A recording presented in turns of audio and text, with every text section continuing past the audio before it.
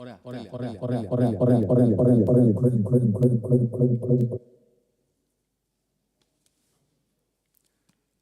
everyone. Welcome to the 7th Digital Culture and AudioVisual Challenges Conference, DCAC-2025. We are excited to begin the conference with our first session. I will now invite our session chair, our dear colleague, Assistant Professor Iakovos Panagopoulos, to take over and lead the presentations. Just a quick reminder to all speakers and the session chairs, please aim to keep your presentations to 15 minutes, followed by 15 minutes for questions and answers. Thank you very much. We look forward to a great session. Thank you very much, Mr. Komianos. I'd like to welcome you to our conference. This is our first session for the conference. I'd like to welcome you to another DCAC conference. We're very excited to be here. And of course, welcome you to the first session entitled Digital Media and Culture. We're going to start with our first presenter, Katerina Chrysantopoulou, who's going to present online. The title of the session is Outsourcing Cognitive Functions to Digital Devices, Human Learning Machines, and the Need for Media Literacy. Ms. Chrysantopoulou, if you are ready. Thank you for having me. Let me share my screen.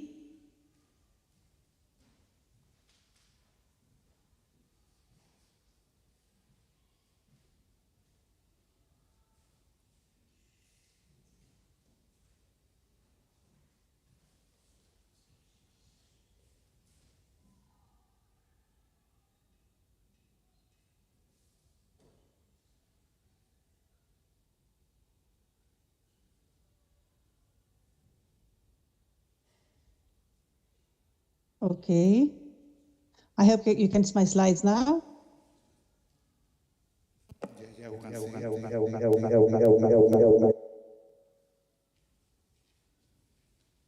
I can hear you with a bit of an echo, so if you can please confirm that you can see my slides and you can hear my voice.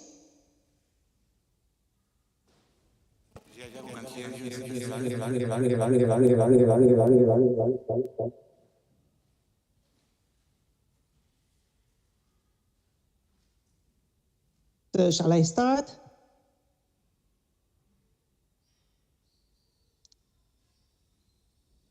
You can start, yes.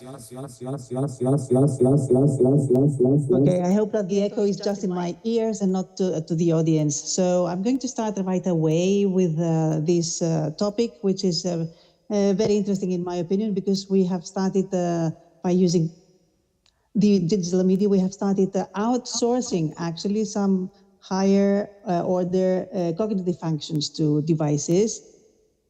And as we multitask and we use the digital devices for many types of course and reasons in the daily life, in many contexts, and we are very much dependent on them.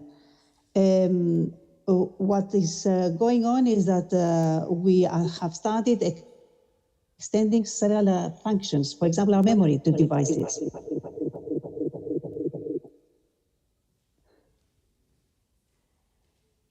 At the same time that I speak, I can hear some echo, but I hope that you cannot hear the echo. So.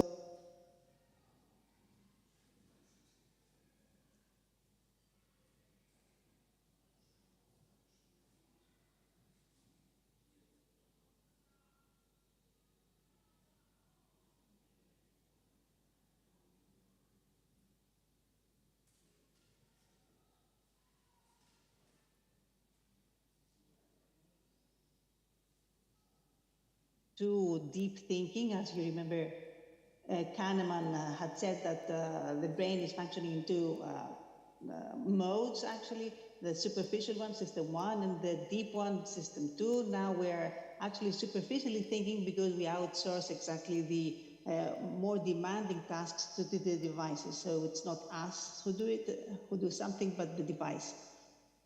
Usually cognitive science has been seeing the mind as a computer So everything happens inside the mind. A series of symbols are being processed and the representations are created.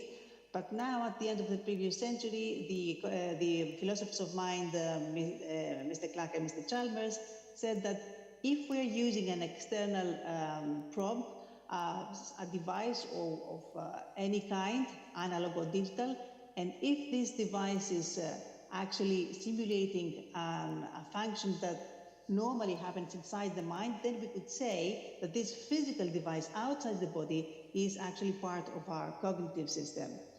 So this was the so-called extended knowledge hypothesis, meaning saying exactly that if something is outside our body, but we use it to carry out a function that normally is taking place inside the body, then we could say that this is part of our cognitive process. This is the so-called cognitive scaffolding.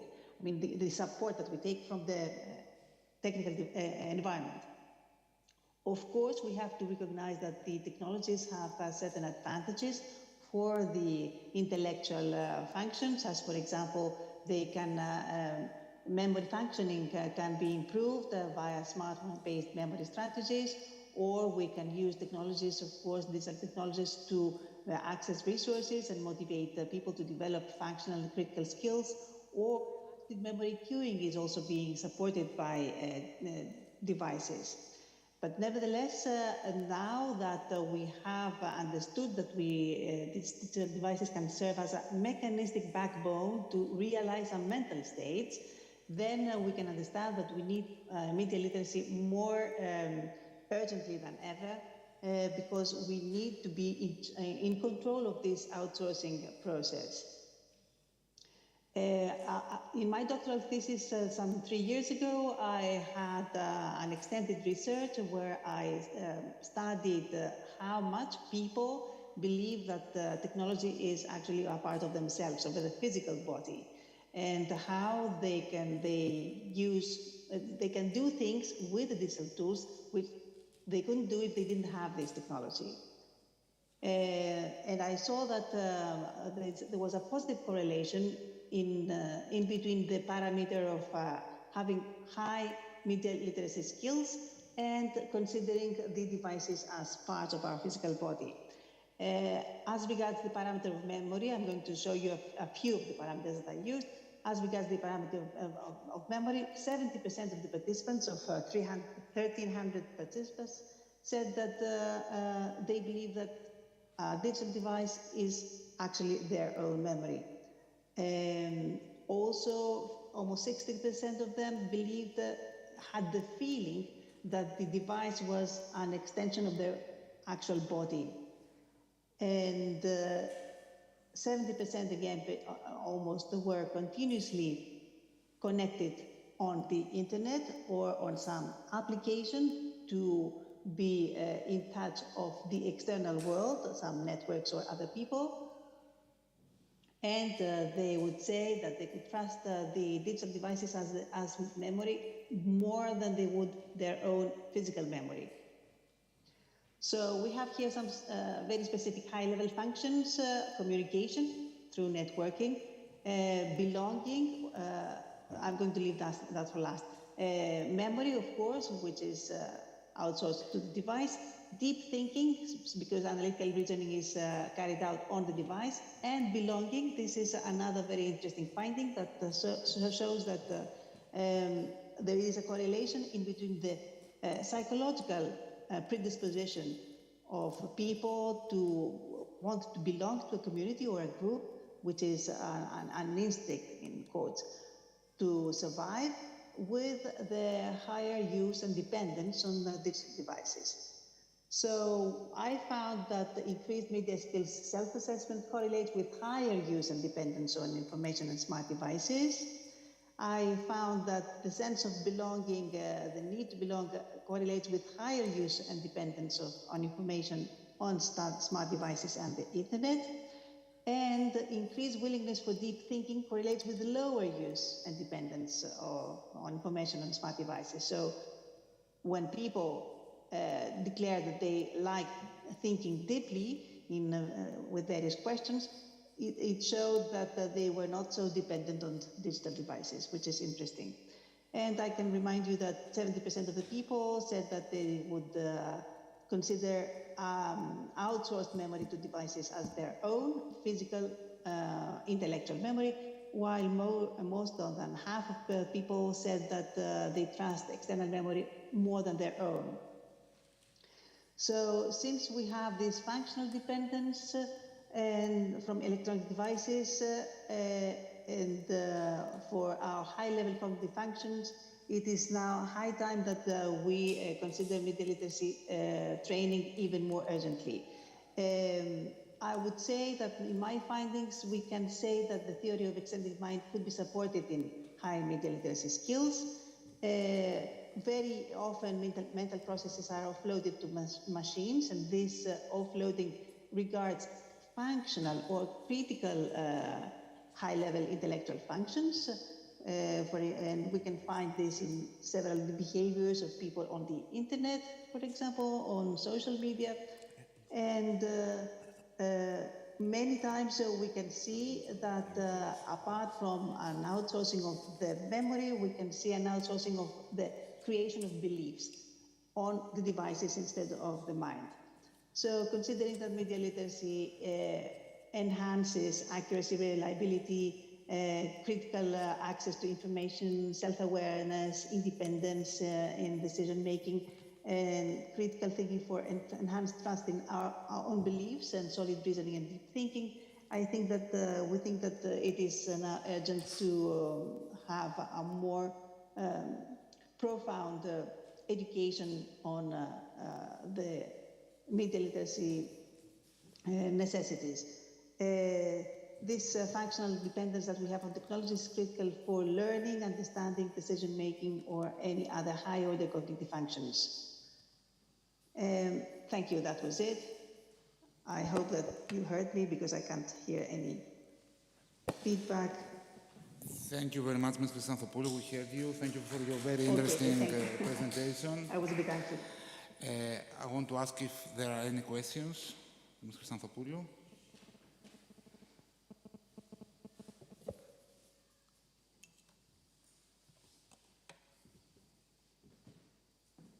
I don't think that we have any questions. Thank you very much, Ms. Christanthopoulou, for your presentation.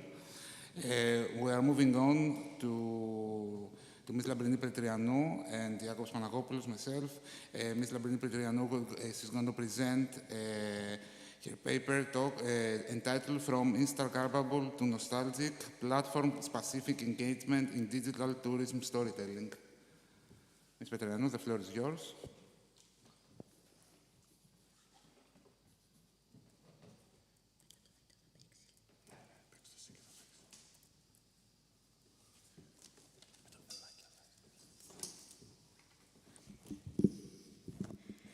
Hello everyone, and thank you for joining us today.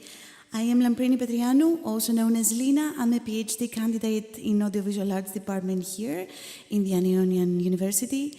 And along with Dr. Iakobos Panagopoulos, my supervisor, I'm about to present you a case study I did based on my projects called Sound Postcards, where I explored how different platforms shape audience engagement through short-form travel narratives. Now, I would like to ask you to fasten your seatbelts because we are about to take off on a storytelling journey through Greek islands, social media, and digital tourism. We'll be making 2 stops, visiting 2 Greek islands, Corfu and Lesbos, before landing at our final insight: why platform-specific storytelling is key to meaningful engagement. So today's itinerary takes us to 2 very different destinations, Corfu and Lesbos, not through maps or guidebooks, but through short-form videos, poetic voiceovers, and the lens of social media analytics. In this age of digital tourism, I think you might have already seen it, storytelling is no longer a one-size-fits-all approach. Every platform has its own language, its own rhythm, and its own audience behaviors, but destinations too have their own narrative DNA, whether shaped by visual charm, emotional memory, or community identity. So this small-scale practice-based project explores how these two forces, platform and place, interact. How the same content actually can evoke completely different responses depending on where it's shared and who receives it. So together we'll explore how Instagram favors aspiration, TikTok thrives on immediacy, and Facebook, unexpectedly, becomes a heaven for nostalgia and local pride. And we'll reflect on why this shift from cross-media to transmedia storytelling is more than just a trend. It's a strategy for more authentic, more resonant tourism content. So, sound postcards began as a small experiment in fusing visual storytelling with voiceover narration. The idea was very simple: to capture the atmosphere of a place, not just through images, but through tone, rhythm, and mood. I do travel a lot throughout Greece as I have family in various places, and that means the chance to be every month on an airplane going somewhere. So this means that I do have the chance as a professional audiovisual artist to capture the tone of each place, proudly sharing it with the world. Each video was no more than 1 minute long, shot entirely on my mobile phone using natural light and spontaneous ambient visuals and small details. What made it stand out, according to the crowd who actually watched it and shared it, was the voiceover. Instead of using typical tour guide language, I wrote romantic, almost poetic micro-narratives that aimed to evoke feeling more than fact. These voiceovers were recorded in my studio with a warm emotional tone and paired with ambient background sound that I found on the place where I shot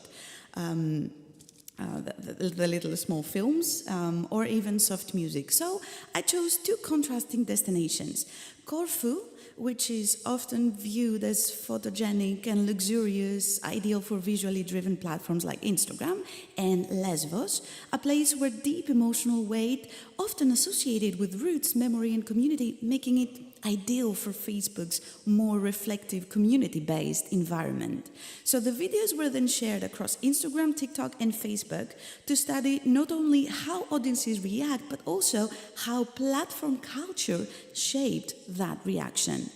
It was part travel content, part digital storytelling, and a first step into the practice-based research methodology that informs my wider PhD project. But what does a sound postcard feel like? Let's have a look at these two short videos that took part in this small practice-based research.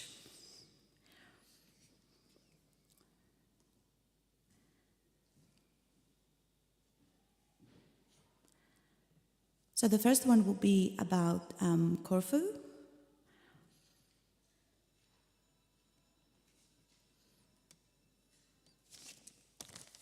Do we have sound?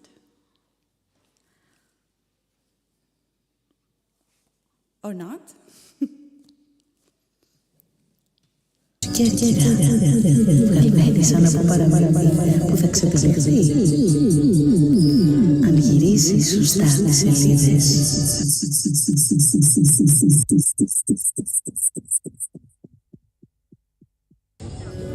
Στα μέρη εκείνα που δεν χρειάζεσαι ακουστικά με μουσική. Εκεί να πηγαίνεις, εκεί όπου το μέρος έχει μια ιστορία να σου πει, αρκεί να ξέρεις να ακούς. Όπως η Κέρκυρα, βγαλμένη σαν από παραμύθι που θα ξεπηδηχθεί αν γυρίσεις σωστά τις σελίδες. Τι λες? Την εξερευνούμε? Στα μέρη εκείνα που δεν χρειάζεσαι ακουστικά.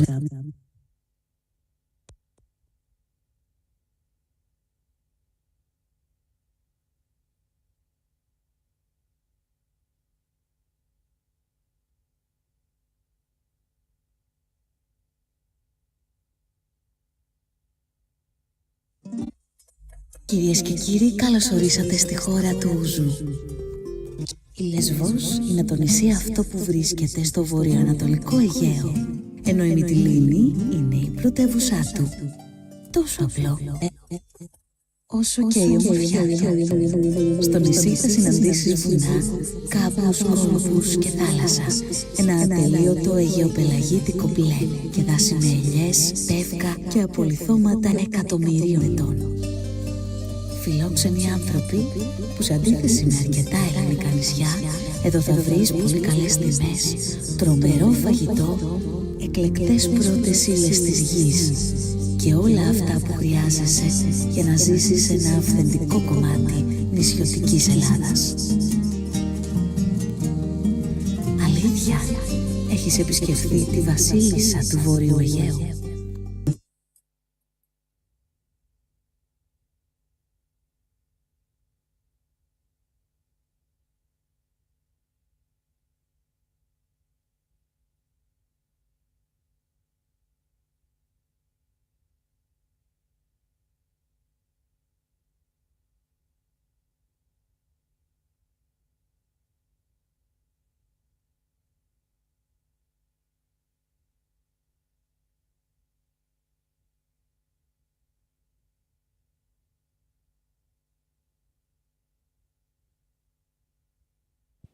We're experiencing some technical problems for the moment.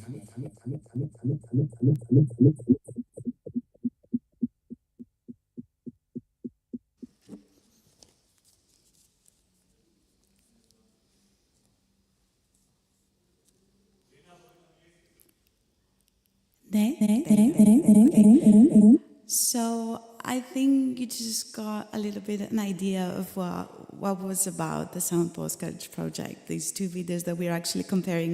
So how did I go about capturing and comparing audience engagement across platforms? So each video was posted natively on Instagram, Facebook, and TikTok. I used the built-in analytics of each platform, the Instagram Insights, TikTok Creator Tools, and Facebook Creator Studio to collect quantitative data like views, likes, shares, and comments. But actually, numbers tell only part of the story. To understand the how and why behind the reactions, I also paid close attention to qualitative aspects like who shared the video, what kind of comments they left, and especially how users interacted with the content in different digital spaces like Instagram stories or Facebook groups. This was not a statistical study. It was observational and practice-based. The goal wasn't to prove universal truths, but to notice patterns, to see what kinds of content resonate, where, and why. And ultimately, to reflect on how platform culture interacts with destination character to shape the storytelling outcome. The video for Corfu was visually minimal and ambient. The music was a recording from the Kadunya, the narrow streets of the old town, of a man playing music, soft light, and poetic narration. It performed especially well on Instagram. Beyond the numbers, what stood out was that actually local businesses like Airbnbs, hotels, yacht companies, luggage storage shop, etc., and many more, started reposting the videos within their stories as part of their promotional content. And this suggests that Instagram works not just as a visual platform, but as a commercial aesthetic space. If content is reusable, beautiful, and aspirational, it spreads. But Corfu didn't just succeed visually, it became part of Instagram's visual economy. The video of Lesbos, on the other hand, had a very strong emotional and cultural tone. On Facebook, it was widely shared, especially within nostalgic community groups. Users often added personal captions expressing memory, identity, and pride. This wasn't influencer-driven or something. It was community-driven. Facebook here acted more like a shared emotional archive where cultural narratives travel because they resonate deeply. So Lesbos didn't go viral through visuals, but through emotional connection.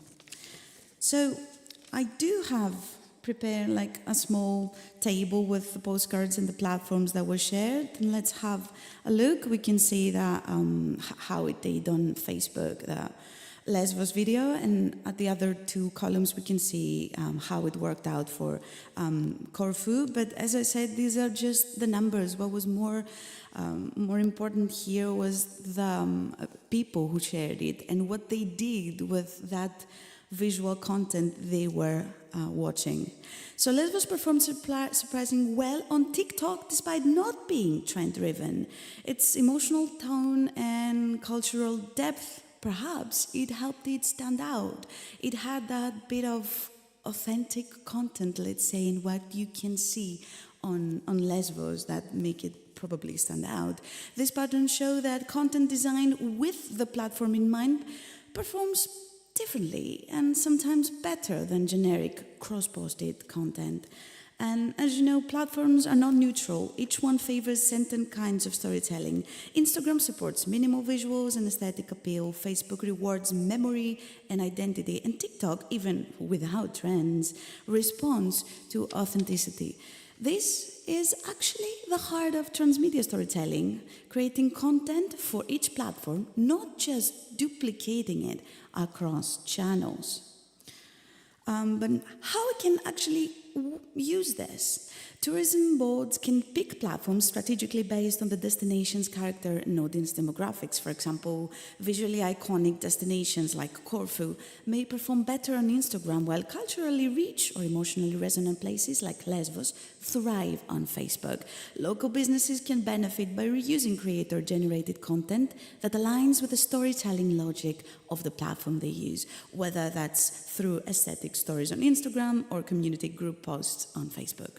Content creators, on the other hand, can intentionally design each piece of content with the tone, rhythm, and expectation of the target platform, whether that means short, trend-sensitive content for TikTok or narrative-driven content for Facebook. The key is this: don't just share the same video everywhere. Design for the platform and, of course, the audience it serves. So, finally, Corfu thrived on image. Lesbos thrived on connection. The Sound Postcards project show how platform-specific storytelling can transform engagement. This case study is just the takeoff. My PhD research continues with more destinations, more case studies, and of course, more data. So, ladies and gentlemen, we've reached our final destination. On behalf of myself and Dr. Iakovos Panagopoulos, thank you for flying with Sound Postcards Project. Please take all emotional insights with you and don't forget to share your feedback on the way out. Thank you. Thank you very much, Ms. Petrianou, for your presentation.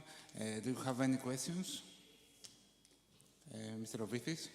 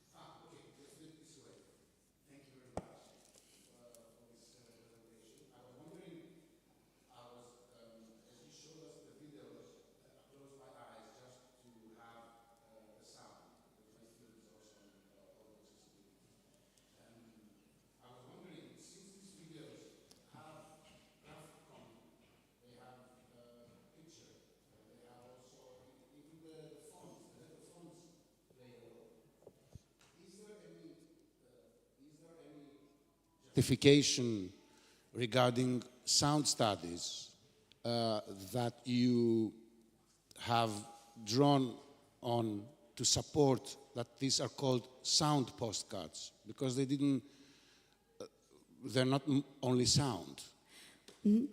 It started as only sound, but as the time went by, I started posting and adding pictures to it, because I call myself an audiovisual artist, so we keep the same name strategically and because of marketing. It's not only sound. Of course, you can just close your eyes and just feel, just feel it without seeing it. You can even feel it without hearing it.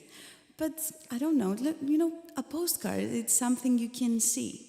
So we use also the word sound, and we enhance this experience in making it audiovisual, if that answers your question.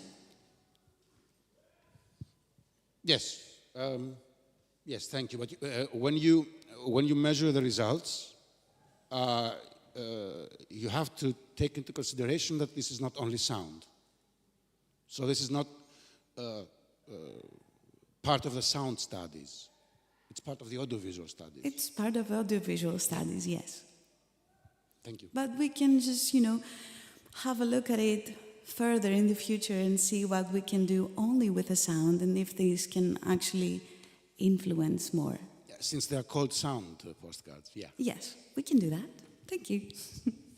Thank you very much, Mr. Ovithis. Anyone else? Any questions? Ms. Petrianou?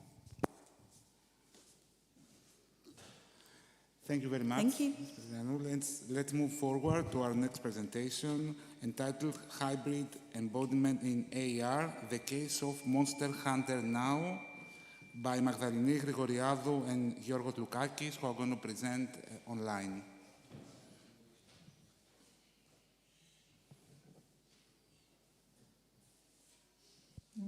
I hope that you are seeing my screen. Yes? Yes. Okay, thank you. Okay. Good morning. My name is Magdalini Grigoriadou. I'm a postdoctoral researcher from University of Thessaly. I'm thrilled to be here today to discuss the fascinating concept of hybrid embodiment in augmented reality, focusing on the popular location-based game Monster Hunter Now. In this presentation, along with Giorgos Loukakis, we will delve into this game into how this game blurs the lines between the physical and digital, creating novel and embodied experiences for players.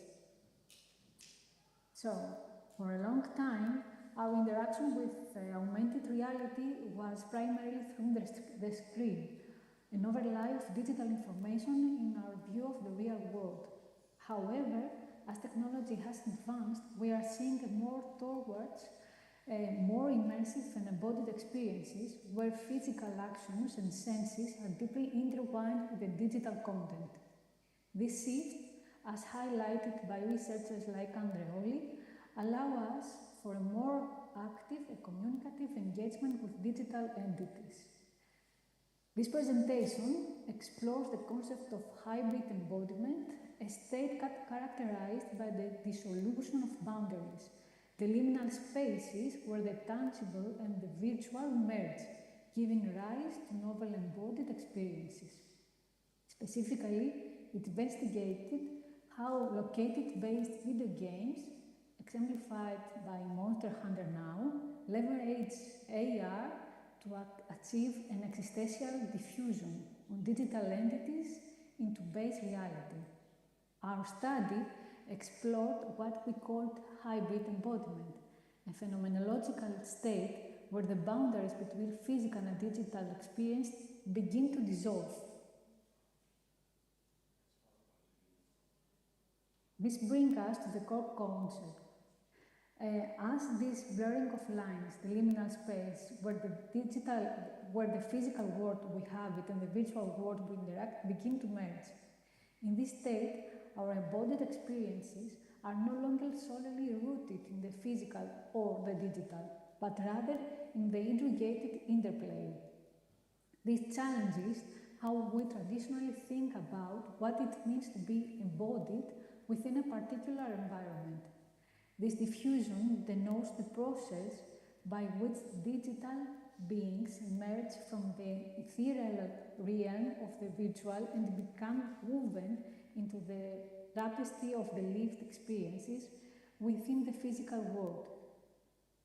This presentation suggests that Monster Hunter Now cultivates an emerging physical reality, a perceptual environment where digital and physical elements are experienced as integrated rather than separate, thereby challenging conventional understanding of embodiment and presence.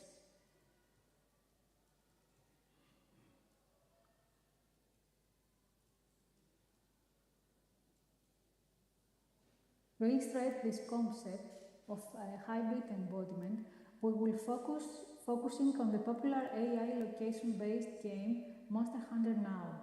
This game masterfully employs AR to achieve what the term existential diffusion, the seamless integration of digital monsters into our everyday physical surroundings. This creates a physical reality where our perception blurs the line between what is physically present and what is digitally overlaid. In our analysis, we used an autoethnographic approach where the researchers, ourselves, engaged as player observers in the Monster Hunter Now. We systematically documented our gameplay experiences across various real-world locations, combining these with our own reflections on what we were feeling and perceiving. Our analysis reveals 3 specific mechanisms through which digital monsters achieve existential diffusion. That is, geographic anchoring, biome-based environmental mapping, and embodied player interaction. That means that our physical movement and decision-making process was recorded, our shifting attention between digital and physical elements, our bodily responses to digital encounters, and how the environmental factors were affecting our perception of digital entities.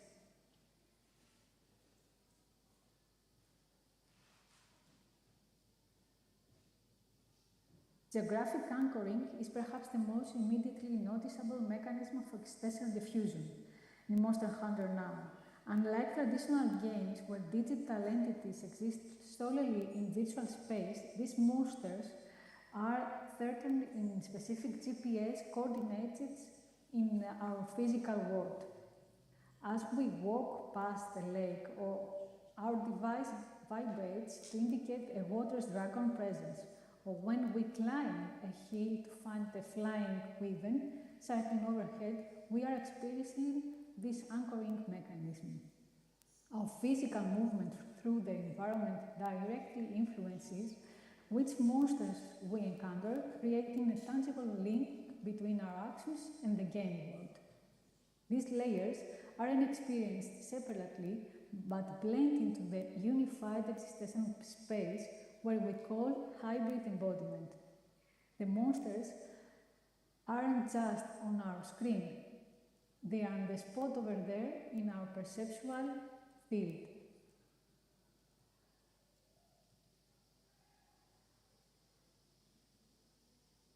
AR environments achieve immersion through tools designed to stimulate the human senses, vision, hearing, touch, and etc. And through the experience of the feeling, we know that the other body is really there, affecting overall subjective perception. This ontological shift, wherein digital and physical entities occupy the same experiential plane, carries a profound implication for our comprehension of reality.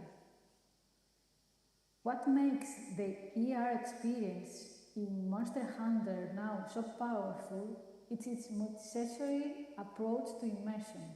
The game doesn't just show our digital monster, it creates a comprehensive sensory engagement. Visual cues signal a monster presence through distinctive silhouettes and animation that responds to real-world lighting conditions. Audio feedback that you cannot hear now, roars, footsteps, environmental sounds, etc., emanates from specific direction, creating spatial audio that orients you towards digital entities. Haptic feedback through our devices creates physical sensation when monsters attack and when we successfully land a hit, bridging a gap between digital action and the physical feeling. This multisensorial design creates what phenomenologists call presence, a visceral feeling that the other body is really there. Isn't just a cognitive knowledge, but that a digital entity exists. It is a embodied feeling of sharing a space with something that affects our movement and decisions. Moreover, each monster possesses unique anatomical features, that is, wings, tails, element abilities that influence gameplay strategies within the player's digital environment, while the monster location affects the physical movement of the player in the hybrid game world. This integration of digital presence with the real-world locations ultimately constructs a compelling physical reality. This active physical engagement contributes to the feeling that the digital monsters are truly present in our space, affecting our overall subjective perception.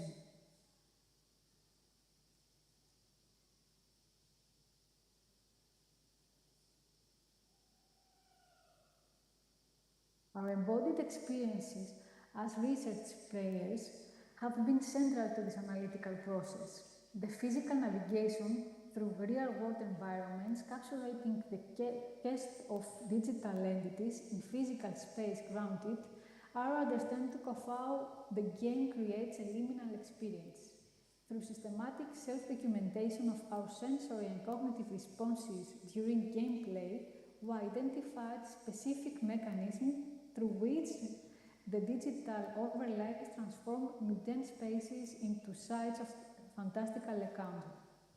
Our first-hand experience has been during a 3-month period where we conducted over 20 structured play sessions in diverse environments, urban centers, suburban neighborhoods, parks, and rural settings.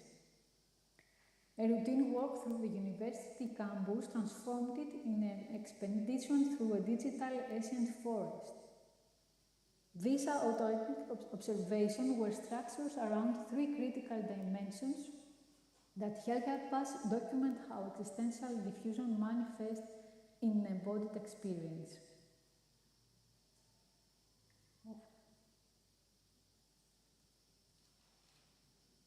Our ethnographic observations have been structured around 3 analytical dimensions. First, bodily engagement with digital entities in physical space.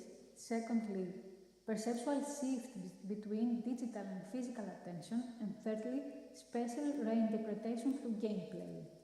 These dimensions provided an operation framework for documenting how existential diffusion manifests in embodied experience. Ultimately, the transformative power of augmented reality, location-based games like Monster Hunter Now lies in their ability to enhance our engagement with both the digital and physical world.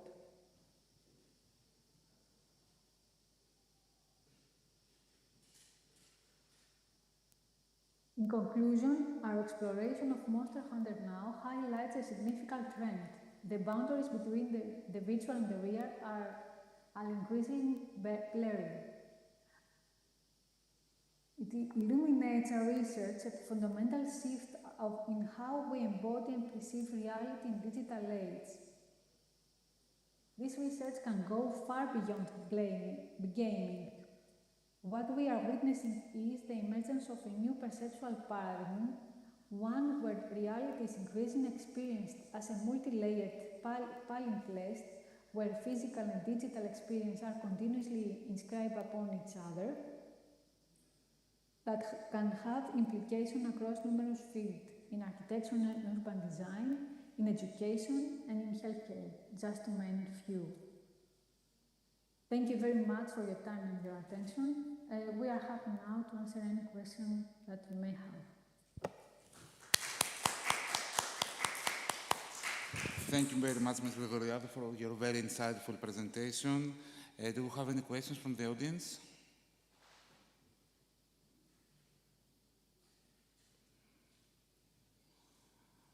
I don't think that we have any questions. Thank you very much.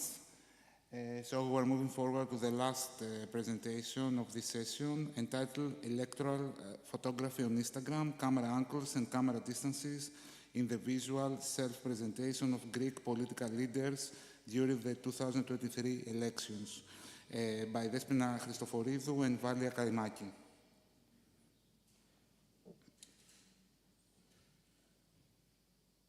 Okay.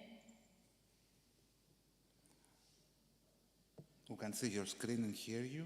Okay. So when you are ready.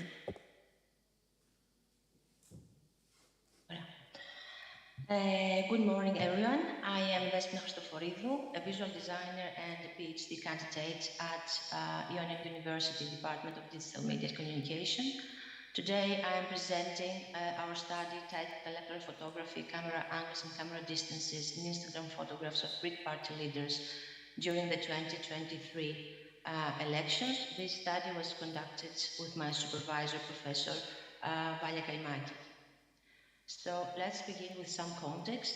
Visuals and especially photographs are powerful tools in political communication. They have an incredible ability to grab our attention, affect us emotionally, shape our perceptions of candidates, and often influence our political decisions more strongly than verbal content. Long before the selfie, there was political portraiture, leaders frozen in time, framed with intention. A single photograph would express what 1,000 words could not. Power, strength, empathy, ambition, or even weakness. In politics, camera angle is considered to communicate authority, strength, leadership. Camera distances are considered to communicate relatability. So a photograph is not just a frozen moment in time, it is a message delivered. These hidden messages are crafted more strategically during election campaigns. Social media has revolutionized political communication and election campaigns, offering politicians brand new opportunities to visually present their best selves to the electorate without journalistic intervention. With social media, candidates have the freedom to construct their desired image that is strategically chosen to fit voters' expectations. On platforms like Instagram, where photography dominates, photographic images become even more powerful. As a result, Instagram became a central platform in digital campaigning and in visual political communication. So understanding how politicians use photographs in the context of social media is important for decoding their campaign strategies. So our research focuses on how Kyriakos Mitsotakis, Nikos Androulakis, and Alexis Tsipras used Instagram photographs to visually frame themselves during the double national elections of 2023 by analyzing two visual framing devices, which are camera distances and camera angles. The purpose is to examine how these visual framing devices were used to construct leadership narratives and explore significant differences across leaders and across elections. So this led us to the following research questions, focusing on visual framing strategy use, inter-campaign changes, and cross-leaders comparisons. Our study theoretically builds on the concept of visual framing, a selective visual emphasis of certain aspects of a perceived reality, making them more meaningful, more memorable. So visual framing directs our attention through elements like angles, distances, lighting, and overall composition, influencing how we perceive the subject depicted in the photograph. In politics, this theory is particularly relevant as politicians use these visual framing techniques to reinforce their leadership and their persona. Empirical studies show that the way a politician is photographed, the angle, the distance, influences how voters perceive his strength, his authority, his approachability, and so on. More specifically, studies show that eye-level shots convey empathy, equality, relatability. Low angles convey strength, power, control, leadership, dominance, whereas high angles convey vulnerability, weakness, or inferiority. Same camera distances also carry meaning. Close-ups convey intimacy, emotional connection. Medium shots convey approachability, familiarity, openness, neutrality. And long shots convey social distance. but also contextualize the leader within a broader political environment, reinforcing their role and significance. So regarding our method, we have conducted quantitative content analysis. Units of analysis are Instagram posts containing only static photographic images in which the candidate is depicted, videos, animated images, text-based images, banners, text with the photo of the candidate were excluded from our analysis. A photograph was considered as depicting the candidate if any identifiable part of their body, like face, profile, hairstyle or clothing appeared in the frame. So we manually collected 639 static photographic images for analysis, and after applying exclusion criteria, 504 static photographic images remained for analysis. Looking at the bar charts, we quickly observed two things. First, that Alexis Tsipras was absent from Instagram during the May election, posting 0 photos. And second, that Nikos Androulakis posted significant higher number of photographs compared to his rivals overall.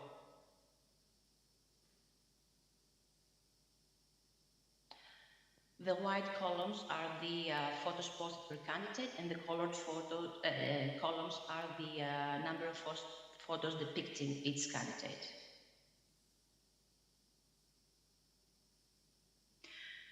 So each static photographic image was coded per camera angles and camera distances.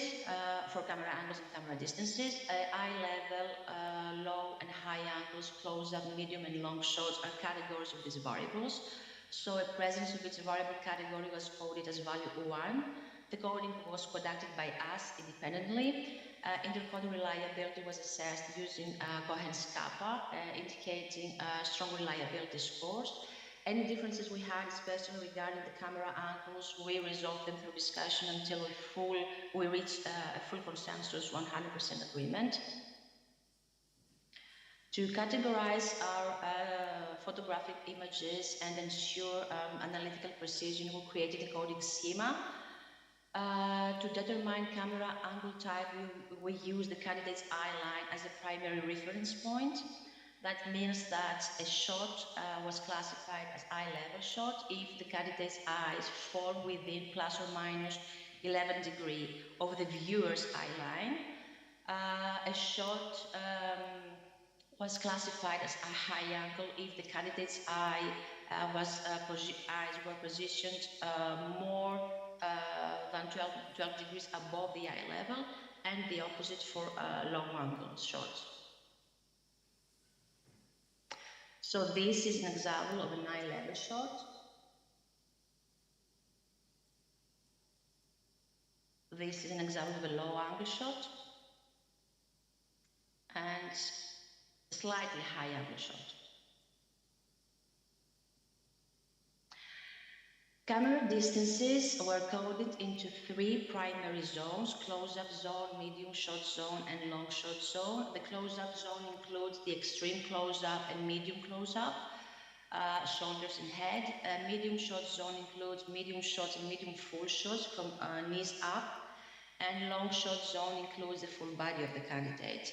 So, for example, if we had a photograph with an extreme close-up of the candidate, we consider this photograph as a close-up photo.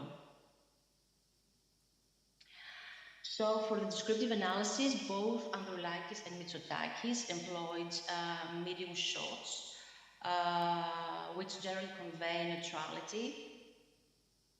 Mitsotakis, along with the medium shots, he used low-angle shots projecting leadership and control, whereas Androulakis combined medium shots with high-level shots, promoting an image of approachability and equality.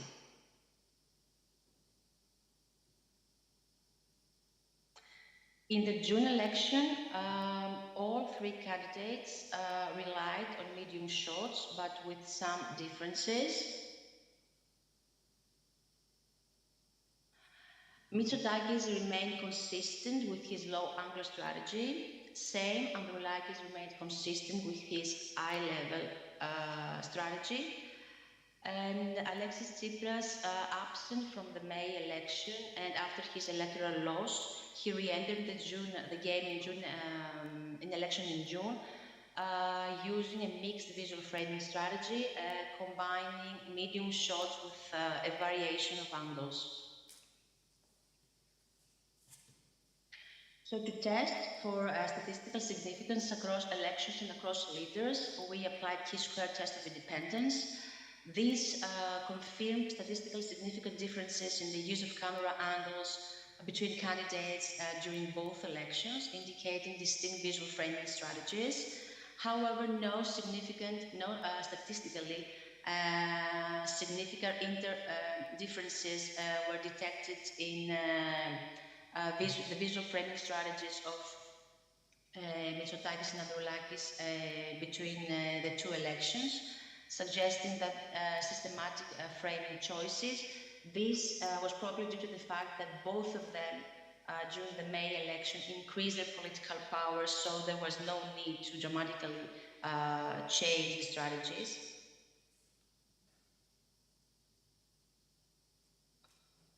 Interpreting these findings, Mitsotakis' systematic low-angle strategy reinforced his prime ministerial image, projecting leadership stability, authority, control, a visual narrative aligned with his clear electoral victory. Nikos Androulakis' eye-level framing emphasized openness and grassroots connections, consistent with his goal to re-establish PASOK's political presence. And Alexis Tsipras, after facing a major electoral loss in May elections, he experimented with a mixed, less coherent and less consistent visual framing strategy, possibly reflecting his party's declining momentum. In terms of contribution, our study enhances the analysis of camera angles and camera distances as key structural features of visual framing, provides evidence from a comparative campaign-centered analysis, and extends the study of visual framing in digital political campaigns. For future research, we suggest investigating more visual variables such as facial expressions like smile, together with camera angles and distances, and explore cross-platform differences and comparisons, and maybe analyze how these differences affect audience engagement. So thank you for your time.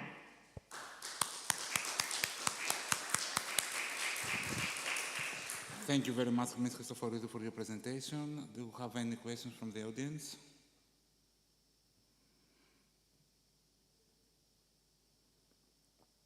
I don't think we have any questions. I'd like to thank you very much, and also to thank all our presenters for their very insightful and interesting presentations. This is the end of this session, and we're going to move on to our next session in a few minutes. Thank you very much.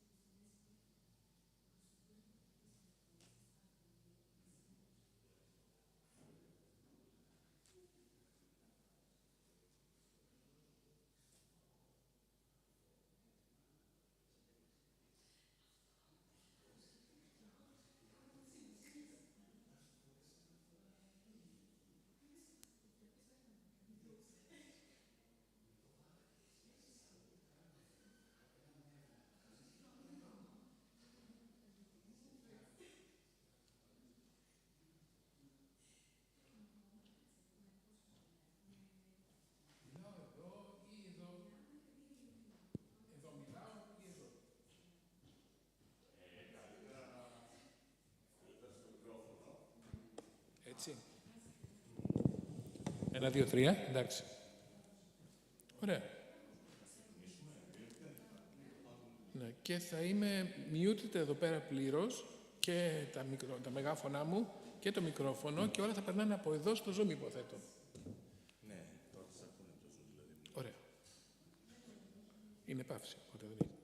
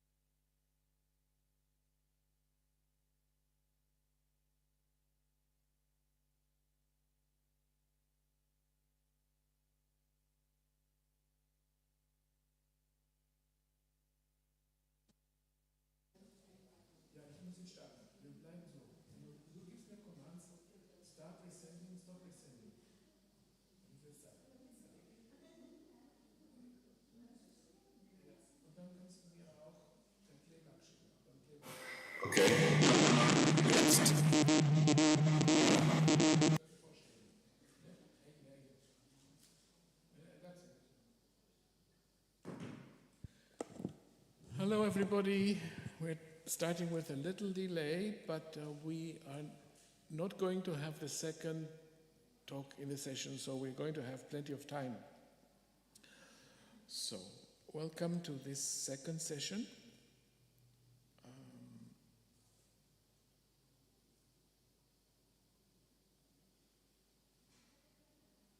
Of today. There are going to be two presentations in this session. The title is Art and Technology, Sonic Ecologies and Audiovisual Entanglements.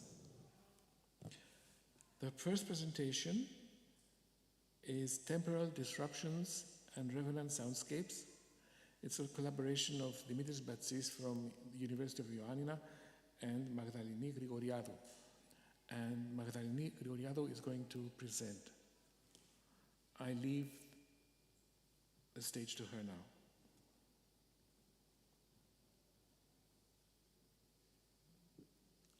Martin, get out of screen sharing.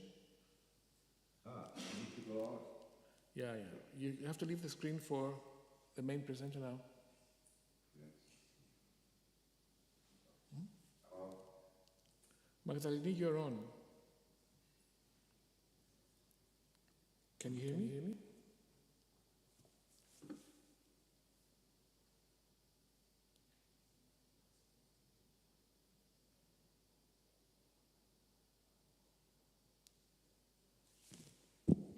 Με ακούει από εδώ. So.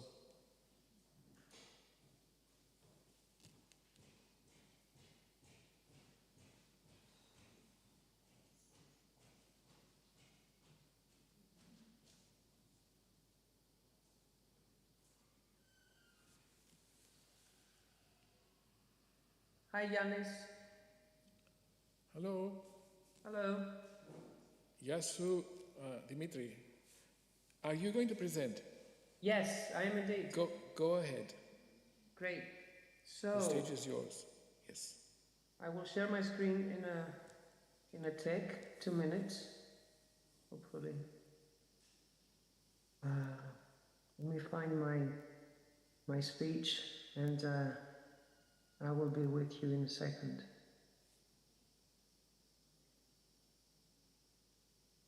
So,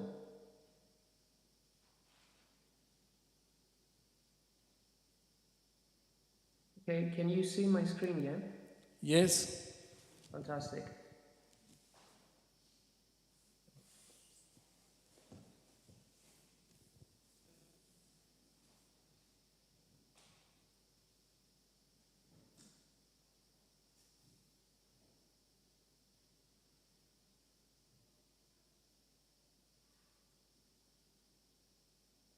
Okay. Dear members of the 7th International Conference, Digital Culture and Audiovisual Challenges, Interdisciplinary Creativity in Arts and Technology, DCAC-2025, thank you for the opportunity to present our work. My name is Dimitris Batsis. I'm a sound artist and postdoctoral researcher at the University of Ioannina. Today I'll present Insider, a live coding performance that explores the spectrality of sound through the lens of hauntology. The project merges deconstructed sound works, live coding, audio improvisation, and emotionless narration, aiming to disrupt linear time and reshape how we experience audio memory.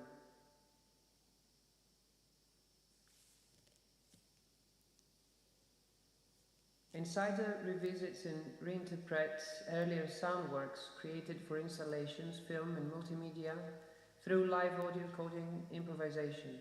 These are not remakes, but revenants, audio fragments that return transformed.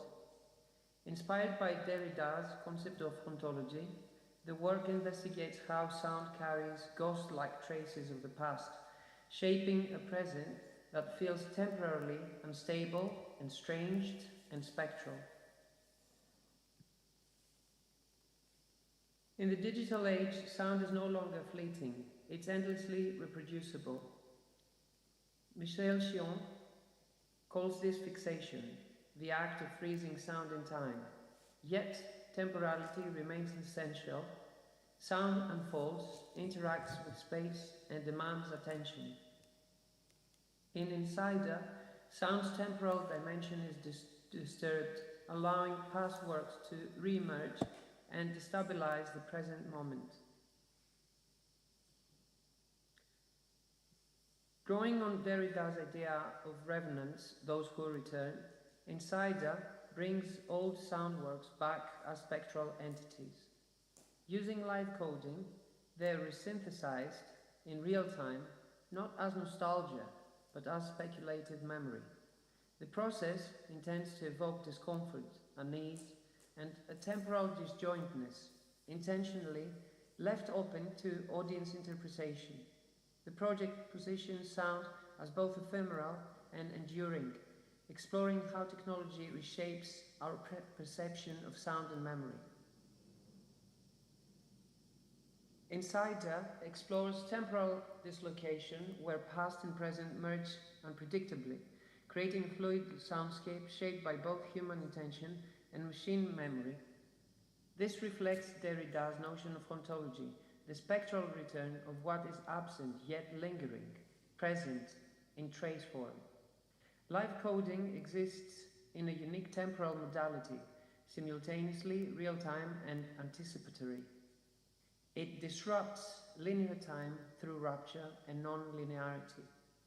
The code is not only written and executed live, but it also mutates in the moment, revealing a dual state that is both fixed and in flux, readable and executable, present and deferred. Anthropologists like Victor Turner describe this condition as untimeliness, a liminal transformative interval, free from structured time. In Insider, this manifests as a shared experience of temporal openness.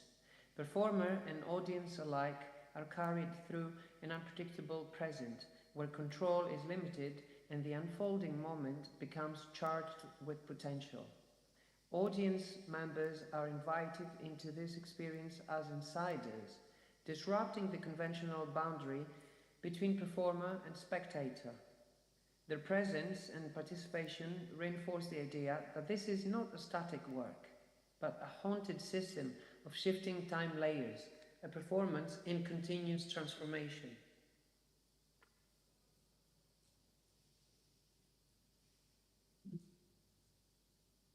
Inside, during the Onassis Foundation Plasmata 2 exhibition in Ioannina in 2023, derived from the ancient Greek term plasso, meaning shaping or molding. Plasmata refers to entities emerging from inventive creation. These entities materialize as living beings, whether in the realm of reality or imagination. Inspired by the exhibition's theme of creatures, I treated my previous sound works as living beings, deconstructing them to expose their inner structures. Rather than reproducing the original, I aimed for an inside-out transformation according to Derrida's deconstructive approach. He emphasizes the spectral nature of existence by stating that nothing is entirely present. And since nothing is entirely present, time and history exist in an asynchronous and detached mode. The performance uses Super Collider, an open source platform ideal for live coding. In my effort to find a system for live coding, audio performance, and at the same time a type of DAW, which stands for Digital Audio Workstation, the use of proxy space, which is an environment of references on a server, as it is stated in the Super Collider's help browser, returned with fascinating audio results. I work with node proxy objects and buffers, allowing me to manipulate and remix sampled sounds in real time. Typically, a proxy serves as a stand-in for something. A node proxy specifically represents something active on a server, like a synthesizer or an event stream outputting to a restricted set of channels. Node proxy objects are interchangeable and can be replaced and recombined during operation, a feature which is ideal for live coding audio improvisation. This method provides a flexible, responsive system that's lighter than any traditional digital audio workstation and more suitable for improvisational performance.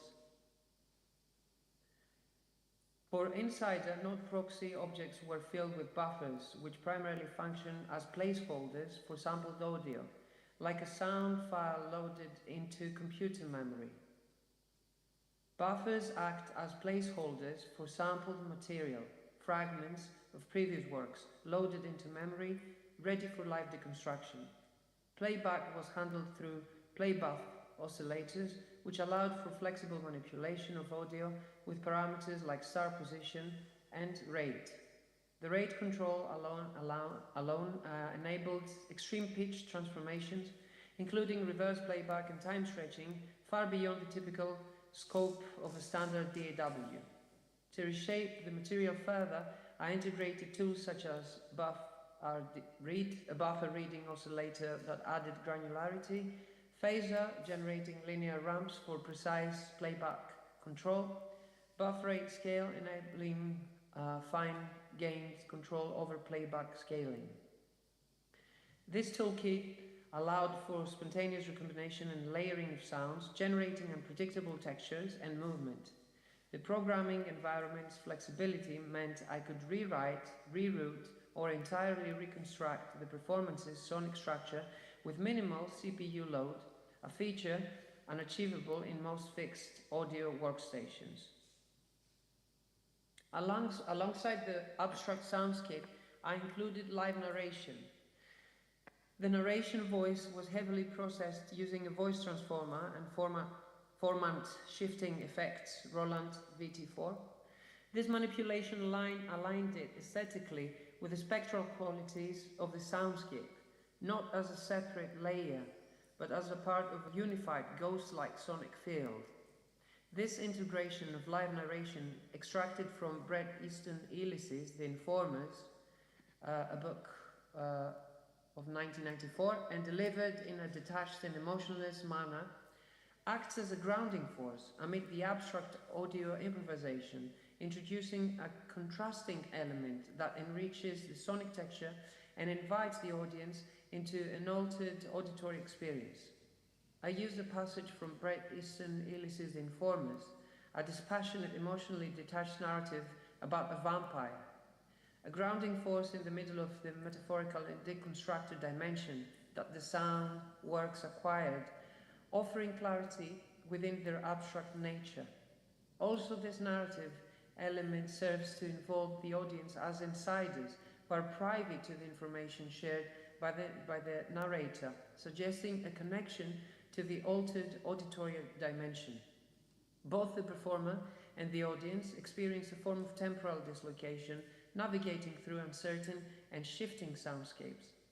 The goal is to involve the audience as insiders who, by definition, possess unique information, immersed in this altered audio dimension, exploring the information shared by the narrator, experiencing various levels of selective auditory attention.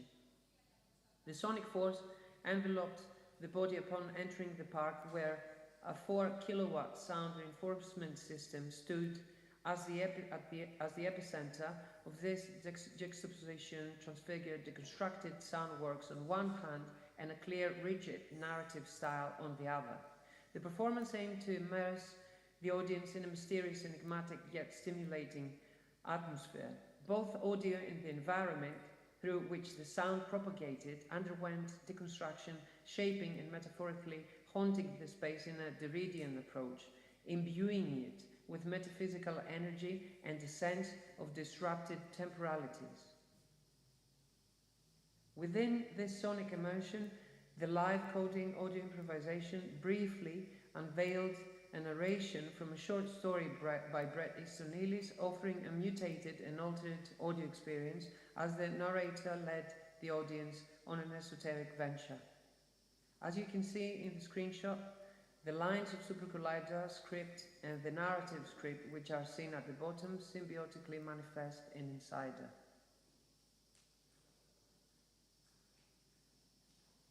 Insider draws on Jacques Derrida's concept of ontology and Mark Fisher's reflections on lost futures.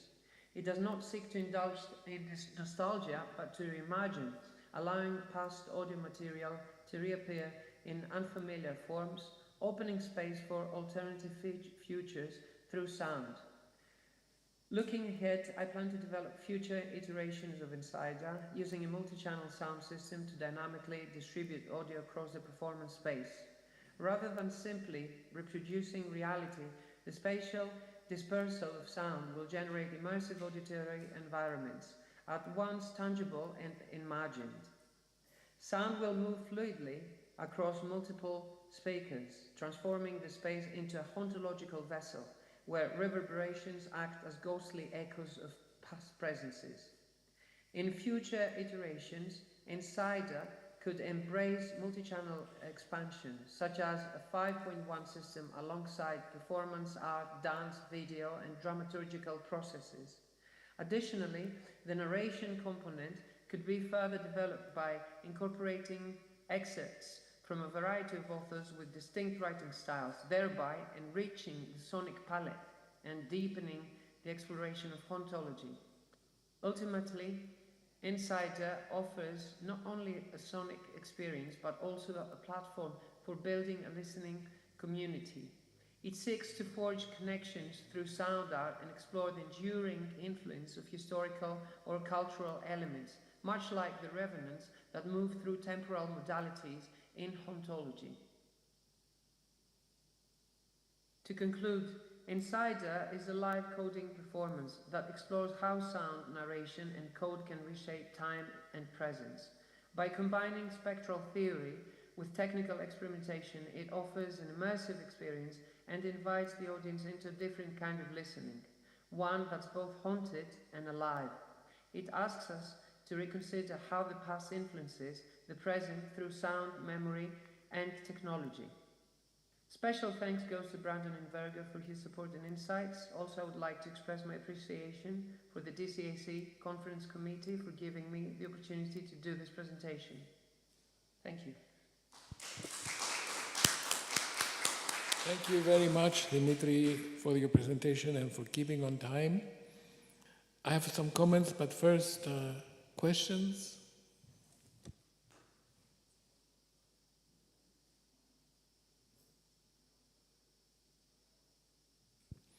Well, it was fantastic to see a Super Collider screenshot. Yes. Finally, you're up to it, and you decided to take the difficult road. So we go closer, because that's what we're going to show next. And it's all about live coding. Any more questions, maybe? Comments? It's time to start our presentation. Okay, so I'm going to screen share.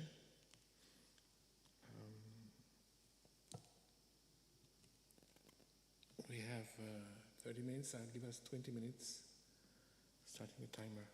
And share screen. I'm going to be sharing my keynote speech on the screen now for everybody. And after 10 minutes, after the introduction, I will switch to our colleagues down in Athens. It's Giorgos Nikopoulos and Martin Calais, because it's a common presentation which we have prepared in using Rococo and Godot to animate over Super Collider. Okay, now formal part starting.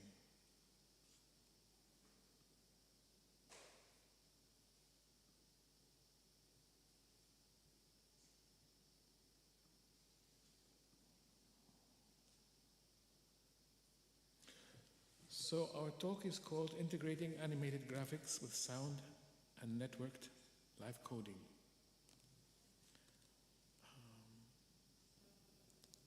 unmute. Yes, excuse me. I should mute.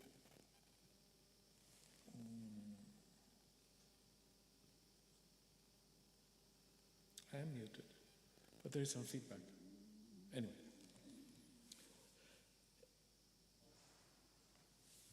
The team in Perl in the Ionian University has been working on live coding for a while now, and ever since COVID, we also entered network live coding,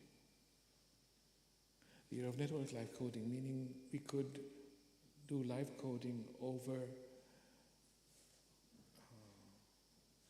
excuse me, I must stop this because of Zoom. Even though it's muted, it plays back.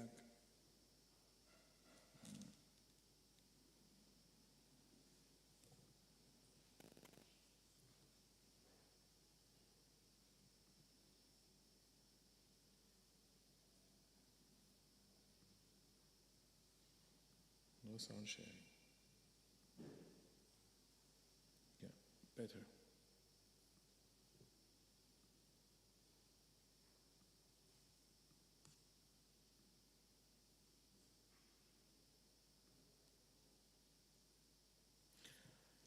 So we have a background in live coding here at the Ionian University and the Perl Lab.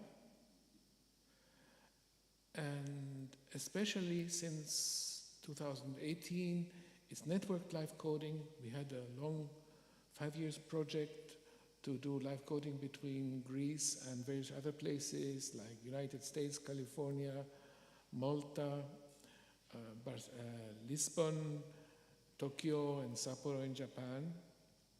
And that also included embodied live performance using sensors to track movement.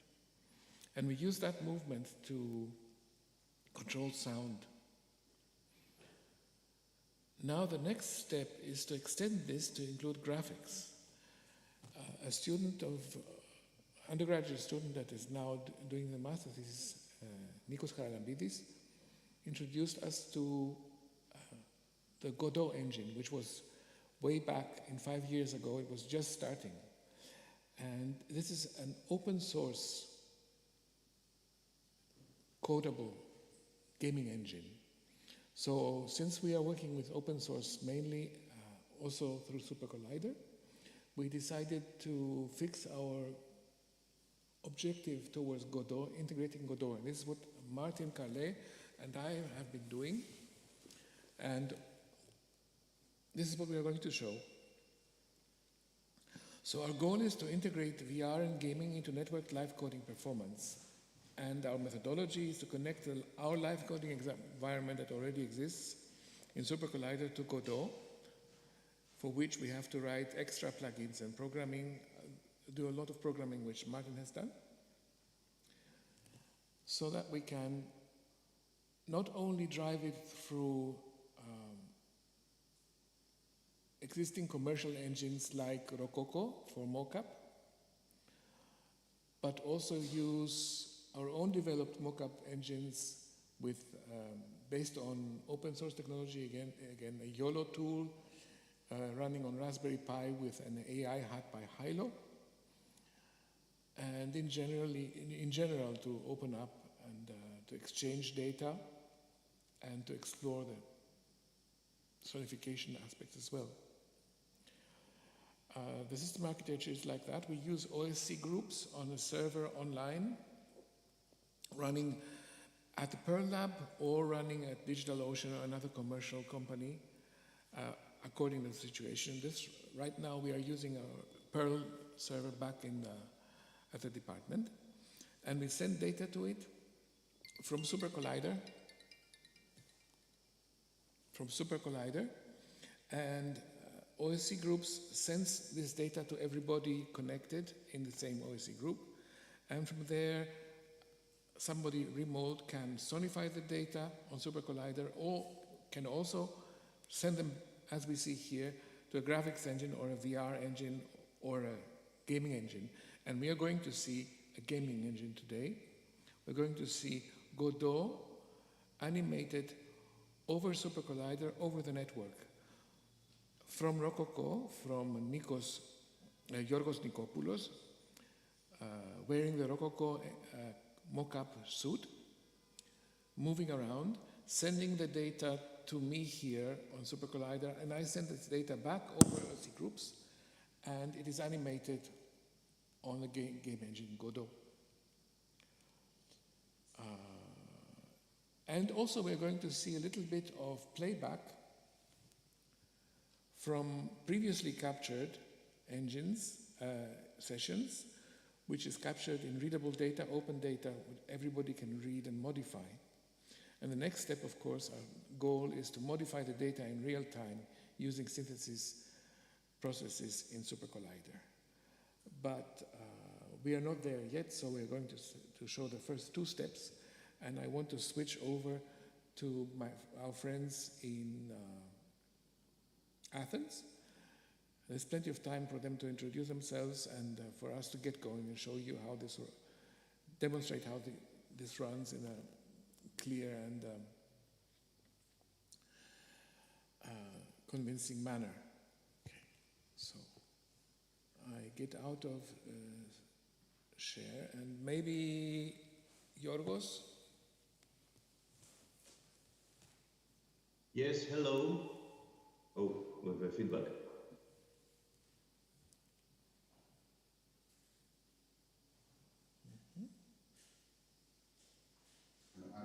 Can you hear me? Yes. It's your speaker. No, is it? No. The sound. The sound is yours. From your machine. We're really close, and that's why we're having this feedback. The sound is close now. Would you like to share the Rococo Studio, maybe? Yes, we're going to share both Rococo Studio, and then also I'm going to show on Emacs what I do on Super Collider, and then finally we're going to switch on to screen sharing from Martin, who's going to show us the Godot engine actually animating this. But we start with you, what you do with Rococo Studio. Just for a minute, yes. Okay. What we have done in Rococo Studio, if you can hear me, is we used the live streaming machine that Rococo Studio has, and in custom properties, we added the IP address of Martin's machine from my side, because Martin, after that, sends everything or uses everything as he will explain. So from my side, I have a machine which runs Rococo Studio.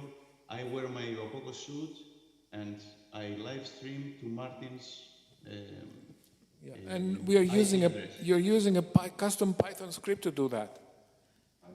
Yeah. He is using. I am Martin, just sending to an IP, and Martin has written a script to receive my JSON-free data. Yes.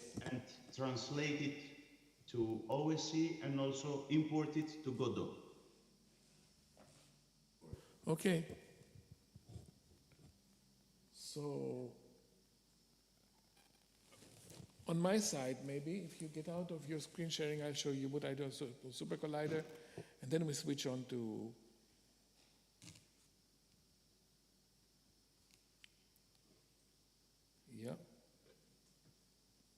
Can I share? You should get out of screen sharing. Yorgo, you should get out of, yes. We are all? Okay. Thank you. It's just a lot of code, actually.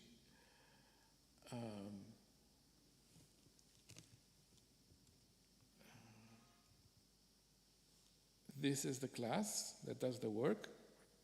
It has all those methods that send, that receive data, process data, filter data. We're not going to spend time there. And this is how simple it is for for today's session. We create a session which already has pre-recorded data in order to be able to also play and loop back data and modify data in real time. And then I can activate data by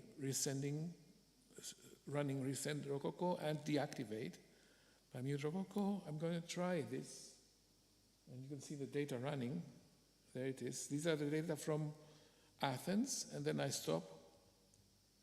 When I go with my cursor left and run this line, I get the data and I send them.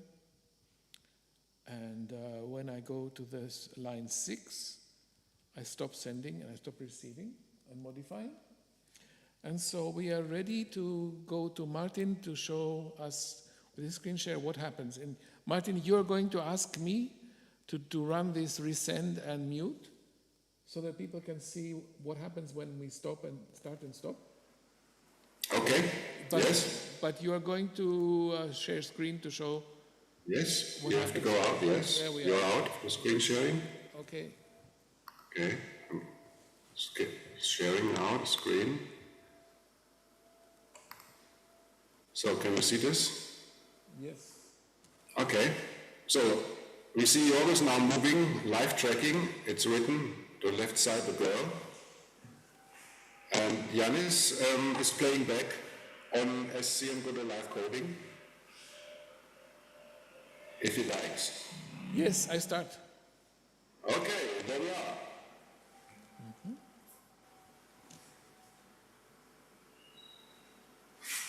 There we go.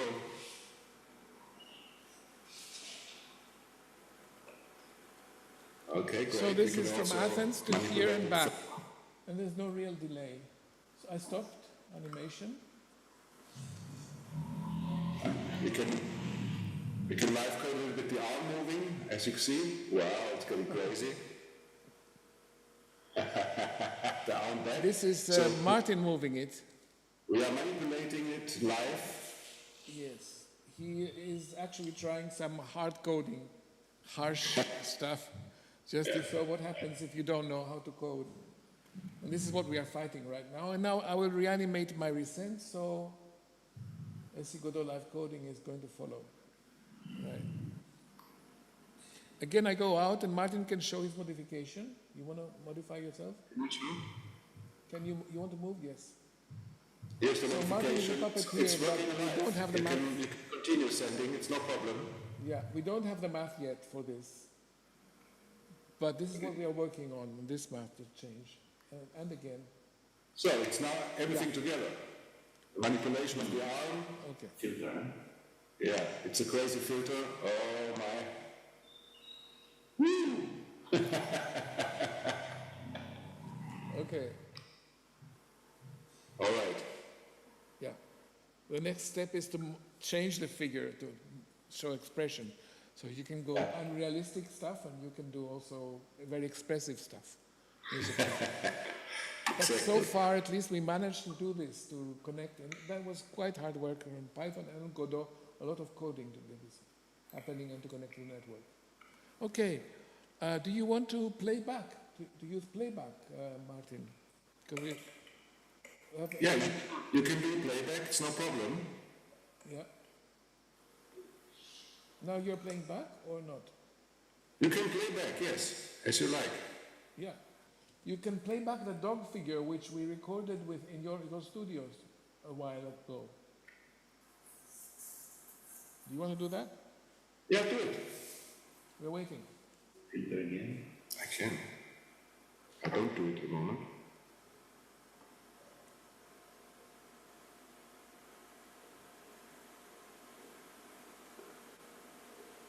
You're still sending back what you get.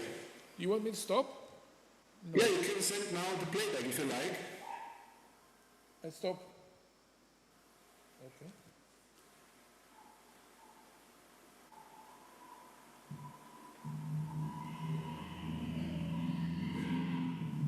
We are waiting for your playback. For your playback? Yanis. Ne? For your playback. You want me to activate again? You play back something called stuff. No. Oh, you want me to play something back? Yes. Okay. It plays over the network. Okay, I haven't coded this. This would be really improvising. Okay. So. But we could. But I could have a look. I can try to send something. Wait. You have something ready. We had something rehearsed, so it's better if you do that. That's it. Yes, that's the one.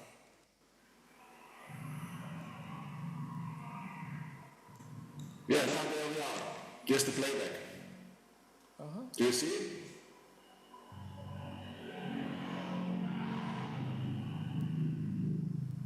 The playback is doing something completely different.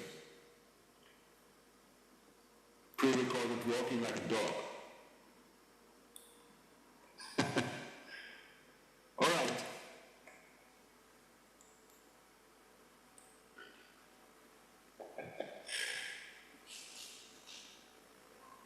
Okay, Alice, that's it, I think.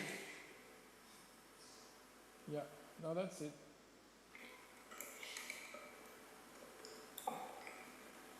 And yeah, Yorgos is actually imitating. That's very nice. Thank you. That was it. I stop screen sharing.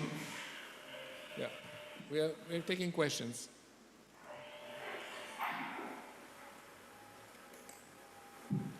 Hey, Vasily.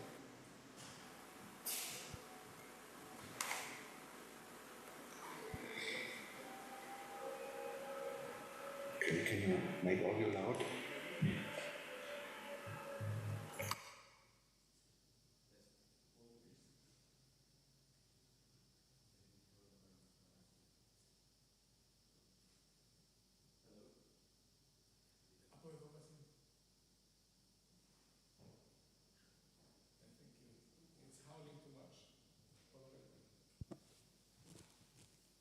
Και να μας βλέπεις στο Zoom. Ανοίγω και το βίντεο στο Zoom. I had to come here to ask. Thank you for your interesting talk. I would like to ask you, so there are multiple devices across the network. Yes. Does network latency affect the result? And if yes, how do you deal with that? Latency is surprisingly small because we are using UDP. We measured it between Japan and Greece over Frankfurt server, and back to and fro trip was less than 1/10 of a second, less than 100 milliseconds.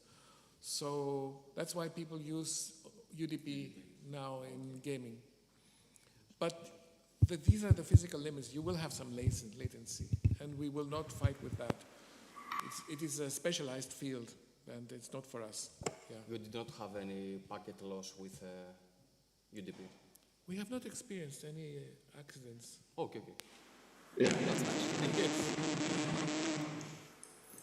If I may add that actually you have just seen the two figures in parallel next to each other that was back and forth over the network, so there was virtually no visible delay. It was just presented, just a proof of concept was shown. So there's the answer. We don't have any obvious problems with synchronizing the movements or the animations. Final comment, it's very exciting to enter the world of animation that way. It was always very interesting for people like us, but coming from sound, to be able to actually work with that is very exciting. And you can see when you see the animation, you can go deeper into the questions of expressivity, than we could previously without the animation engine. So this is something excellent for us. And it's because of the collaboration within the ELIDEC project, Imagine Mockup, where we're going to be presenting tomorrow at our panel. And today, Katerina and Raheb is with us also, early comer. So, yeah, we're looking forward to meeting you all together with Panagopoulos, with Kyriakoulakos Panayotis, and with Yorgos, who will be here tomorrow noon or afternoon at the panel. That's it. Thank you.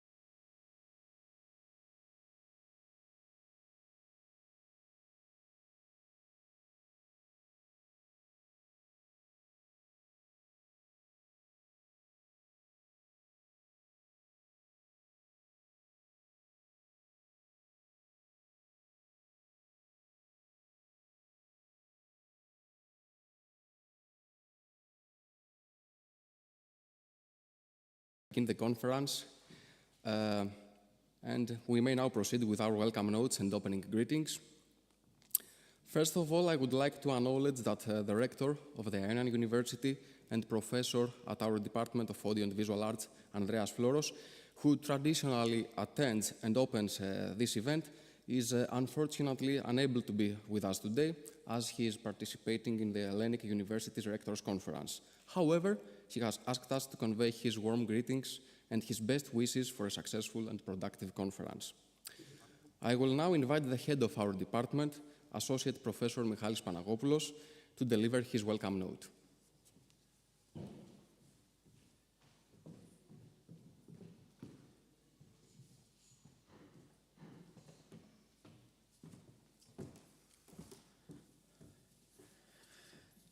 Good morning, everybody. It's always a pleasure to come to this conference. It's my first time as the head of a department, and also my first time as not the head of the conference. We started this conference in 2018, and this year is the seventh DCAC. We only had, because of the pandemic, the 2020 did not take place. So this conference is what we always thought to be like the promotion of the work in the department in the first year, the first time we started it, but it was also a nice chance to invite other people, other colleagues, and so they can show their work, and we can have some kind of partnership and ideas that will involve all together. As every year, we are always happy that we have work from other countries, and we have all these interdisciplinary subjects, and we are always happy to see these interesting talks that we have every year. I want to wish us to have a very successful conference and hope that everybody will enjoy it. Thank you very much.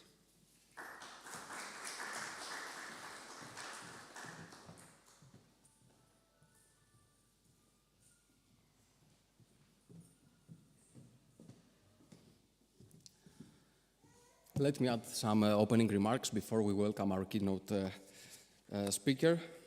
This year we were excited to receive over 70 submissions, a number that reflects the increasing interest and relevance of the themes DCAC explores. For the first time, we have introduced 2 poster sessions into our program so that we will be able to host as many as interesting works during these 2 days.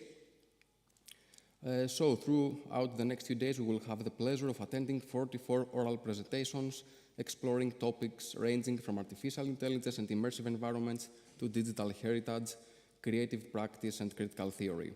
In addition to this, we will showcase approximately 25 posters, providing space for further exchange and exploration. We are honored to be joined by our keynote speaker, Dr. Stefania Serafin, whose presence brings invaluable insight to this year's dialogue. I would like to thank all the contributors, reviewers, organizing team, members for their dedication and effort in shaping this program. Whether you are in Corfu or online, we are delighted to have you with us, and we look forward to the conversations, collaborations, and ideas that will emerge from DCAC 2025. So let's begin. I will invite my dear colleague, Ioannis Zanos, professor of our department, to co-chair together our keynote speaker.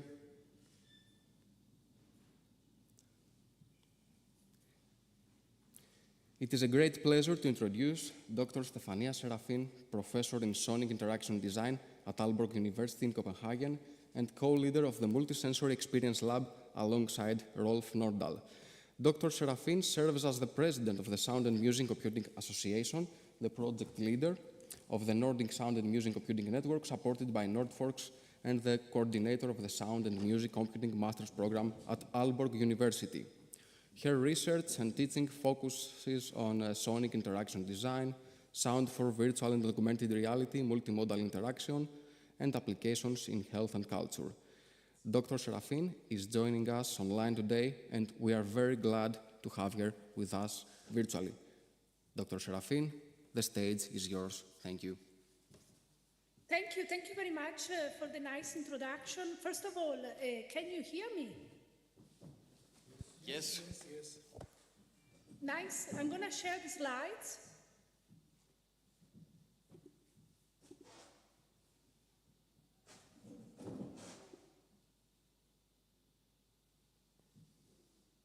Can you now see my slides?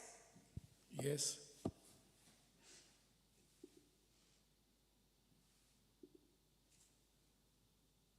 Good. So I'm really sorry. I have some other commitments here in Denmark where I live, so I could not be with you physically. So I usually like to give talks when I can actually see the audience, because there is a much more engaging and interactive experience. But please feel free to interrupt me while I talk and ask questions, so it's not just a monologue. Otherwise, you can also ask questions in the chat, or we can take questions. I will speak for about 40 minutes, so that we have time for questions. So thank you again very much for the invitation. I will talk to you about immersive audio, and immersive audio in a context of multisensory experiences. What does it mean, multisensory experiences? It means that we live in a world where different modalities are involved. We are very interested in our lab to work with sound, but we're also interested to work with movement, with visual, with a sense of touch, and it's very interesting to understand how these senses integrate in real world, so we can use that to develop new technological solutions. For example, technologies to help individuals with reduced hearing abilities, or individuals with visual impairment using sound, and so on.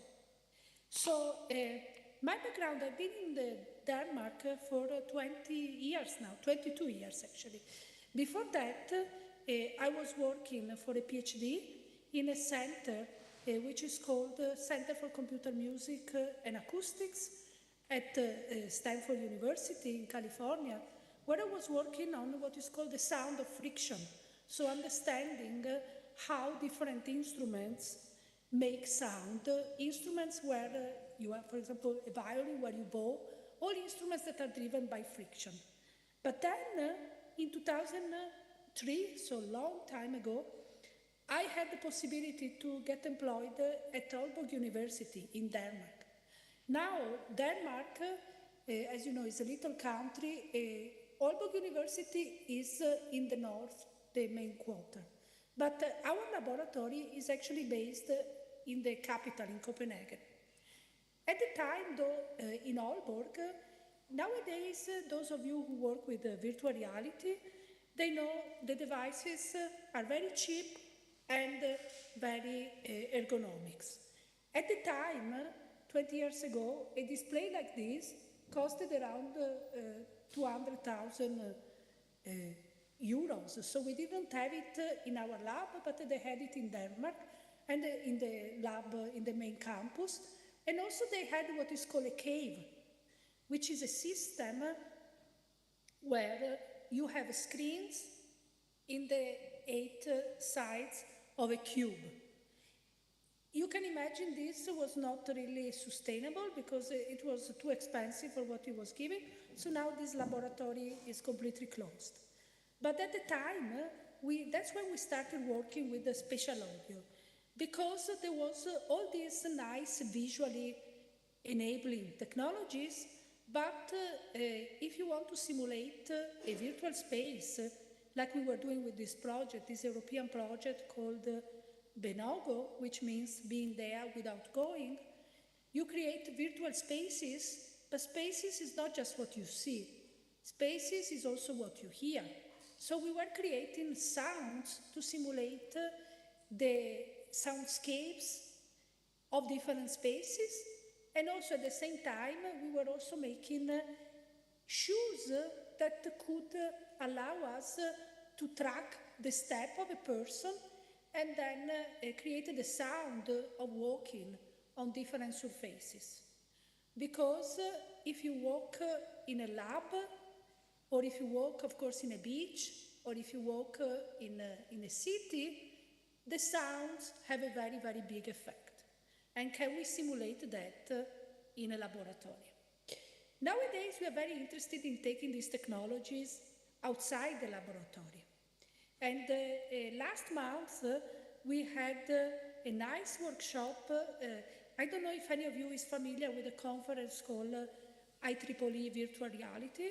So it's a conference which is mostly engineering oriented on virtual reality.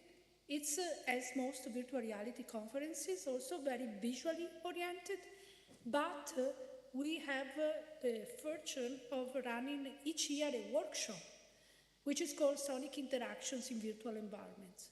So if you want to read more about the topics that I talked to you about today, this is an open access book that you can easily find online, which has both technologies and applications of spatial audio. So again, this is our lab, how it looks like. But nowadays, we really like to take these technologies outside the lab. For example, so people can use it at home, or in schools, or in retirement homes, or in hospitals, or also in a museum. So what I would like to talk to you about is, what does it take? Which technologies do we need to have these experiences taken outside of the lab? And also I will talk to you about some applications that we worked on. So from the technological point of view, we have, so this is a little bit cumbersome plot that shows what do you need if you want to have a very realistic simulation of a sound environment. And these devices that are now portable, they will not allow to have all these realistic simulations. So we will start with talking about, so here what you see the room, the simulation of the room, the person that creates the sound, and what is called the head-related transfer function. I will talk to you a little bit, for those of you who don't know, in a very general term, because we are not at a sound technology lecture, but at a higher level, what is this head-related transfer function? Why are your ears important? So this, what is abbreviated for HRTF, is basically a simulation of what is the role of your ears. Why do we have two ears? And does the shape of your ears affect how and what you listen to? So in this case, your ears are what is called your acoustic fingerprint. You localize where sounds are thanks to the fact that you have two ears and thanks to their shape. So this is what happens in real life. How do we do this with technologies? One way to do it is to use what is called this head and torso simulation, or also dummy head. It is basically, as this picture that you see, this one is built by the Danish company Brüel & Kjær. It is just a mannequin with two ears. Each of these ears has a microphone inside. And what you do, you take this and you record the sound at different position. And then when you listen, you will listen to the sound as if it is coming from that specific position. But this works only if you look like this mannequin. So I give you an example of 3 of our colleagues that actually look like these mannequins. And they are all called actually Jesper, all 3 of them. So for them, this simulation would work.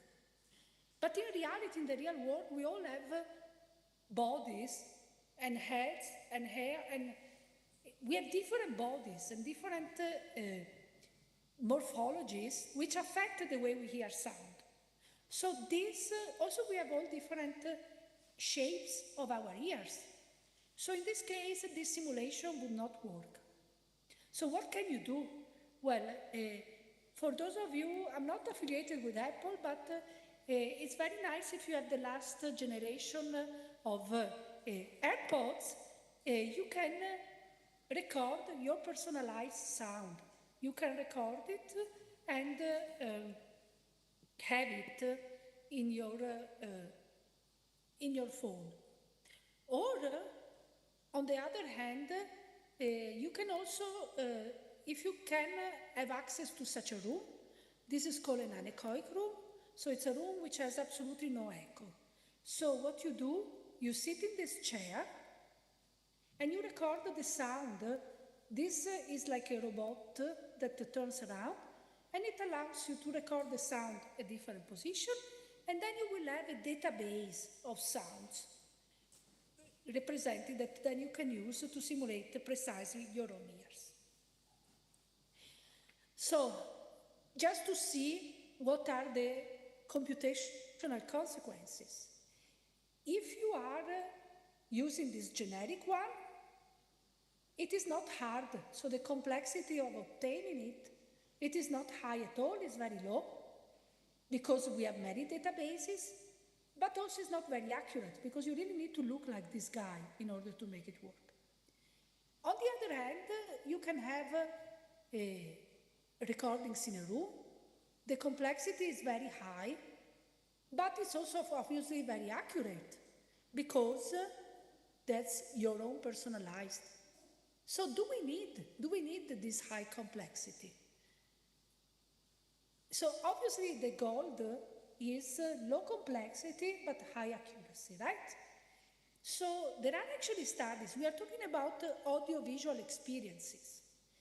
And there are studies that show, these are some of the examples of studies in the literature, that they show that if we have an audiovisual simulated environment, we do not need to have this precise sound, because visual will cope with the limitation of sound. So a visual is much more precise in spatial awareness.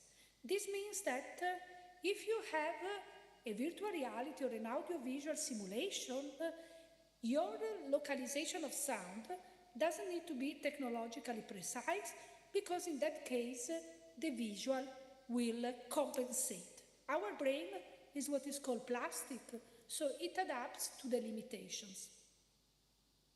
Also, our ears evolve over time.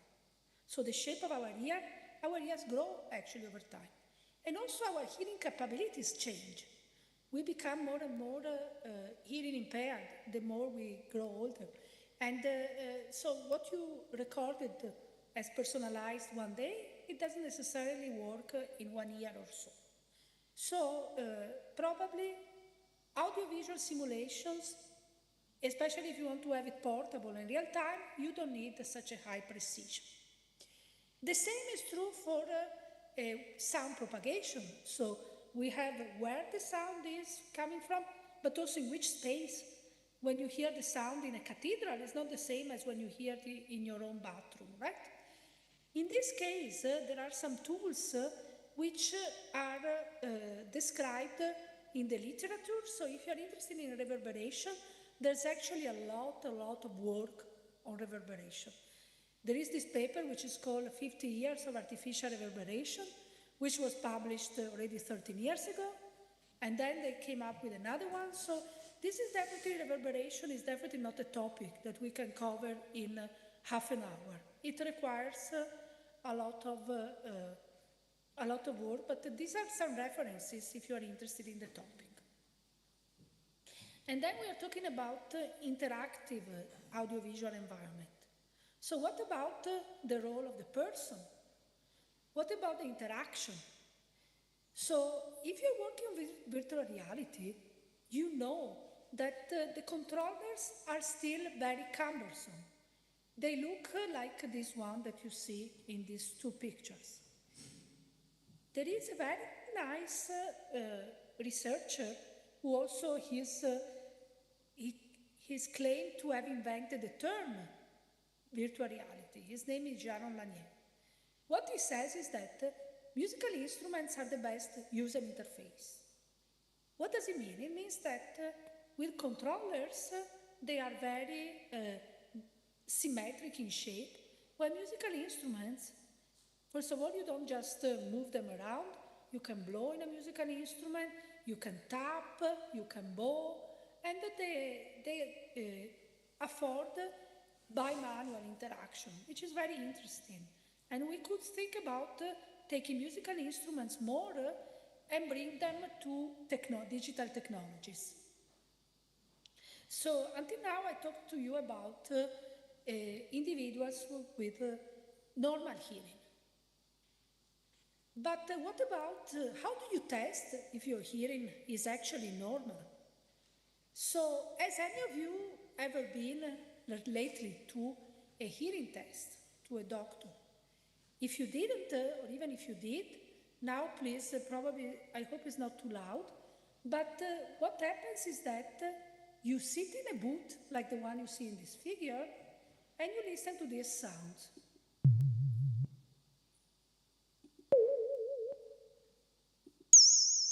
So it's very annoying. You listen to these warble tones at different frequencies and different amplitudes. And then what they do, they give an audiogram that shows how loud the sound needs to be perceived. So the problem with this is that in the real world, we don't sit luckily in booths listening to sine waves. We have lots of sounds that mask each other. We move around, we have visual stimulus, we have our sense of proprioception. So how can we do some tests that are more what is called ecologically valid, so that they reflect more how we behave in the real world? So this is one challenge that audiologists can address. And even worse, if you had a very high hearing disability, you might need what is called a cochlear implant. So a cochlear implant is a device that is that bypasses the ear, that is directly implanted in your nerve. So what we work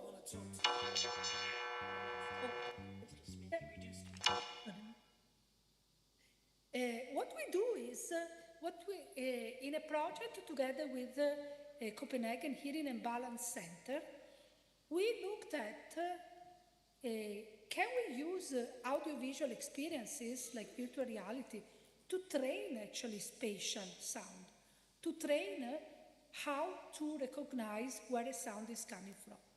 For us, it might be obvious, but for individuals which have a cochlear implant or individuals which have limited hearing ability, it is not that obvious. So this was a project that finished last year, and it is an ongoing collaboration that we have with what is called the Copenhagen Hearing and Balance Center. So this is a place, it's an hospital, where they look a lot about how to use technologies to help children and adults with different hearing abilities. And the project was called Lyt igen, which means listen again in Danish. And the idea was to simulate different environments in virtual reality. So different environments where children had issues, and to learn to localize sounds in this environment. Specifically, they had issues in going out to a playground. So this is school children. And when they're sitting in the classroom, they're totally fine. There is no problem, because it's a one-on-one situation. They start having a problem when they go to a playground where it's very unpredictable what happens. Or when you are going to a museum where also there is a guide, maybe you don't hear the guide and so on. So we train these children in VR, creating a simulation of this two environments. And let me show you a short video of this project.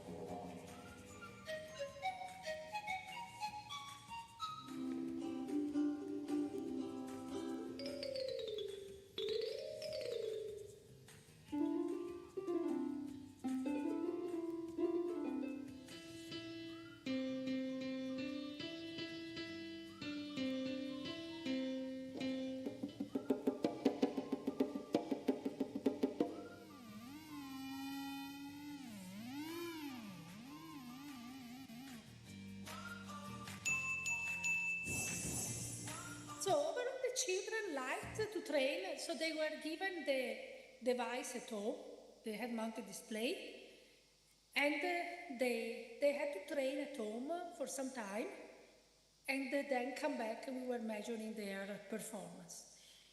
Overall, they liked the experience, so we had 22 children with different hearing abilities involved in this project.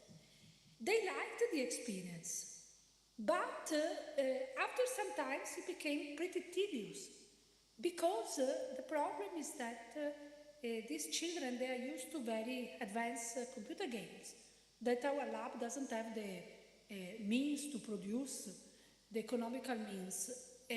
So in this case, at the beginning, they liked and they kept playing, but then they became easily bored. Even if so, this graph shows that they got better with time. So exactly that is what we were hoping, obviously. Also, we had a very nice event at the end of the project where we took all the children to the actual physical music museum. And they really enjoyed that. This was an experience where they were actually saying, oh, I can actually recognize the virtual museum where I trained.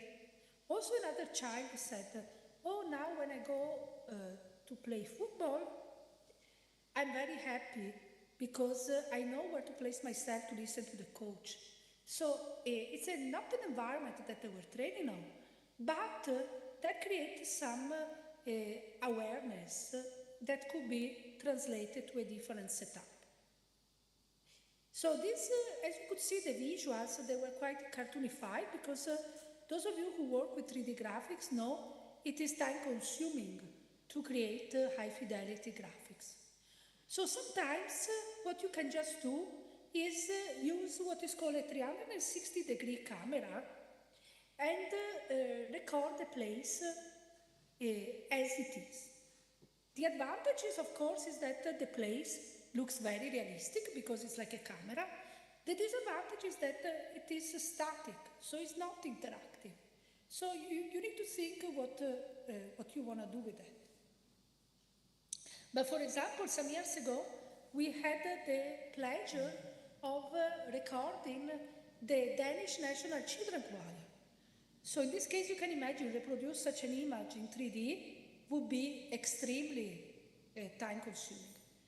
Here we capture them with a camera from Insta360 and one first-order ambisonic microphone Ambel.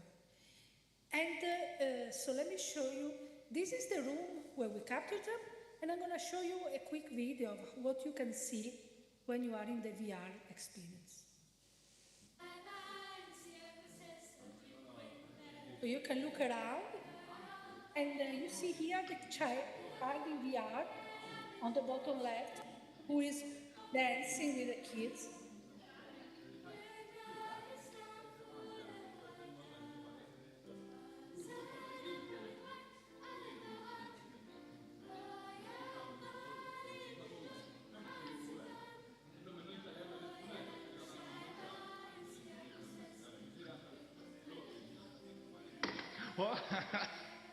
So here what happened is that the child was so immersed in the virtual world that he didn't even notice there was a table, a physical table in front of him, so he hit the table.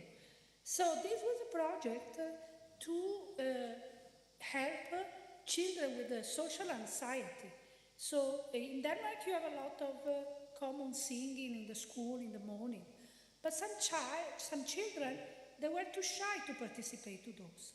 So we were trying to see if training in singing in virtual reality would help them to come out and then sing in the schools. And that actually worked. So they were more motivated to sing in schools. Also you can create this audiovisual environment for accessibility. In this case, accessibility was during COVID, where you very well know that we could not go to outside to concert halls. So what we did, we simulated in virtual reality the concert hall of the Royal Danish Academy of Music. And let me show you a video about that.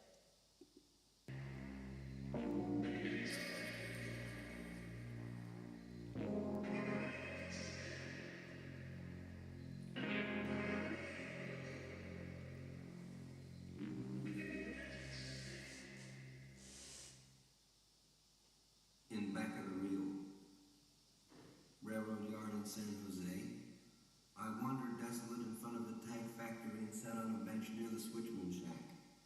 A flower lay on the hay on the asphalt highway. The dreaded hay flower, I thought. It had a brittle black stem and coral of yellowish dirty spikes like Jesus' inch-long crown, and a soiled dry center cotton tuft, like a used ship. So this is, it looks, visually, it really looks, and it also the speakers are positioned in the same place as in the original concert hall, and then it is rendered through binaural. So it is ambisonic to binaural, so you can, in virtual reality, see the concert hall and hear to the sound of the concert hall, and then listen how your music would sound in the concert hall before bringing it to the actual physical space. It was useful during COVID time because, of course, we could not have access to this space, but it can be useful also now because, of course, this concert hall is in high demand. So if you want to try to have a preview of how your music sounds before actually having it in the concert hall, you can use this virtual simulation. So I would like to discuss with you a little bit of the challenges that we have when creating these audiovisual interactive experiences, and then I hope we can take some questions. So what are our challenges? So nowadays, if you work with the technologies for spatial audio, there are so many possibilities, both for headphones and for loudspeaker. There are so many software tools, both in academia and industry. It's really hard actually to choose, but you can produce interesting immersive sonic environments, both for headphones and for speakers. So in our lab, we have this system, wavefield synthesis systems. It has 64 loudspeakers. And this is not a portable system. This is a system that you can have only in laboratory spaces. It is very precise because, of course, each loudspeaker, so you don't have this panning effect between loudspeakers, but it is not very portable. But nowadays, there are systems that are like more portable and also binaural rendering to headphones. It has its disadvantages like externalization and so on, but also it's getting better and better. So from the software point of view, we have lots of possibilities. One issue, I have to say, with software which is created in academic settings and not by companies is the usability. So sometimes, this is because researchers They finish their research. I'm sorry, there is an alarm. Researchers finish their research, but then they don't have time to create a nice user interface which will allow more musicians and composers to use the nice software they produce. In this sense, unfortunately, companies have more resources, so they are more advanced in that sense. Although there are so many nice tools that would work very well, made in different labs, but they become not very usable. So working on the user interface, that would help these issues. Another issue is how do you create? Right now, I don't feel like I'm in a room with you. How can you use virtual reality to actually create the shared experiences where you actually feel present with another person or with other people in other places?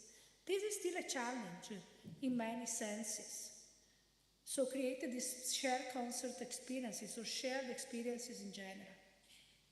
Another issue is when you take technologies outside the lab, of course the population is very diverse.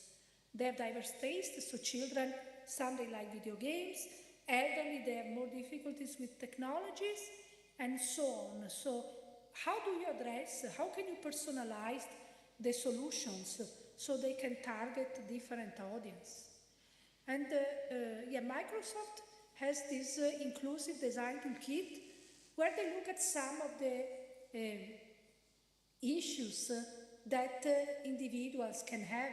So for example, if you only have one arm or you have an arm injury, how can you use 2 controllers in virtual reality? Or if you cannot see, or if you can hear bad. So there are many issues to think about. And it's very, very important to design these technologies with the end users, because we are in our world where we don't know what are their challenges, their wishes, their tastes. Also, how do you measure? How do you measure that this is a successful experience? So in this book, Perceptual Audio Evaluation, Nick Zakharov and Soren Beck, they talked about we know how to do physical measurement. It's easy, and also perceptual measurement. We are pretty good at understanding, giving some signal how the person reacts. But these affective measurements, like immersion, presence, and so on, is still a debate. There are no overall guidelines to measure these more interesting cognitive and affective dimensions. So these are really the challenges, some of the challenges that we are addressing in our lab. And as I said before, so there is actually a trade-off between societal issues, so how to make this technology accessible to a different population. Technological, there are the topics that I talked to you about before. Nowadays, many are addressed with machine learning solutions, but still how to make this spatial audio plausible, and also how to measure this. So how can we have a proper measuring tool for this situation? So I think I would like to take questions now. So again, if you want to read more, this is free and open access. So please have a look at this book that covers both technological and application-related issues. And then thank you very much for your attention. And maybe we can, if you have questions, I would like to have a discussion with you now. So maybe I stop sharing and then we can take questions.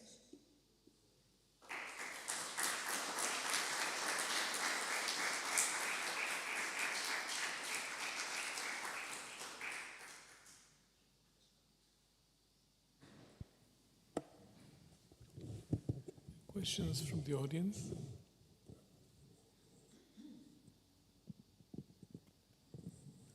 So maybe a question from me.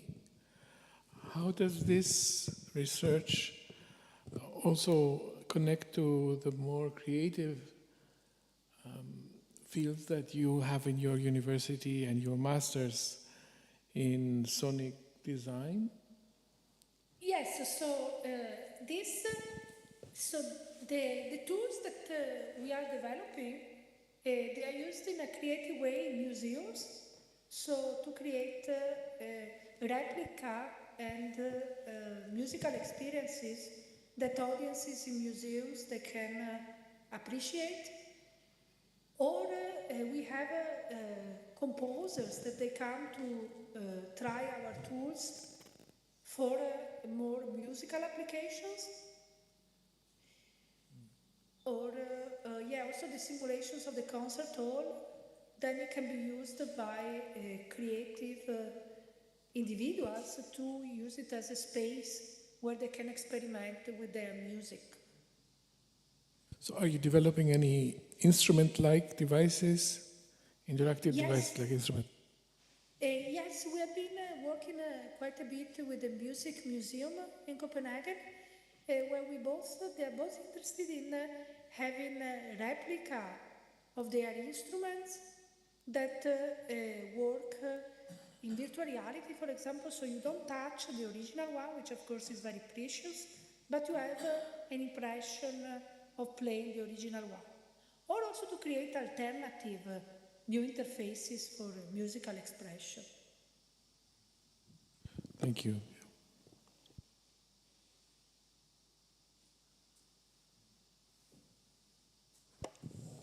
Okay, I have also a question. Thank you for your interesting talk. Well, I like the work about the VR museum because I'm also interested in this subject. Did you research if the VR applications for virtual reality museum tours can attract more visitors to the real museums? That's a very good question. We didn't research if they attract more visitors. We saw that the visitors really like to try these VR experiences, especially when they combine a physical component with a virtual one. So, for example, if you have a 3D printed instrument and then you can see in virtual reality how to augment it. But we don't know if, probably they didn't know there was this virtual reality experiences before coming to the museum. So I wouldn't say that they were coming to the museum because of that. But they enjoy it when they are at the museum, especially younger audience, I would say. So there are still many opportunities and undiscovered aspects, like adding more storytelling and adding more interactive elements. So not just entertainment factor, but also pedagogical factor in a more interactive way. Okay, thank you. Is there any question from our audience? Okay, I will keep going. It's not exactly a question, but more like a comment. I liked very much your view on the topic because I saw a human-centered approach, because we are in a technology-driven field, and it is quite common to focus too much on our data, our equipment, the technology itself, and the coding, and we forget that we design and develop for human beings. So that this is very important. Given that opportunity, we can call this concept democratization, because we give accessibility to more people. My thought is, I don't know if it also is a question for you, how could we could create tools, because, okay, the final product, the application, is more user-friendly and accessible, but we should also focus on tools that are more developer-friendly and designer-friendly, so that we can provide such solutions. If you have a comment on this. Absolutely. So in this case, we need, I think, we need engineers and computer scientists to collaborate with designers. Because the engineers, they don't know how to create user-friendly tools. The designers know how to do that. So the interdisciplinary collaboration is extremely important, in my opinion. Thank you. I think this is an important closing remark for our keynote speech. If you don't have any questions. Oh, we have. Okay. Our Emeritus Professor, Nikolaos Kanellopoulos.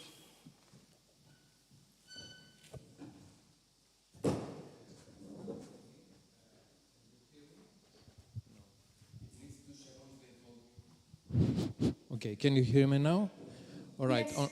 On the training aspect, I've noticed, or rather, I would like to know, do you distinguish your training on the transducer level, I mean the ear itself, and then the perception and the cognitive?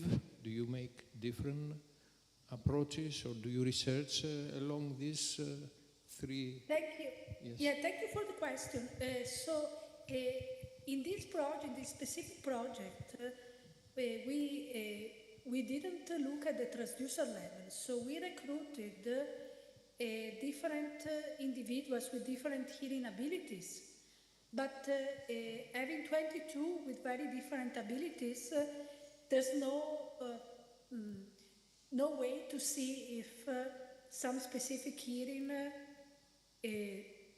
better benefits from a specific training. Because there are too many, first of all, the sample size is too small, and also there are too many variables like their preference, how much they trained, and also even if, let's say, two children have a cochlear implant, maybe one has a cochlear implant from one brand and one from another. So we didn't look at their specific hearing needs. I mean, that would be extremely interesting, but it would require a sample of like hundreds and hundreds of children, let's say. Yes. Do you know any other studies that have done similar research? I mean, are you using data from different researchers on this distinguishing, to use this? Yeah, we've been looking at, but we didn't see, so far there aren't others that have finalized clinical trials with larger database with children. Yeah, okay, thank you very much.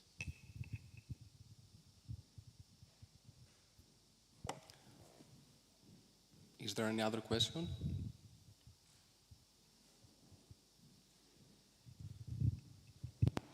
That would be all. Okay, thank you very much. Thank you. We will be glad to see you in person, maybe in a future event. Thank you very much. I would love that. Thank you for your time. Thank you very much. Thank you. Bye.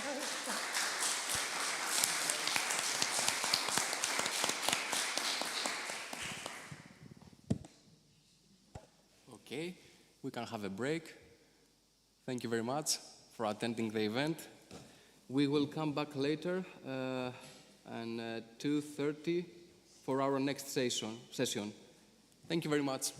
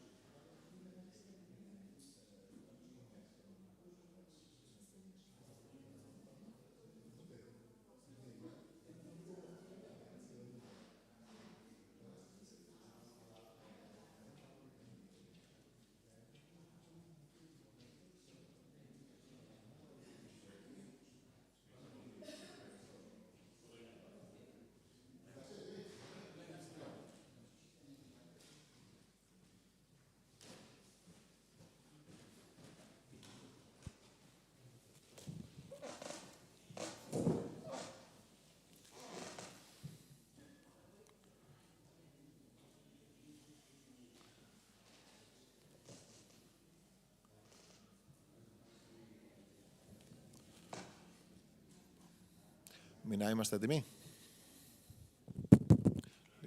Το μικρόφωνο θα θέλουμε να ακούσουμε, δεν ακούγεται καθόλου. Το master.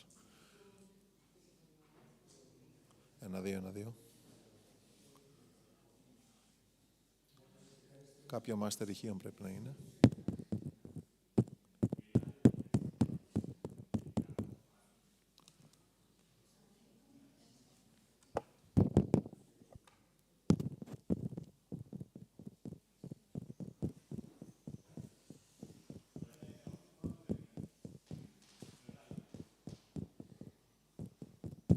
Εντάξει, νομίζω είμαστε μια χαρά τώρα. Ευχαριστώ πολύ, Μινά. Καλησπέρα στο απογευματινό session AI and Creative Applications 1, Exploring AI in Theory and Practice. Επειδή έχουμε καθυστερήσει λίγο, θα ήθελα να καλέσω τους ομιλητές για την πρώτη εργασία. Έχουμε από τους Σταυρούλα Στασινού, Χαράλα Μπολιάπη και Παμινόνδα Παναγόπουλο, με τίτλο «The Box, Chatbots, Emotions and Audiovisual Realities». Κύριε Στασινού, γεια σας. Χρειάζεται βοήθεια? Είναι έτοιμη η παρουσίαση? Can you hear me?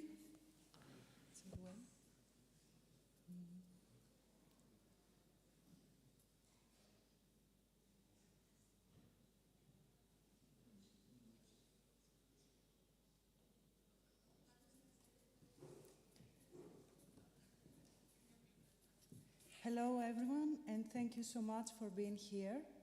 I'm really happy and honored to be part of this conference and to share a glimpse into our project, The Box, Chatbots, Emotions and Audiovisual Realities. My name is Stavroula Stasinou, and I am a designer and researcher working at the intersection of visual communication, interactive media, and AI. This project is a result of a rich interdisciplinary collaboration with Charala Bosliapis, whose expertise lies in mathematics, machine learning, and philosophy, and with Paminondas Panagopoulos, who brings deep insights from philosophy, social inequality, and identity studies. Together, we explore the potential of hyperrealities emerging through machine's interpretation of human emotion during linguistic interactions that invite reflection on the nature of emotion, authenticity, and the self. In this project, analyzing emotion is not the primary goal. The primary objective is to investigate the potential of hyperrealities emerging. The goal is to explore how far the simulation can go, how a machine's interpretations of our emotional expressions spoken through language can generate a new emotional reality, one that feels real, but yet is entirely constructed. So here is our approach. Imagine an interactive installation where the audience engages linguistically with a machine.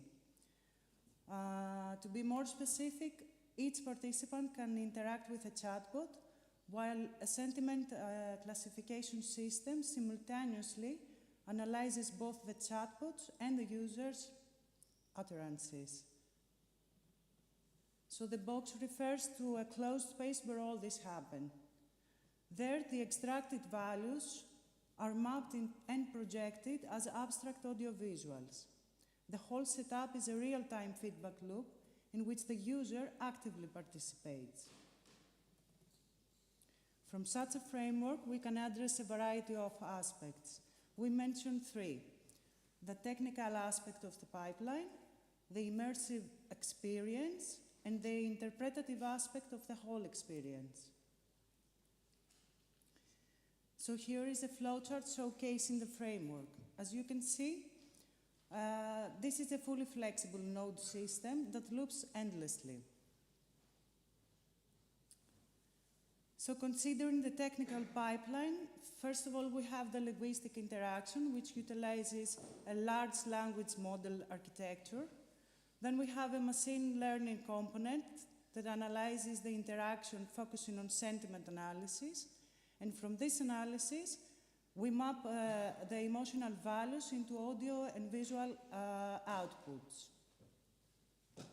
Any choice of technique on LLM models or sentiment analysis or audio-visual correlation is open to experimentation. This allows flexibility on how the emotional spectrum is captured and interpreted. Let me explain a bit further. Regarding the sentiment classification, we have 3 basic classes of technique. We have the sentiment analysis, the multi-class sentiment classification, and the multi-label emotion classification. In detail, sentiment analysis extracts polarities in the interval of -1 to 1, where the minus closer to -1 is a negative sentiment, closer to 0 is a neutral sentiment, and closer to 1 is a positive sentiment. One example of this could be joy 0.87. So as for the multi-class sentiment analysis model, this model extracts a specific emotion from a list of emotions along with a probability value in the interval of 0 to 1. One example of this could be sadness 0.97. So lastly, we have the multi-label emotion classification, which extracts multiple emotion labels from each linguistic input, along with their corresponding probability scores. In any case, the extracted values of emotions are mapped into audio and visual outputs. The methodology here on converting and controlling this emotional representation is fully open to exploration. For example, one can use processing or object-oriented programming languages or even JavaScript. Each model offers a range and endless possibilities for implementation. Ultimately, this flexible pipeline allows the creation of a diverse range of audiovisual experiences, from deterministic to stochastic. Concerning the immersiveness, we go beyond just talking to a chatbot. A feedback loop is created where the emotional tone is captured and then reflected back through visuals and sound. This experience might create an augmented emotional reality, prompting reflection on identity or authenticity. The user's mediated experience has the potential to introduce various modalities, some of which may unveil a secondary experiential layer, potentially leading to a condition of novel layouts, even hyperreal ones.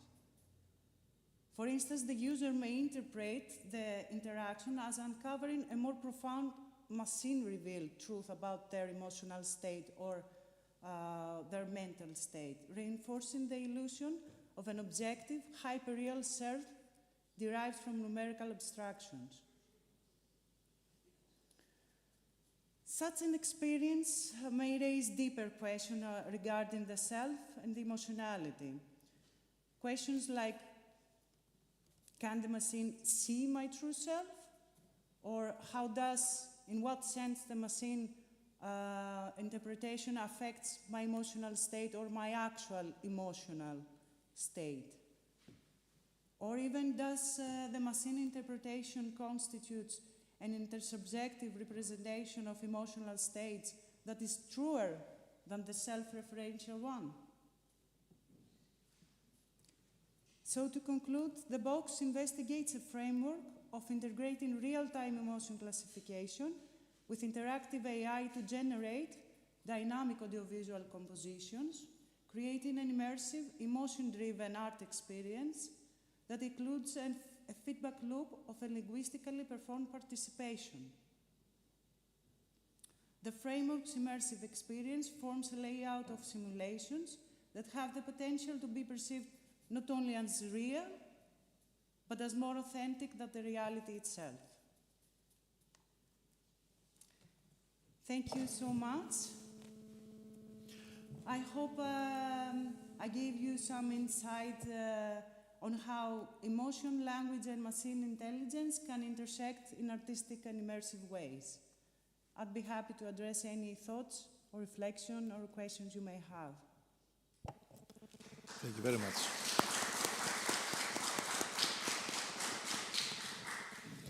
Do we have any questions from the audience? Please.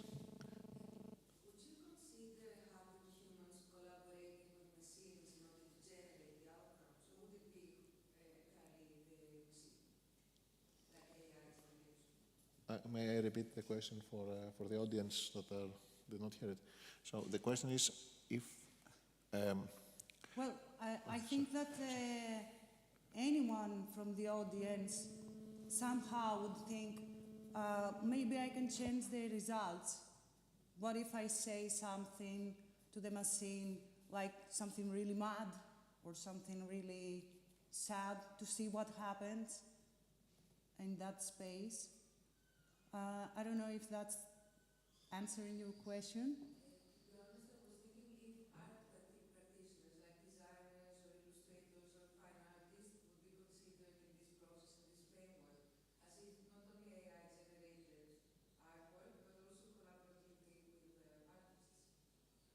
Yeah, it could be that way, yes. Or would it change the assumptions you made? No, but because we could present such a kind of experience in students here from the Department of Audiovisuals and have a specific, let's say, subject to explore and interact with the chatbot.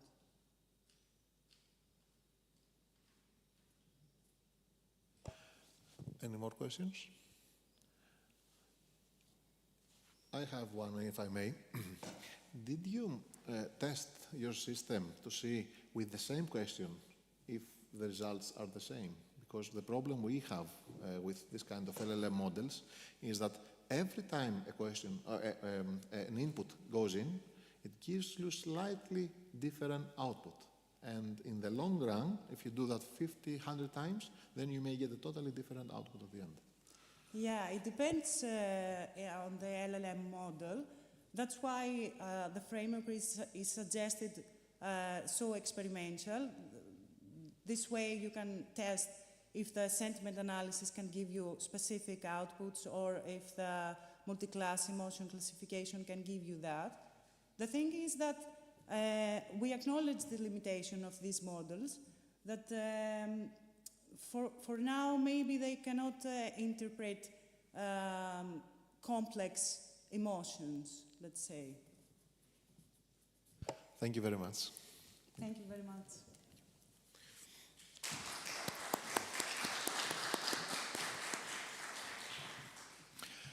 I'd like to call to the stand the next talk. I think, Vasilis, it's you. Mr. Vasilis Strumbakos will present.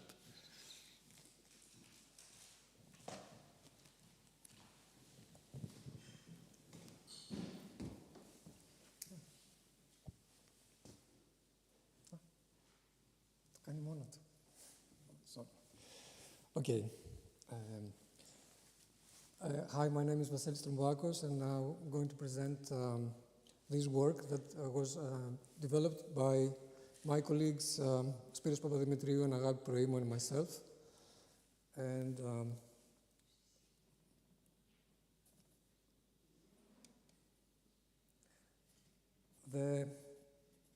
our software can read his brain and reproduce the images that Hal simply begins to imagine. Believe me when I tell you, we are about to experience something extraordinary. Artificial intelligence programs through a synthesis of moving image, photography, and music.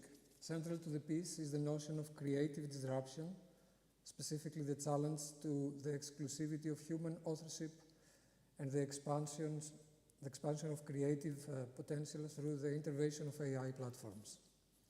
These technologies, once seeded with human cognitive input, can generate content effectively, positioning themselves as co-creators. At the heart of the project is an idea written and directed by George Drivas, in which AI programs engage with and contribute to its development. The collaborative creative process exemplifies a broader paradigm shift in design disciplines, and specifically architecture, where AI-enabled tools facilitate the emergence of hybrid forms that synthesize typologies and motifs from diverse historical periods. This phenomenon signals a new phase in digital design practice, marked by the integration of artificial intelligence technologies endowed with high degree of generative autonomy. These systems redefine the boundaries of authorship and open expansive new territories of speculative design. Our software. Rather than addressing the visible outcome, the wound, Boyce compels us to focus on the underlying cause, thereby redirecting our intention to the tool's inherent properties and potential. By bandaging the knife, the act of symbolically neutralizes its function. Once its blade is concealed, the knife is rendered inoperative. Within this space of rupture emerges a fertile zone of ambiguity, an open field shaped both by the creator's intention and the viewer's interpretive response. Boyce thus invite a participatory process of meaning-making where actions, objects, and dialogue converge.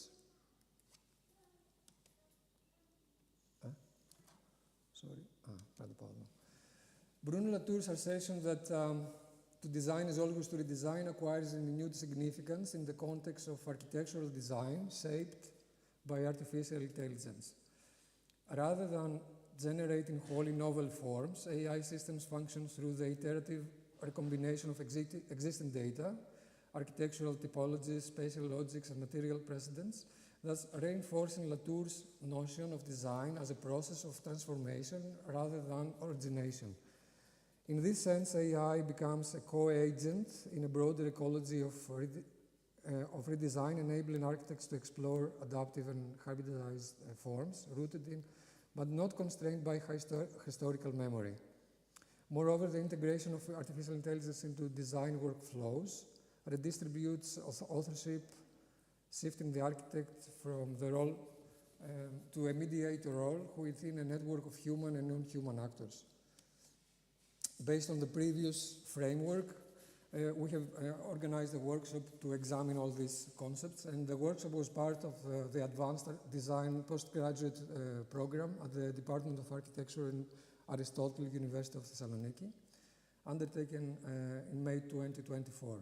The aim of the workshop was to apply a methodology through which some AI processes could be integrated into architectural concept generation and exploration. The workshop spanned in a total of 3 weeks. It was very intensive, and it was structured into 3 distinct phases.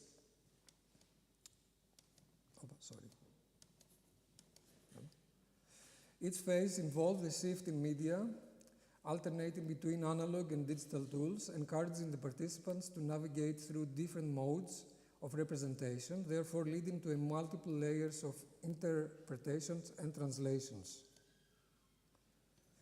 Additionally, in between the phases and the transition in media, there was an equivalent transition between human and machine creativity, and the aim here was to stretch in time and work production the creative process, challenging the traditional roles of authorship through their constant interplay. The techniques employed in each phase varied in a spectrum of time, widely adopted techniques combined with AI-driven methods. And this was a process that can be characterized to contain a lot of several feedback loops between steps and phases, and with enormous proliferation of outcomes. In phase 1, in the first phase, students were asked to become the authors of an initial concept of space and time, capturing an event of motion, transformation, or iteration through image and diagram. Based on our experience with the work of people such as Marais, Maybridge, Becher, and Xavi Bou that used photography as their primary medium were aware that the outcomes of that process, regardless of their subject of observation, are characterized by iterations, differentiation, fluidity, correlations, gradients. In short, a composition that illustrates order, rhythm, variation, and complexity.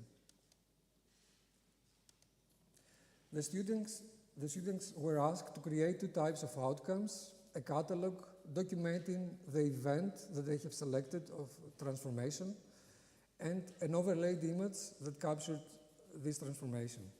The first phase creates handmade, intricate compositions characterized by repetition, subtle difference, gradients, correlations, continuity, heterogeneity, and all these compositions were the primary input for phase 2.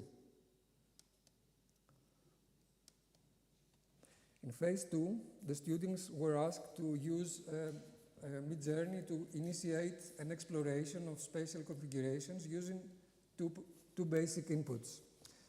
The images created in phase 1 and a prompt with a specific text structure.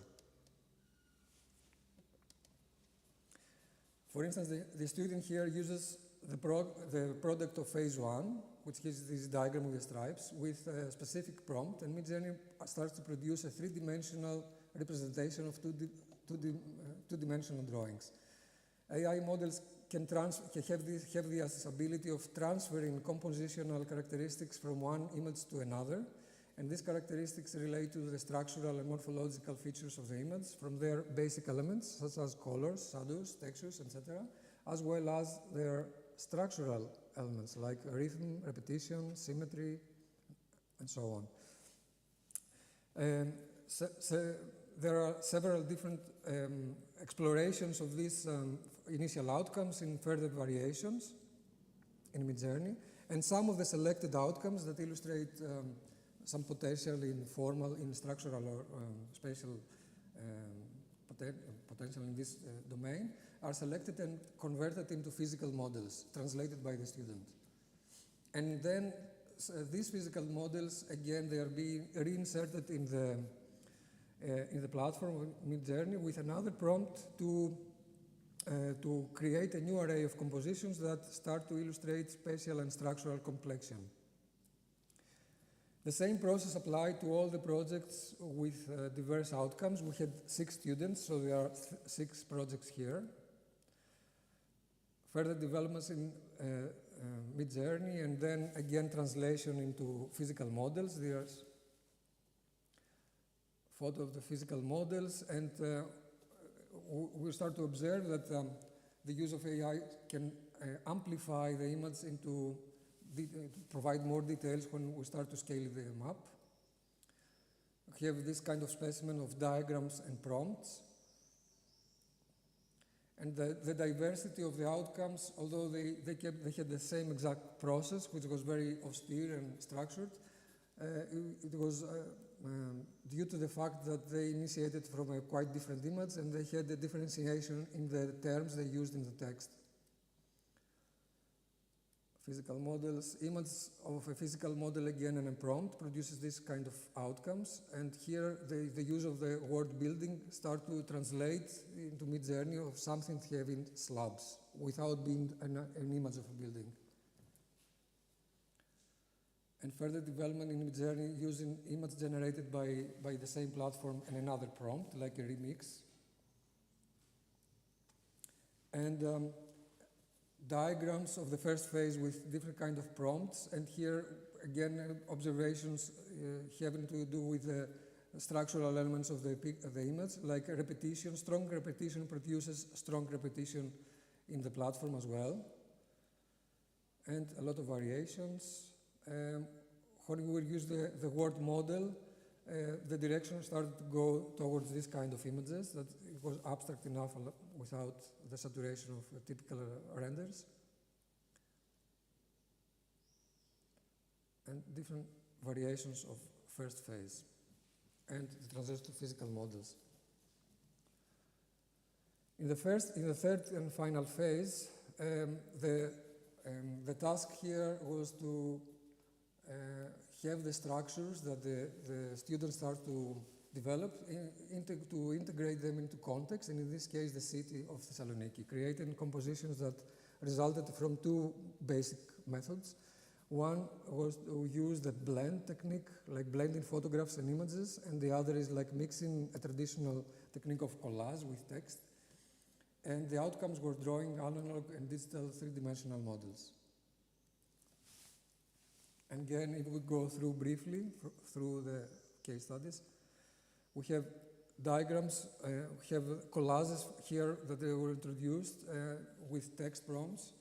Students were asked to use collages derived from the photos of the city as image reference, and collages with the outcomes of phase 2 were combined here with text prompts, and they start to produce an array of weird, strange kind of images of facades. As well as they started to use this method of blending, and which was quite interesting to see how this kind of platforms can combine seamless images in a very seamless way, taking basic ingredients of both structure and compositional characteristics, creating hybrids. And again, the process included excessive variations. And also here we have another blend of image from Midjourney and image from Midjourney blend, start to combine different outcomes together to produce variations, and we start to witness that when we used sections, which is a very typical architectural drawing, the products, the outcomes were far more interesting in terms of spatial configuration and structure. And the final products were also models. Moving to the next project, we had again here the method of using physical model, the photograph of physical model with prompt creates a new translations, and then the outcome of this step goes into to create a collage, and then the collage goes inside the prompt to create a new sort of outcomes, like those two. And here the use of particular words start to break this process, and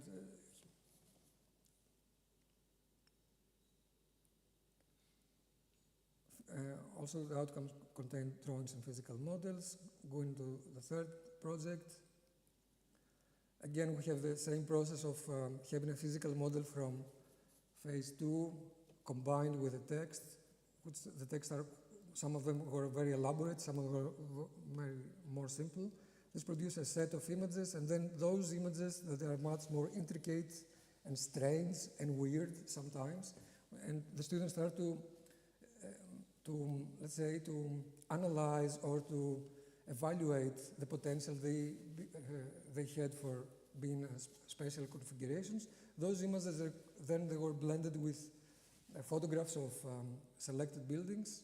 They produce a different sort of hybrids, which then the students had the task to translate into physical models. And this was quite an iterative process with a lot of variations. And going to the last project, again, the student here used the technique, the blending technique in most of the cases, and this produced very strange images, uncanny images that resembled real and at the same time resembled like collage, but they were far more seamless than this. Dystopic, let's say, atmosphere of the city. And let's go to what we have asked for them, since the aim of the workshop was like to test, to see how this can be integrated in a process that they were already familiar. We have asked them to document all this process in booklets, that it was systematically documented all the variations, all the experiments, all the methodology they have developed, it was embedded in those two, in those booklets, and to reach to a final stage of some points that for further research. A central aspect of this research was the critical exploration of AI-generated imagery.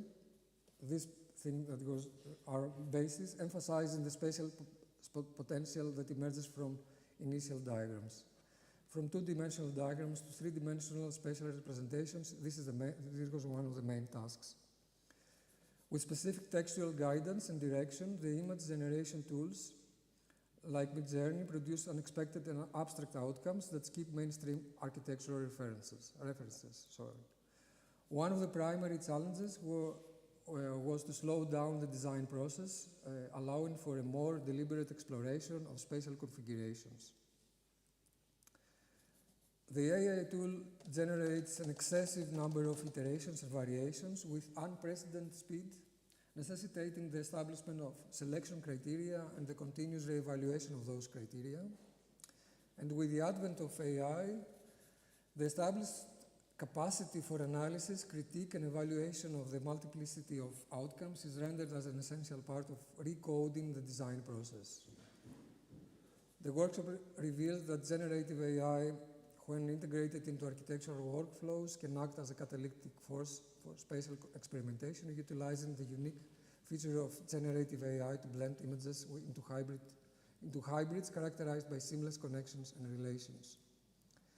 Image references can be instrumental since they can transfer compositional and geometric characteristics to the image created by generative AI.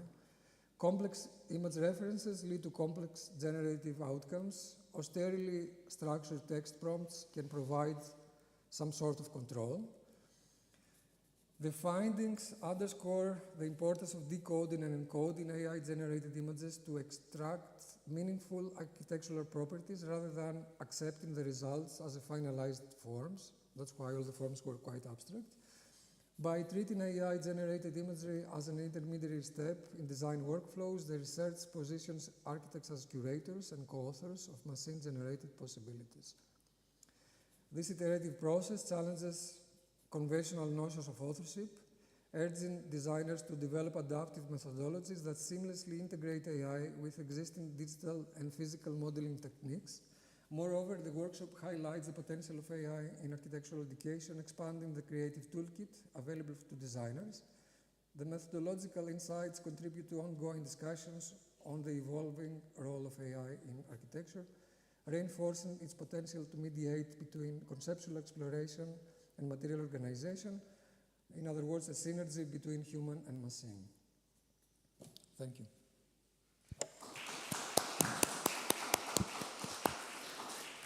Thank you very much for providing us with the insights in your research. I'd like to thank Vasilis Troumbakou, Agapi Proim, and Spiro Papadimitriou for this, and the students, of course, who did all the work. Yes. It's impressive the fact that you used Midjourney in such a way. It's exactly the way it should be done, really, because it's, we believe that it's the best tool at the moment for photorealism and processing and generating, because it takes information from the images, not from the text prompt, yes. And hence you can get much better results. We find it as well in our research team to be exactly the same. I'd like to ask if there are any questions. We have maybe a minute for questions to the authors. If not, thank you very much. Thanks for coming in Corfu. We can proceed with the next presentation.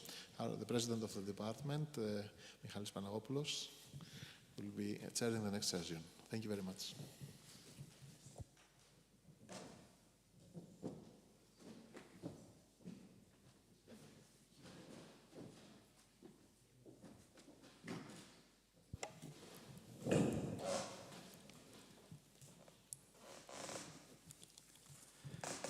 Good evening, everybody.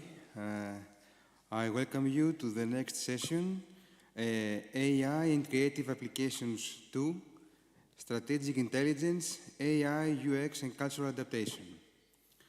The first talk will be The title of the first talk will be Position on Paper, Creating and Managing Funded Cultural Projects Through Artificial Intelligence and Big Data.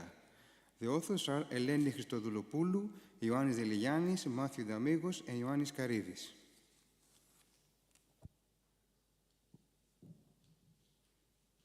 Good evening. I'm Eleni Christodoulopoulou.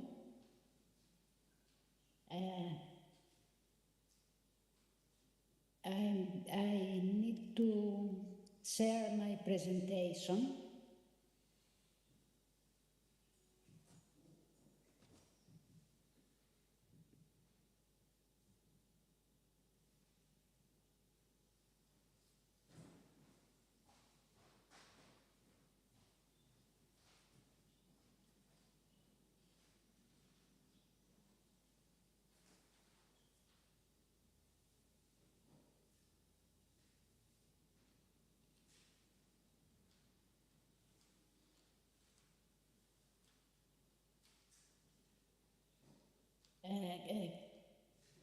Can you see my presentation?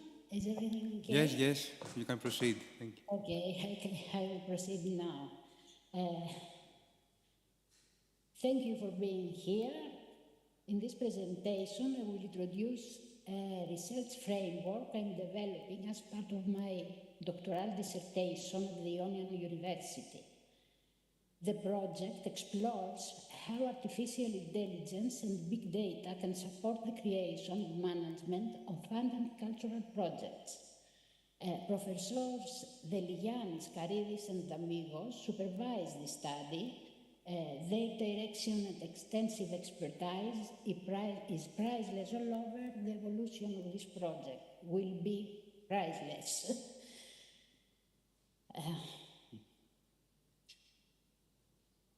Now, let's introduce what is this framework.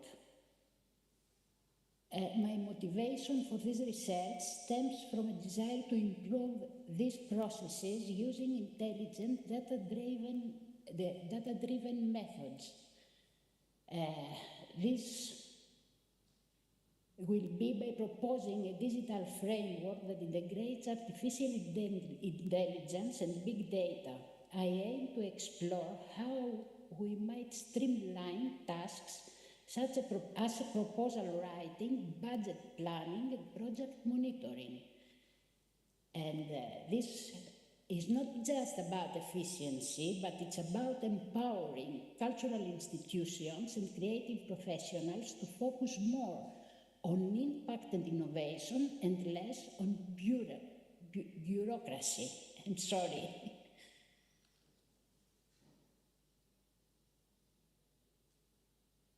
I will try to explain the importance of automating cultural proposals for new media art projects.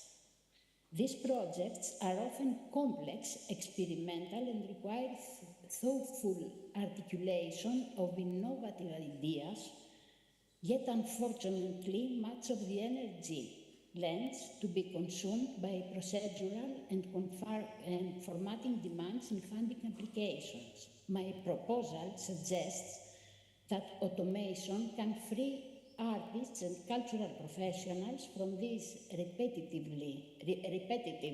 administrative tasks. By automating the technical structure of proposals, creators can dedicate more time to developing their core concepts, which promotes originality and creativity. At the same time, cultural institutions can be empowered with intelligent tools that simplify internal workflows and improve consistency. Through automation, we also aim to address administrative complexity, making the overall process more inclusive, flexible, and supportive of innovation in the cultural sector.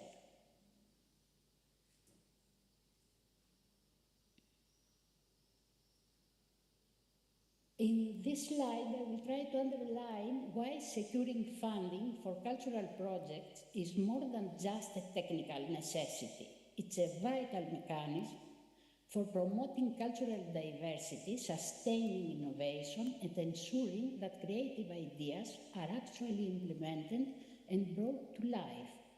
However, despite the critical importance of funding, the tools currently available for drafting and managing cultural project proposals are limited in scope.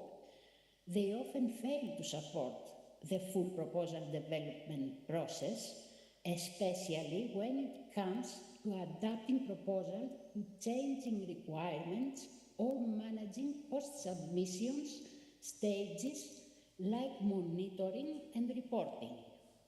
My research seeks to address this gap by proposing a digital framework that can offer more comprehensive AI-enhanced support throughout the entire lifestyle of a cultural project, from drafting to submission to execution and evaluation.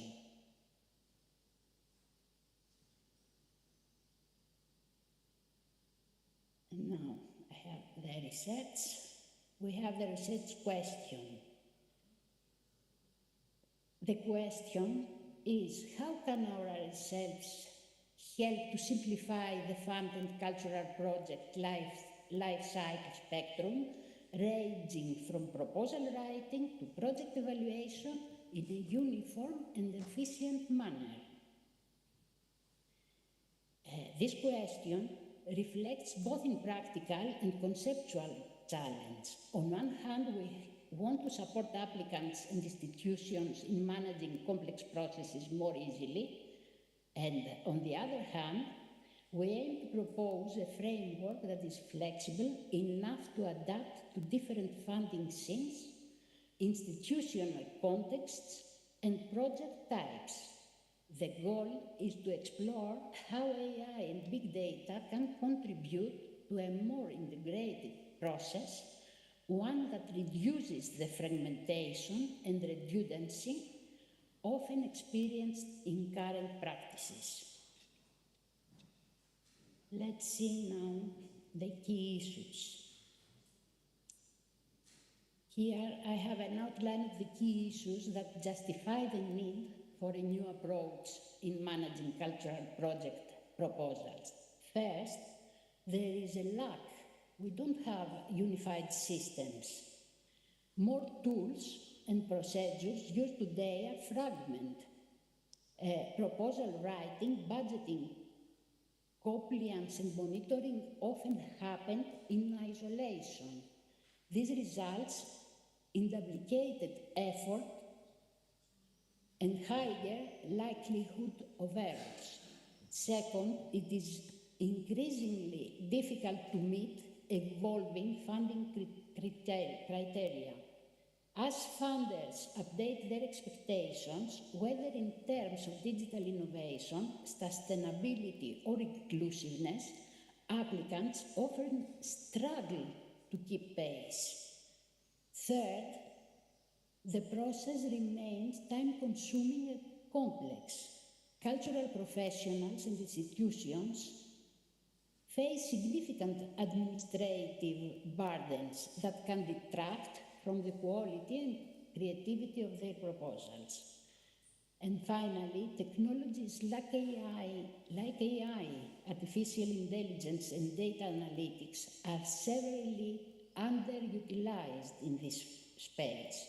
These technologies have the potential to transform proposal, design, and evaluation, but so far they haven't been fully integrated into cultural project management. Through this research, I aim to address these issues by proposing a scalable, intelligent framework that brings all these disconnected parts together.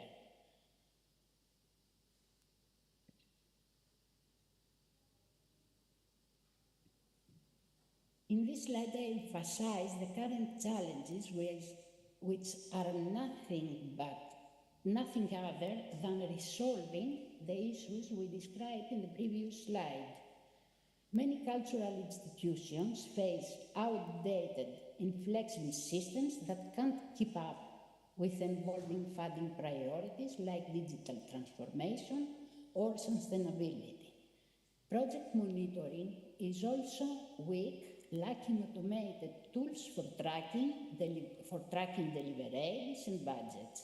These challenges underscore the urgent need for smart digital tools to support the full project lifestyle and these administrative burdens.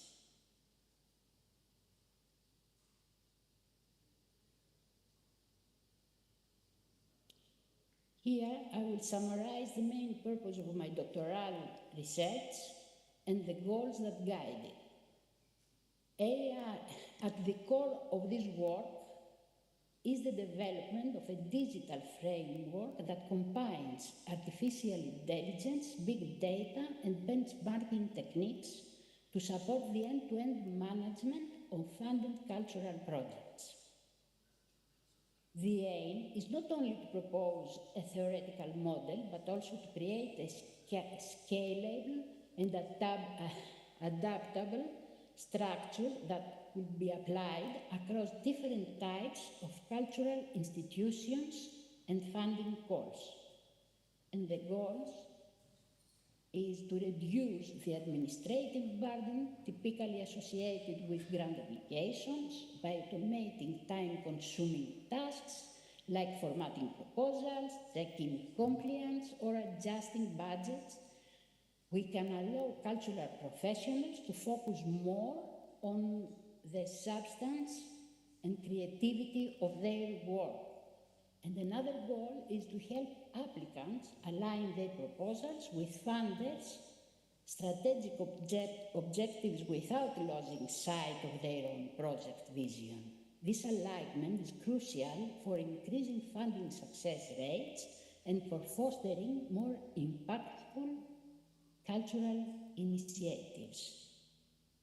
Ultimately, the research seeks to build a framework that serves both applicants and funders by making the process more efficient, transparent, and innovation-friendly.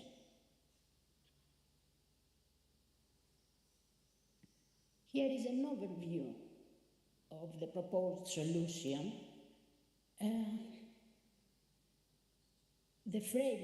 First is the digital framework, using AI, big data, and benchmarking, and the components of the framework, which is an NLP proposal assistant.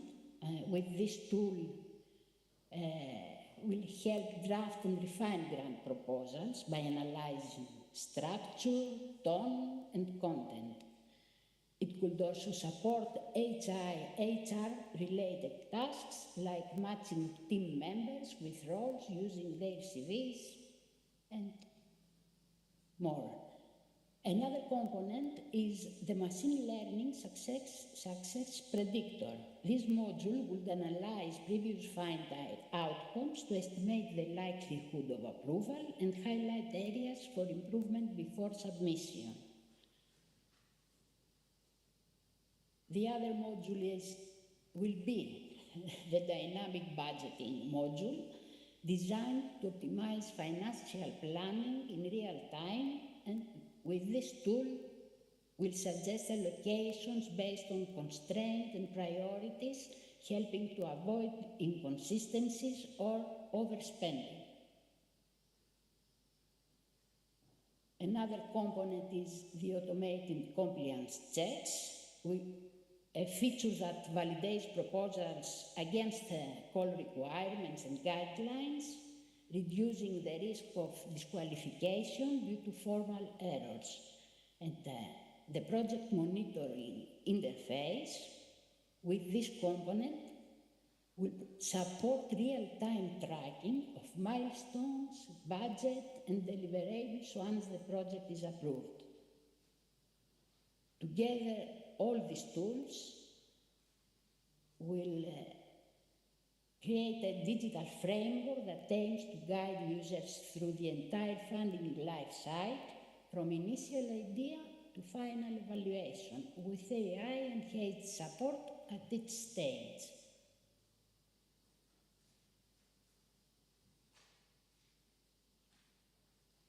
Here is an outline of the methodological approach I following in this development of this doctoral research. The study adopts a mixed methods approach, combining both qualitative and quantitative research strategies. This allows me to analyze existing literature and practices while also designing and evaluating practical tools. This research includes three main phases: theoretical foundation. I already began by reviewing academic literature and real-world case studies in cultural funding, project management, and AI applications. This helped identify key gaps and inform the conceptual design of the proposed framework.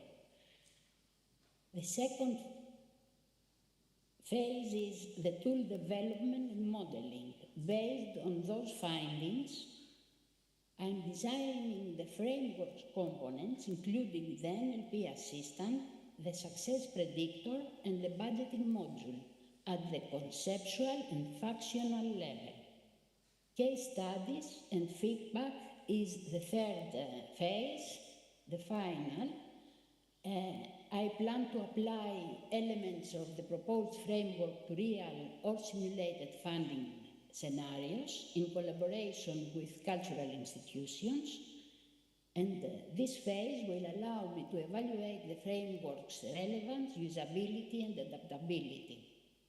Through this methodology, I aim to ensure that the research is not only academically robust, but also applicable in practice and responsive to real needs in the cultural sector.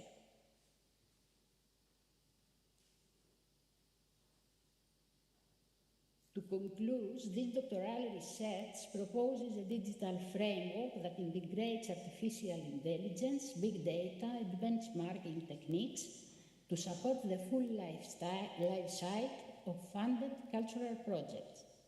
With the infographic you can see, I summarize the key components of the framework and the techniques to support the full life cycle of funded cultural projects.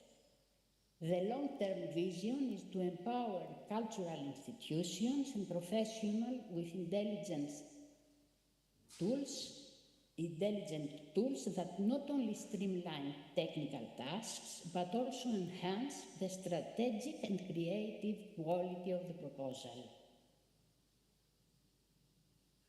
I want to thank you very much for your time and attention. I hope this presentation has provided a clear overview of the objectives and potential impact of my doctoral research. Thank you again.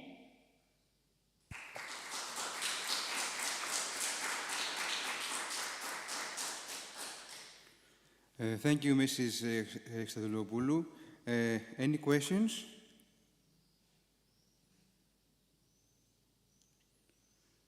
I would like to ask something, if it's possible. It was not very clear in which stage is your research now. Have you developed any system? It's in a very initial stage. The approval was on March, at the end of March. And how are you planning to evaluate your system? With benchmark. We will evaluate with benchmarking and self-evaluation.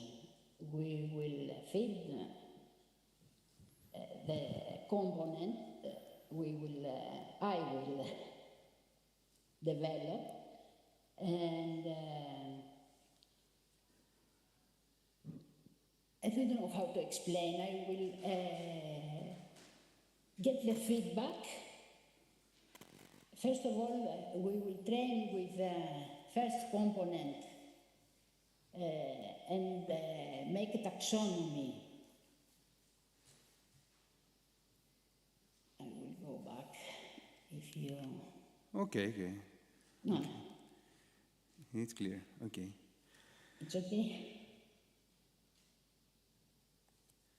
Okay. Thank you very much. It's clear. Okay, you understand about the benchmark. I just want, as I ask, because if you can compare to a funding proposal without any AI systems. This is my question. If it's possible to compare these two results. In the beginning now, I'm looking at the other methods. The process and in the funding proposals, and I don't know. I'm still in a very initial stage, and I don't know exactly how I will do it. Okay. Thank you very much. We can now proceed to the next talk. The title is From Representation to Adaptation, Digital Mutations in AI-Enhanced Digital Twins, by Themistoklis Lekas, Magdaleni Grigoriadou, and Avrokomi Zavitsanu. Themistoklis Lekas, I'm from the University of Thessaly. My talk today is focused on an experimental approach in the world of digital twins, more specifically integration of artificial intelligence and the emergence of what we call digital mutations. The evolution of digital doubles and digital twins has significantly influenced how we model, analyze, and interact with virtual representations of physical spaces. To understand the impact of AI, I will quickly summarize the evolution of digital representations.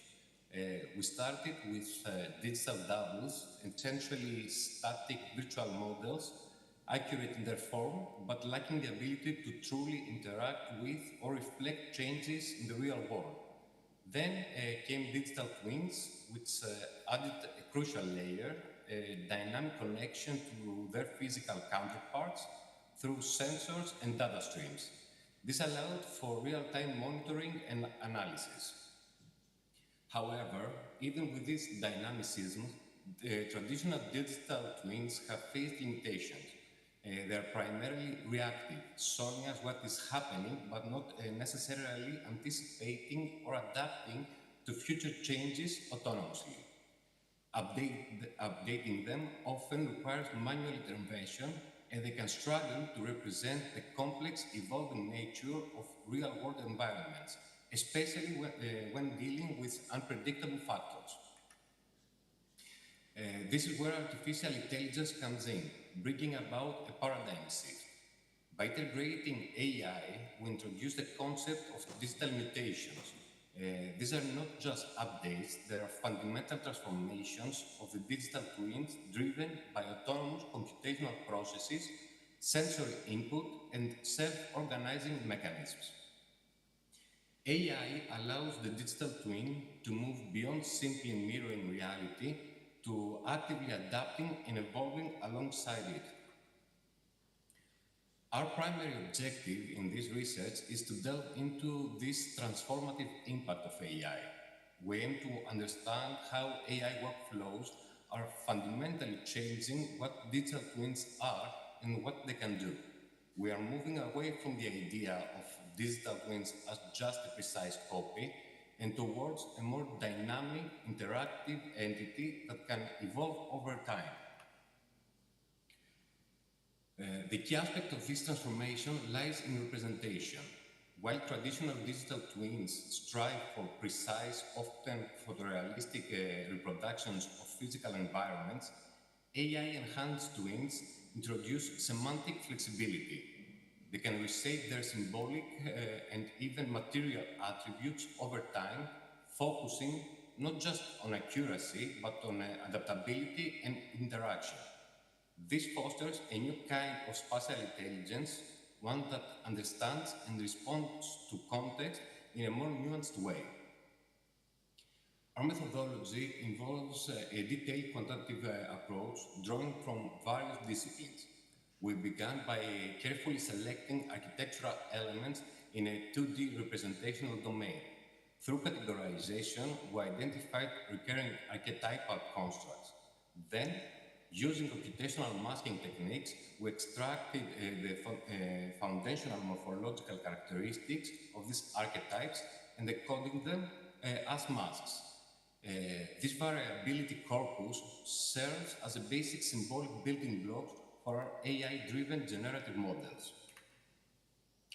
This phase is implemented through computational vision frameworks, allowing AI to understand and isolate the core morphological characteristics we identify.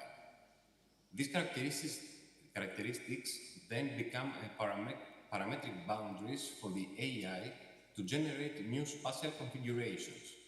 This methodology has the potential to be expanded for more generalized form recognition and the reinterpretation of existing spatial layouts. A crucial part of our research involves comparing traditional digital twins with their AI-enhanced counterparts in real-world architectural and interactive digital spaces. We're examining how AI enables self-adaptation, the ability of digital twins to change autonomously, as well as interactive agency and evolutionary design. Furthermore, we are exploring how sensorial feedback mechanisms allow these AI-driven twins to respond dynamically to changes in their environment. Interestingly, our research also introduces a degree of ambiguity through what we call AI-driven hallucinations. By allowing controlled freedom in the AI latent space navigation, we can facilitate instances of transformational and combinational creativity. This speculative approach allows us to explore a vast, high-dimensional design solution space, potentially leading to the discovery of entirely new architectural archetypes. Crucially, when we explore the creative potential of AI, our methodology also ensures authoritative human control through a modular workflow. We believe in a symbiotic interplay between human intentionality and computational logic. This collaboration leads to what we term semantic hybrids, synthetic constructs that bridge the gap between traditional analog and the evolving digital semiotic systems. Zooming out, we can see digital mutations as part of a broader conceptual shift in digital representations. We situate these AI-driven transformations within the context of performative spatiality. Digital models are no longer just passive copies, they're becoming active, generative participants in shaping our spatial experiences. This reflexive perspective allows us to consider the deeper ontological and experiential implication of these AI-integrated digital spaces. In conclusion, the integration of AI into digital doubles and twins represents a fundamental shift in how we conceptualize and utilize digital environments. Moving beyond simple static representations, these models evolve through continuous feedback loops, adaptive learning, and semantic reinterpretation. This makes them increasingly context-aware, performative, and ultimately autonomous. This transformation is not just a technological upgrade, it's redefining the very nature of architecture and spatial design, enabling dynamic and intelligent spaces that can truly respond to their surroundings. A key outcome of this evolution is the blurring of the traditional boundaries between representation and embodiment. AI-driven digital twins are not just reflecting existing spaces, they are generating entirely new spatial possibilities. This fosters a new epistemology of space, where digital environments can be seen as autonomous agents capable of self-modification rather than just passive reflections of reality. Ultimately, digital mutations represent more than just a technological advancement. They signify fundamental rethinking of how we understand spatial intelligence and representation. By leveraging the power of AI, digital twins are becoming active agents of spatial change, seamlessly bridging the physical and virtual worlds into an interactive continuum. This, we believe, redefines the very future of digital spatiality. Thank you much for your time. I'm happy to answer any questions that may arise.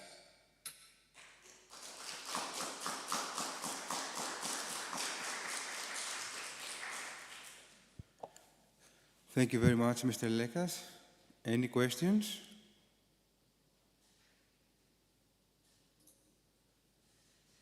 No?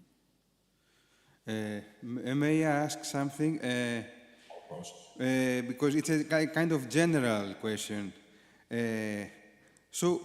What is left for humans in this kind of... because we always ask these questions in everybody that is using AI tools, but in this specific presentation, this question arises more significantly. Yeah, I totally understand. It's about a question about authoritative control. For me, the high-level question is authoritative control. We tend to think that AI tools are not just agents that exist in a general space. They need feedback and guidance from human designers in general. So I think how we parameterize latent space, I think this is the main goal of this project. And I think this is the key aspect. It's like AI is like a creative dialogue partner, for example. It's not completely autonomous, but it can also just enhance our, real-time perception of space, or even distort it. Okay, so I don't know if I covered you with this explanation. So we're not going to be replaced, right? I ask that because I get asked this very often, and my opinion is always that any kind of technology will always be a kind of tool. Maybe it will be advanced or whatever, but it always will be a tool. It cannot replace anybody. So I don't know if you agree with that. I totally agree, and I think a big part of this discussion is an effort to demystify this kind of black box appeal that AI has in the commercial, let's say, stage. Because, Midjourney or any other tool, ChatGPT, it's very appealing, but it's also a kind of black box. You cannot delve inside and, easily find out what makes it tick. So by utilizing open frameworks and modular workflows, allow the designer to delve deeper and have a more nuanced relation with this tool. And ultimately, I think for me, it's kind of use it as for not the intended purpose. I think there is power to that, a heretic use of the tool. Okay, very interesting, all this discussion. Thank you very much. We can now proceed to the next talk.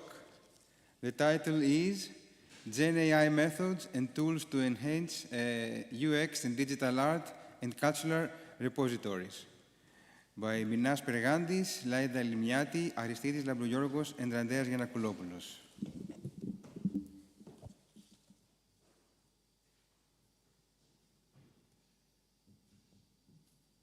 So, good evening, everyone. My name is Minas Pergandis. I am a postdoctoral researcher in the Department of Audiovisual Arts, and this is my colleague Laida Limiati. She's a PhD candidate for the same department. We will be presenting today our research named Generative AI Methods and Tools to Enhance User Experience in Digital Art and Cultural Repositories. So what is generative AI? A brief overview. It is basically artificial intelligence that produces texts, images, code, video, audio, content in general. The way it learns is through studying existing data and identifying patterns and relationships between the various aspects of this information. And this is a somewhat new version of artificial intelligence that was made possible through the transformer encoder-decoder model, which is a neural network architecture that can study the relationships of the various elements of inputs and outputs simultaneously. So it doesn't study it in a serial manner. It can study multiple terms at the same time and reach conclusions that are, or reach statements that are more comprehensive of the whole representation that the information carries. So the basic way we work with generative AI is by introducing a prompt. We all know it from chatbots and other such services. And then it will produce an output mimicking reality, mimicking content generated by other humans or by even AI. So in the realm of art and culture, it can find application in terms of content comprehension, in terms of creating engagement, assisting with curation, and analyzing user behavior, among other things. So powering generative AI is a very expensive thing. We need digital resources, we need CPUs, we need advanced GPUs, processing units, processors, a lot of memory, a lot of disk drive. And then beyond digital resources, we also need a vast amount of data. We need huge data sets, varying a great deal of different scientific fields. These data sets should be representative, they should be complete, and then it's very hard to store them and even harder to acquire them, to create them in the first place. And also you need specialized expertise. You need specialists to create the algorithms, the mathematical algorithms, the computational algorithms, the logical algorithms that will manage to produce the final content. So you need an enormous investment in both time and money. And art and culture institutions like galleries or museums or even art marketplaces or individual artists do not have this type of time and money to build their own generative AI models and infrastructure. So a solution to this problem that will make the use of generative AI accessible even to low or mid-scale projects is using application programming interfaces to connect to third-party services which offer this type of generative artificial intelligence models. So following the standards of API use, which is the REST architecture, we make a request on the third-party service, and then this request is answered in the form of a data structure, usually in JSON format. And this type of third-party service is offered usually by a vendor, a big corporation, and you can get results by paying a small fee, or even there are free tiers. We will discuss them as we go. So this way, a small application of a content provider may use the API to gain access to the capabilities that would otherwise require huge infrastructure in resources and money and investment and time investment. Okay, I will give you a little about the background. So when selecting an AI model for a specific use, whether it's customer service, creative writing, or image generation, we need to check that its capabilities are essential for what we need. So in this essence, we are checking the output quality. So this refers to how well the model performs in producing results that they are reasoned, creative, tonally appropriate, and they are of high quality, whether this is image or text. Of course, every model or every system comes with its limitations. In this context, this might be the request boundaries or the context window. Context window is how much previous conversation or input can it remember the system and work with this effectively. Also, it is the control that we have on over the model's behavior. So if we are possible to fine-tune the model on the specific domain data that we need. Also, it is the performance, how this includes the speed, how fast does it generate responses, or the latency. So for instance, is it suitable for real-time interaction? Or, and these are critical for applications like live customer support or embedded systems where response time affects usability. Another aspect that we should look at is the language support. If we're building for a multilingual audience, we need to evaluate if the model understands and generates high-quality text in the target languages, and how well does it handle localization, because some languages might be easier for the model than others. For instance, Greek might be a more difficult language than English. So then, in general, we should take into account the task that we want to perform and the context of it. So sometimes it's better to choose different models for different tasks, or combine models. This is where we will use multimodal models. So another aspect that we should also check before we choose a model, it's the cost. We need to understand the cost because the cost is also important because we need something that is value for money, because this is one of the benefits. That's why we will use an API instead of fully developing or self-hosting a model. So the methods can be pay as you go. So this is you pay what you get. This is good, it's flexible and scalable, and you can divide it according to your needs or change it as you go. It is also the subscription. This offers usually predictability when it comes to budget, because you will have a subscription based on a monthly basis or a yearly basis. There are also then the units of payment. So this can be tokens, which might be, for instance, a number of words or characters when you perform a request, or requests. For instance, if you want to ask for an image generation, then also it might be divided if you want a high-quality image or a low-quality image or the type of image that you want. Also, a good idea, but that might have a problem in performance, let's say. It's that we can use free trials. These free trials might be, let's say, that we have full access to all the features for a specific period of time, like 14 days or 1 month, and then we need to buy, but in this way we can test it.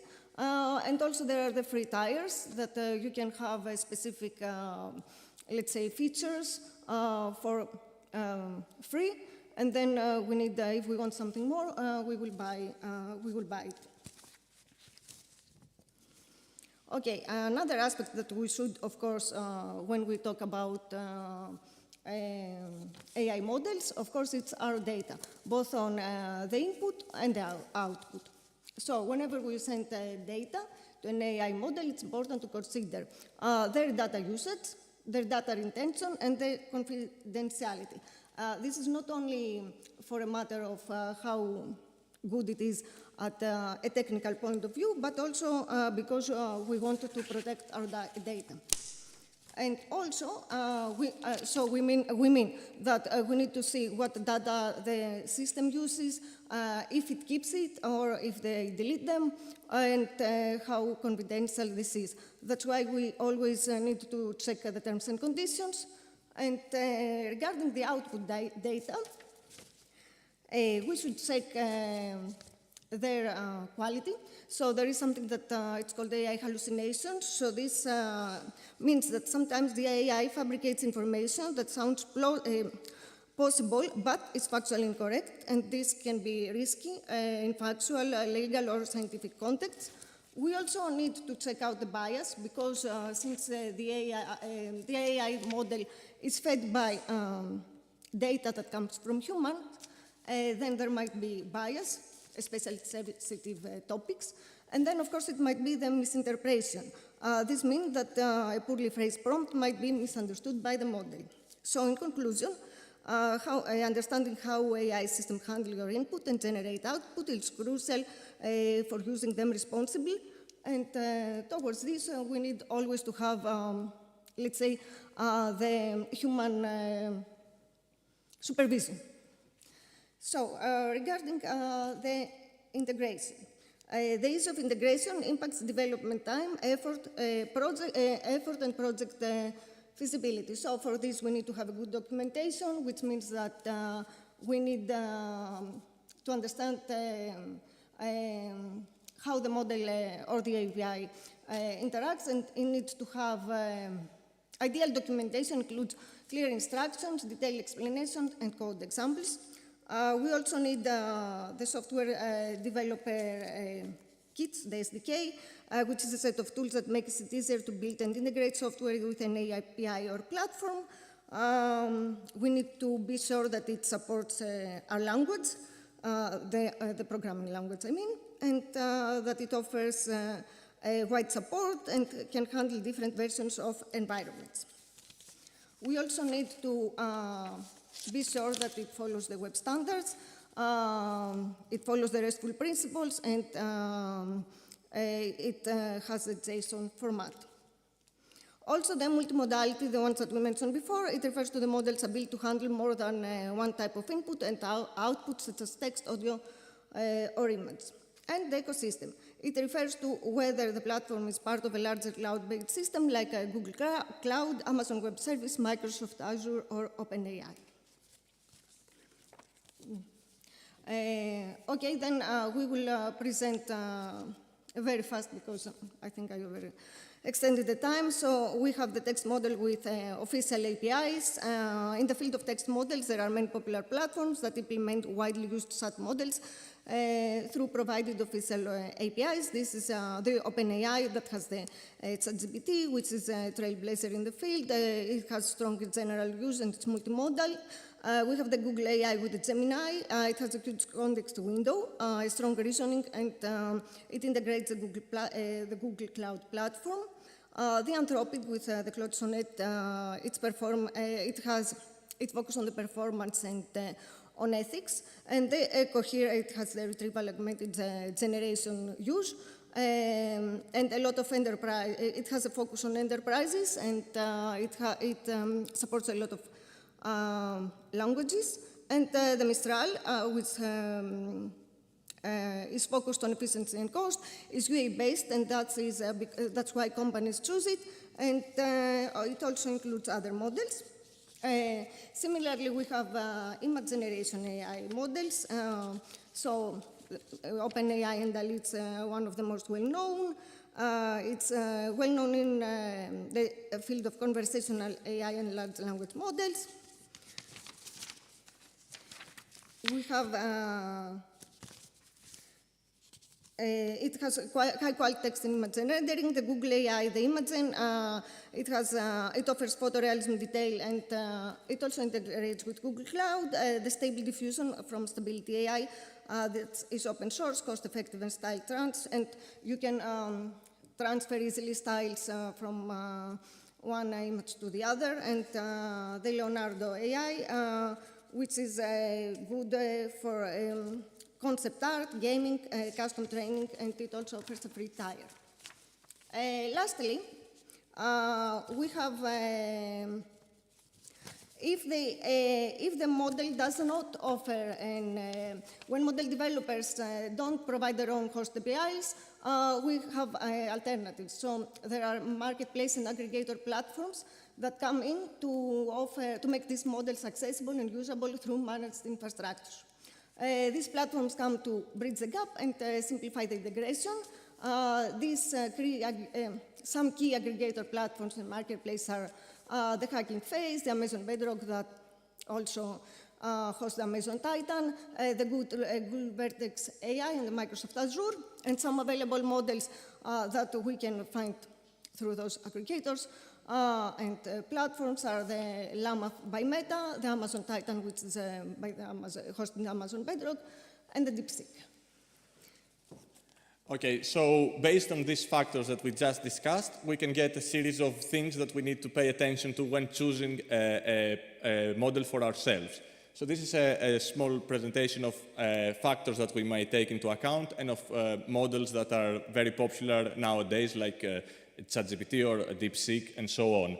It is very important to note that which model we need to choose firstly comes from the context of what we're trying to achieve. So the most important thing is what we're trying to do. But in order to form a baseline of understanding, we had a small generation of scores for models, which was also generated through AI. So this is AI sort of grading itself based on documentation, based on user reviews on the web, and so on. And we do get a small idea of the strong points and the weak points as presented by the models themselves. But at the end of the day, you need to both plan for the task at hand and make a lot of trial and error, see what works for you and what does not. So in the specific context of art and cultural repositories, one of the major aspects of generative AI use is the usage of providing a richer context. So this richer content can include accessibility features, like creating image descriptions for images that do not have them, or short summaries, easy-to-read versions of larger texts, audio, text-to-speech. Also, paying attention to other languages. It's a lot of work to create content in different languages, but the generative AI can help with a draft translation, so you can do, a human supervisor can do the actual translation in a much shorter period of time.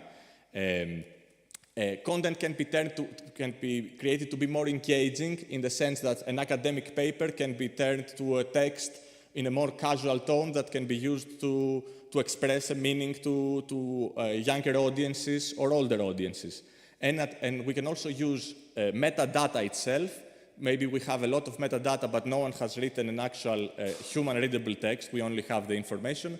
The generative AI can help connect the pieces of this information and create a short presentation, a short narrative for us to present to the user. So the second thing is pursuing engagement, adding interactivity to the experience of the users, to the user experience. This can be done through chatbots.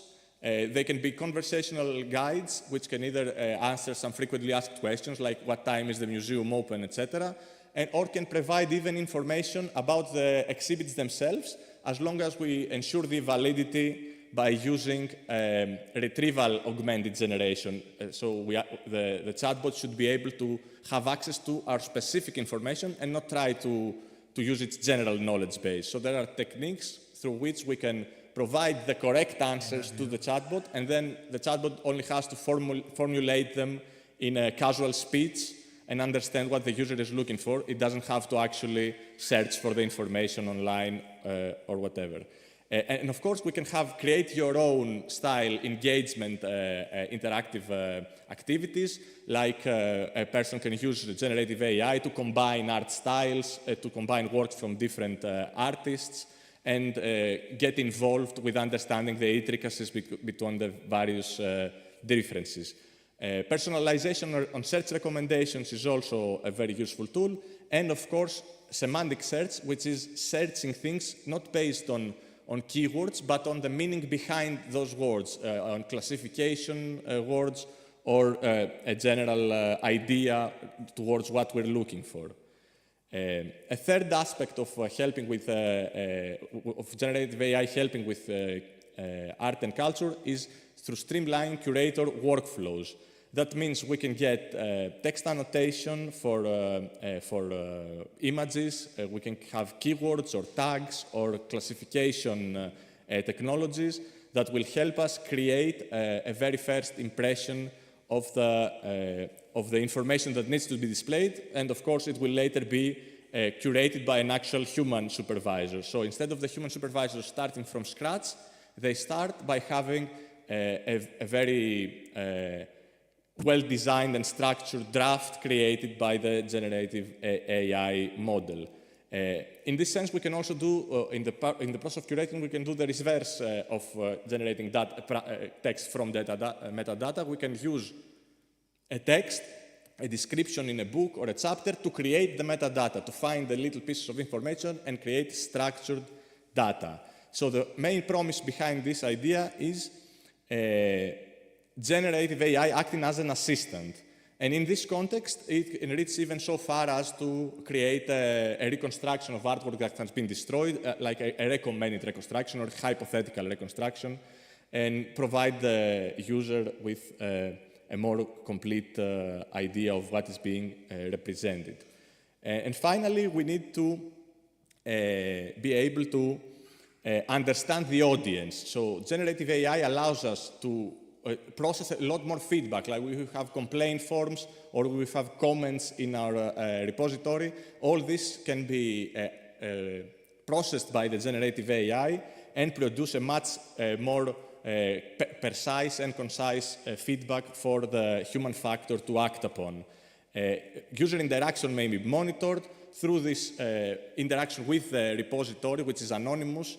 We can create archetypes, we can create what we call aggregate profiling. So we have an understanding of a group of users instead of the individual. And through this understanding of a group of users, we can make sure that the experience we're offering suits the specific user at this time without actually profiling them as an individual. So we understand that this type of user acts in a certain way, and then we find the whole group of users that act in a certain way and understand their needs and cover their needs based on that assumption. At the core of using AI technology is its responsible use. We must pay attention to certain factors. A very important factor is end-user privacy and security. We need to comply with all international rules like the GDPR, we need to protect the user data, we need to use cryptography, and we need to use APIs and services, third-party services, that also respects the same principles that we ourselves are trying to respect. So it's very important to read the terms of service of the third-party services as well. We need to have AI content transparency. When we're offering something that is AI generated, this needs to be clear to the user. So if a chatbot is a generative AI chatbot, it needs to say that you're talking with an artificial intelligence. There is no person behind the chat. Or if a text is a draft text that we're publishing before human curation, it needs to be clearly labeled as a work in progress and a generative AI produced content. The whole point behind all this is that the generative AI is trying to enhance human activity. It's not trying to replace human activity. It's trying to act as an assistant. It's trying to make leaps in productivity. It's trying to make the curator, the human curator, have a more easy way to control what comes out to the visitor.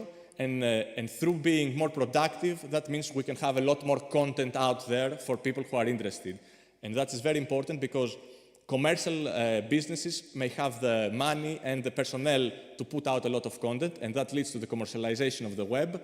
But smaller institutions, like art institutions, cultural institutions, can use generative AI to sort of catch up in productivity and then be able to produce more content than they would have been able to produce otherwise. But it is very important for the human factor to be there, especially in culture and art, where it is very important to have valid information. We need to respect the provenance. We need to respect there are dates, there are people involved. It is not a hallucination. It's not something that is easily ignored in art and culture. It is very important that everything that comes out from the website at the end is valid, and towards that step, human supervision is important, and of course, always using retrieval augmented generation and not just general purpose generation. This is a final overview of what we discussed today. It is important to harness the power of AI for our benefit. What we choose as a model or as an API depends on our task, on what we're planning to do. There is a lot of application in the field of art and cultural repository, but all this application comes as an augmentation of the human expertise. It is an AI as an assistant to the human curator. And of course, address all security and ethics considerations, and keep our modules up to date, because this is an emerging technology and everything changes month by month and week by week. Thank you very much for your patience, and you can ask any questions if you want.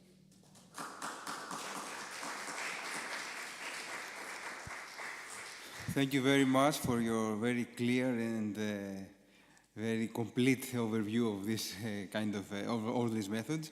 Do we have any questions?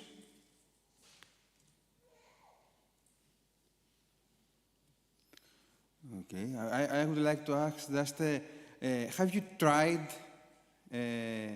any of these, all these methods together to do what you said in the beginning? So, have you created this? We have worked with generative AI APIs. It is good to create. It actually works. It actually helps a lot with curation. We had a project with audiovisual events from all around Greece, which we used generative AI to produce metadata and produce summaries. And all this made it possible to have tens of thousands of instances, all gathered from the World Wide Web, without needing to take every instance by itself. And this process allowed to create an impression of what the audience needs, what is more popular and what is not. And, but of course, as we saw in the presentation, there are a lot of different aspects of use for it. So, and each aspect is a whole task all by itself. So in order, an art repository that would use all these techniques is probably beyond our scope at this time. You mean all together? Yes, all together is very hard. But you can focus on what you deem is more important, depending on the type of the website or service, and focus on that, and there will be solutions for your problem there. Okay, thank you very much. And now this session is just finished. We can have a short coffee break and come later for the next section. Thank you very much.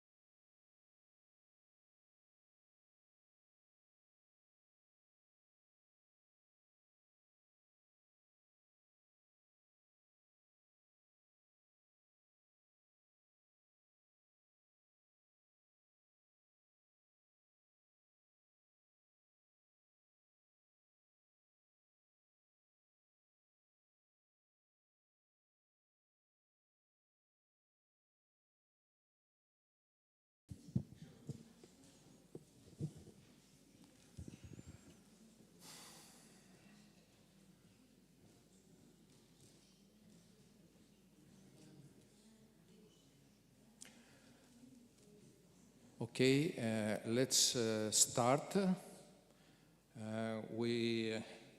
I'm Nikos Kanelopoulos. Let me say that I will introduce myself the shortest I can say, as a technartist, Professor Emeritus of the Arts Department and head of the department for about 8 years. Now we are going to be in this second section of art and technology, digital ontologies, art, afterlife, and hyper dimensions. We are taking off, in other words.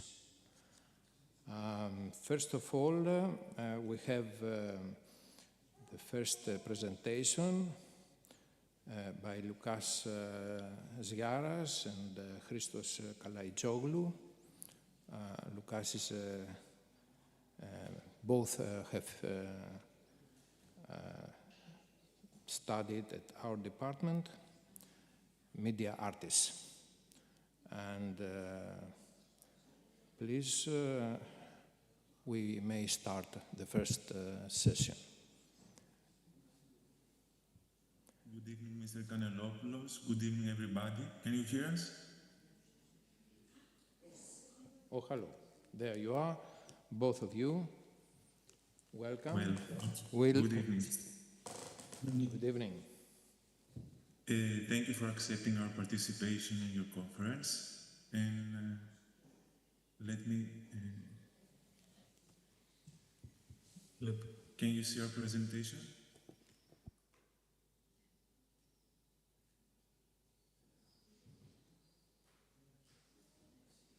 Well, from the biblical command, let there be light, to contemporary photonics and fiber optics, light has never been just a means of revealing physical reality.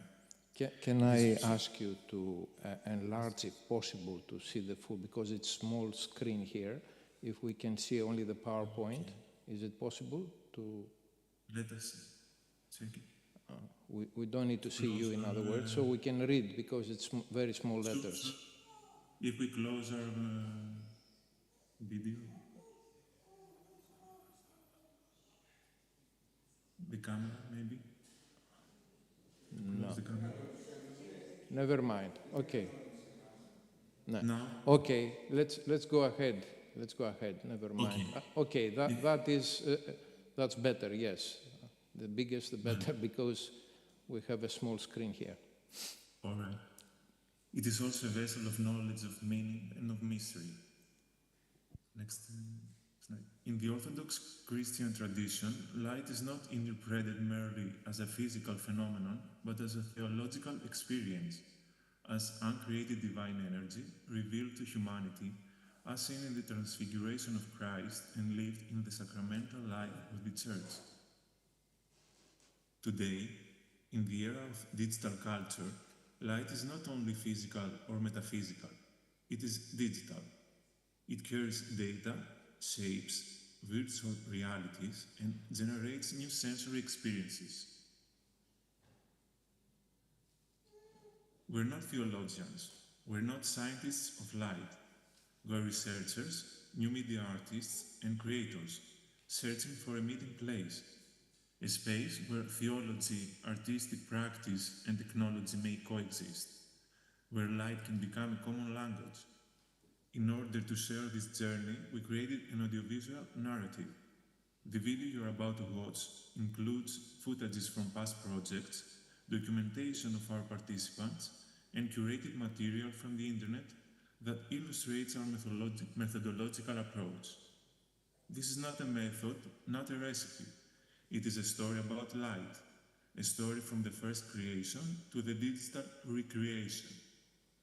Through the following video, we'll see how theology, technology, and aesthetics intersect through the symbolic and material role of light in Eastern Christianity and in today's digital image culture. We'll follow through cinematic footage, how the Lux organization creates immersive spaces of encounter and creative participation, places where spiritual experience meets new media. And we'll touch the core question, can light be more than a tool? Can it become a medium of mystagogy? Our hope is that this reflection and this posture contributes to the dialogue. Can light technology offer pathways to spiritual renewal? Can they reveal the sacred within a technological world? Because in the end, theology and new media are not opposing realms. They are partners in a shared search for truth. Light becomes a bridge between tradition and the present, between mystagogy and technology. Let's watch the video.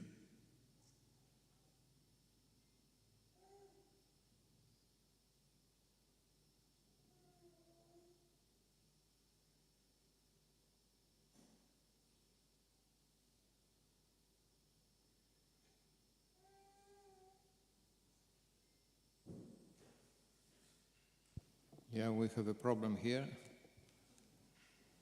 Sorry?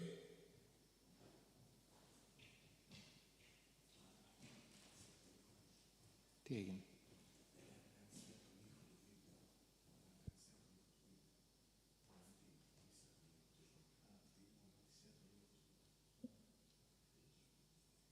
Excuse me, may I help? Yes, please.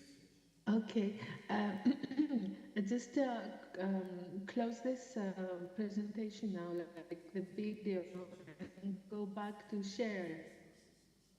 Press the share button at the bottom of your screen, and before you choose your presentation, your PowerPoint presentation or your video, you have to go on the right. It says options, and it says share sound. Can you see it? Yes, yes. If you tick that square there, I think it should work. No. Okay, right. Από τον Όμηρο μέχρι τους τραγικούς, καθώς και των φιλοσόφων, από τον Παρμενίδη μέχρι τον Πλωτίνο, είναι το φως. Αυτή η πορεία προς την αλήθεια και το φως της φιλοσοφικής σκέψης βρήκε τη διαχρονική αποτύπωσή της στο 7ο βιβλίο της Πολιτείας του Πλάτωνα, που αρχίζει με την περιγραφή της εικόνας, του μύθου ή της αλληγορίας για άλλους, του σπηλαίου, ένα από τα πιο σημαντικά σύμβολα της ευρωπαϊκής διανόησης. Η περιφωτός θεολογία της Εκκλησίας στηρίζεται στην πίστη και την αλήθεια ότι ο Θεός φως εστίν και σκοτία εν αυτού και στην ουδεμία. Ο Χριστός αποκαλύπτεται ως φως του κόσμου και στον ακολουθεί δεν θα περπατήσει ποτέ σε σκοτεινά μονοπάτια. Η γνώση αυτού του φωτός ως ενός άλλου απερίγραπτου είναι, ο άνθρωπος τη μαθαίνει και τη βιώνει όσο πουθενά άλλου στο λειτουργικό γεγονό της Εκκλησίας. Στο κλίμα αυτό της πνευματικής αναζήτησης και αγωνίας, φιλοσοφικής και θρησκευτικής, μέσα στο οποίο οι Αθηναίοι στρέφονται στην αναζήτηση του άγνωστου Θεού, έμελε το άστρο της Βιθλεέμ να φωτίσει τον κόσμο και να οδηγήσει τους τρεις μάγους στη Φάτνη, εκεί όπου γεννήθηκε το φως του κόσμου, το φως του αληθινού. Το λεξιλόγιο του χριστιανισμού είναι τυλιγμένο στο φως. Η γέννησή σου ανέτειλε το κόσμο το φως του της γνώσεως. Εγώ είμαι το φως του κόσμου. Το φως λέιζερ χρησιμοποιείται στην έρευνα, στην παραγωγή και στο εμπόριο, αλλά και σε ειδικές εφαρμογές στην ιατρική και στην αισθητική, ενώ διερευνά τη χρήση του και τις στρατιωτικές δομές. Το φως ενός ισχυρού λέιζερ μπορεί να χρησιμοποιηθεί ως όπλο ηλεκτρομαγνητικής ενέργειας. Μπορεί να χρησιμοποιηθεί για να έχουμε αιμόσταση σε ανοιχτά τράπανα, όπως επίσης η συναρμολόγηση στη βιομηχανία με συγκόλληση λέιζερ. Φυσικά υπάρχουν και η ψυχαγωγία και διασκέδαση, στην οποία έχουμε διάφορα σχήματα, σχέδια, όπως και ολογραφήματα. Η πνευματικότητα δεν είναι ο χαμηλός φωτισμός στα κεριά. Η πνευματικότητα είναι στο να καταφέρω να τα βάλω με τον εαυτό μου, με τον παλιό άνθρωπο, ώστε να οδηγηθεί ο καινούριος άνθρωπος, που είναι φτιαγμένος κατ' εικόνα και καθομοίως του Θεού. Αυτό είναι η πνευματικότητα. Οι χαμηλοί φωτισμοί, τα χαμηλά κεριά, τα γονατίσματα ή τα υπόλοιπα είναι θέμα εντύπωσης. Το δεν μπορεί να το κάνει και μια ταινία, μπορεί να το κάνει στο σπίτι σου, μπορεί να κάνει ό,τι θες. Αυτό δεν σ' αλλάζει. Σ' αλλάζει πάλι με τον εαυτό σου. Να το βάζεις με τον εαυτό σου, μελετώντας τη συνείδησή σου. Από τη βιβλική δημιουργία του «Γεννηθεί το φως» μέχρι τη σύγχρονη φωτονική και τις οπτικές ίνες, το φως δεν είναι μόνο μέσο αποκάλυψης της υλικής πραγματικότητας, αλλά και φορέας πληροφορίας, γνώσης και μυσταγωγίας. Like everyone else, I learn about what is going on in the world from the media. Η νέα θεότητα λέγεται επικαιρότητα. Η ενσάρκωση στο ακρότατο ωριό της. Η μικρή οθόνη δεν πάλι το φως της 8ης ημέρας. It's only too easy to conclude that nothing is going right in the world. Αυτό της αποκαλυπτικής όρασης που θα μας επιτρέψει επιτέλους να δούμε τον Θεό στην πληρότητά Του. Έχει μετριότερους στόχους. Φωτίζει τις 7 ημέρες της εβδομάδος, ακτινοβολώντας μας πραγματικότητα.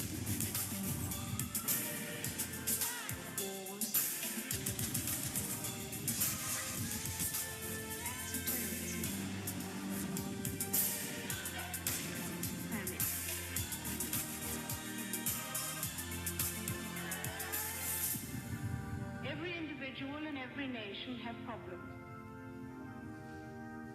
But we need life to go on, to go on. Stand up. Everything that we know is right. So that we can show the world that we are not afraid of the future. Everything we do now is helping to shape the world in which our children are going to live. The future is not only about new gadgets, modern technology, or the latest fashion. What matters even more is the way in which those from different backgrounds behave towards each other in everyday life.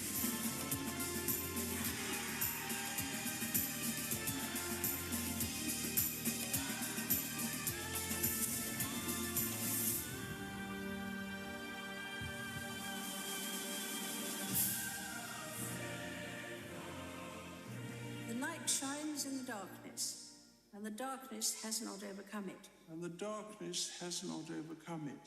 Η χριστιανική εικόνα έλεγε «Ο Θεός σας είμαι παρών». Η μεταχριστιανική εικόνα λέει «Το παρών είμαι ο Θεός σας».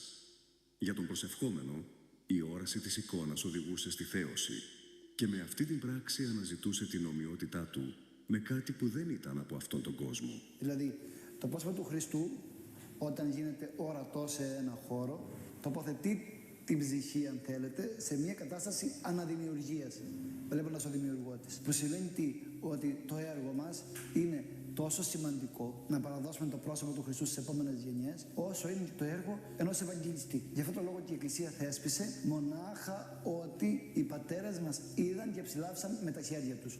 Όχι οράματα, όχι όνειρα, όχι σύμβολα, όλα καθαρά και στοικά, για να μην υπάρχει ο κίνδυνος του να ξεφύγεις από αυτό που παραλάβαμε και από αυτό που μας διδάξανε. Δεν φεύγουμε εμείς εν εκστάση από αυτόν τον κόσμο για να πάμε σε μια άλλη πραγματικότητα, να τον βρούμε, να την βρούμε ή δεν ξέρω εγώ τι άλλο να κάνουμε. Ό,τι γίνεται, γίνεται εδώ και τώρα. Αυτό είναι μια εκκλησιολογική, αν θέλετε, πρόταση για το πώς υπάρχουμε μέσα στη ζωή της Εκκλησίας, για το πώς συνδεόμαστε με τον Χριστό, για το πώς συνδεόμαστε μεταξύ μας και πάση περιπτώσει για το πώς οφείλουμε να ζούμε από εδώ και πέρα. Δηλαδή, πώς οφείλουμε να ζούμε μεταξύ μας, στις καθημερινές σχέσεις μας. Ξέρετε ότι μετά την εποχή του κορονοϊού ψάχνουμε όλοι ένα αστέρι. Κάποιον δηλαδή, ή κάποιο στοιχείο τέλος πάντων στη ζωή μας, το οποίο θα μας δώσει, θα μας μεταγγίσει αυτό το φως, ώστε μιμούμενοι τους πάγους κάπου να ανακαλύψουμε την αλήθεια.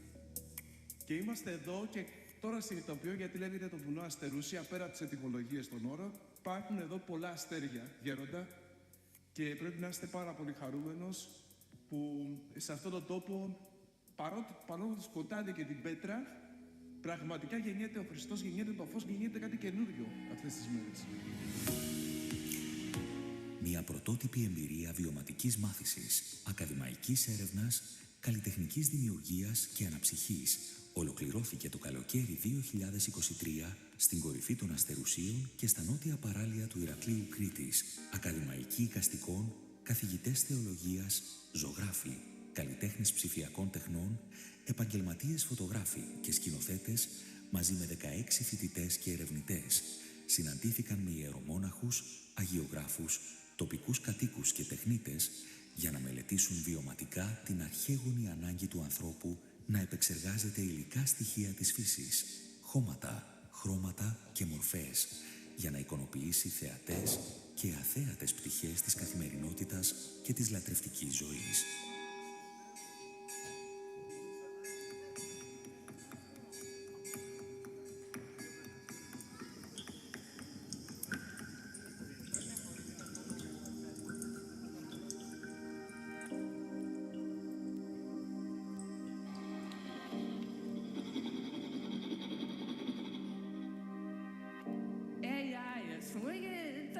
Δηλαδή όλα μέσα και από όλα μέσα Χριστός Θεός, ναι, από όλα. Εν αρχή επίησεν ο Θεός των ουρανών και την γην.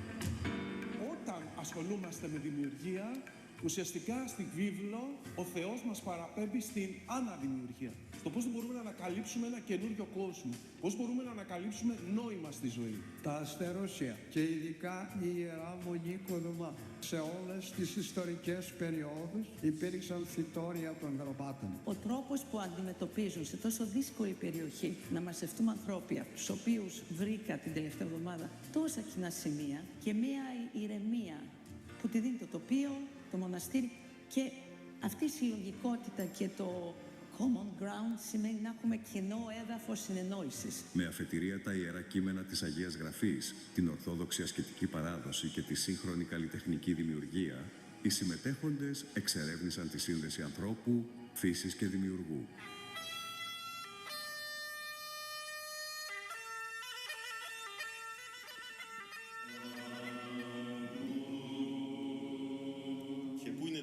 Πρέπει να είναι μία φωνή πάνω από το βου, ένα σκατοπάτι παραπάνω. Όσον αφορά δηλαδή το κατά πόσο η βυζαντινή μουσική πνέεται από τη φύση, η φιλοσοφία τους και η θεολογία τους είναι ότι η μουσική αυτή προέρχεται από τη μάκη της στην πραγματικότητα. Μία από τις μεγαλύτερες ευλογίες που έδωσε ο Θεός στον άνθρωπο είναι η ανθρώπινη φωνή.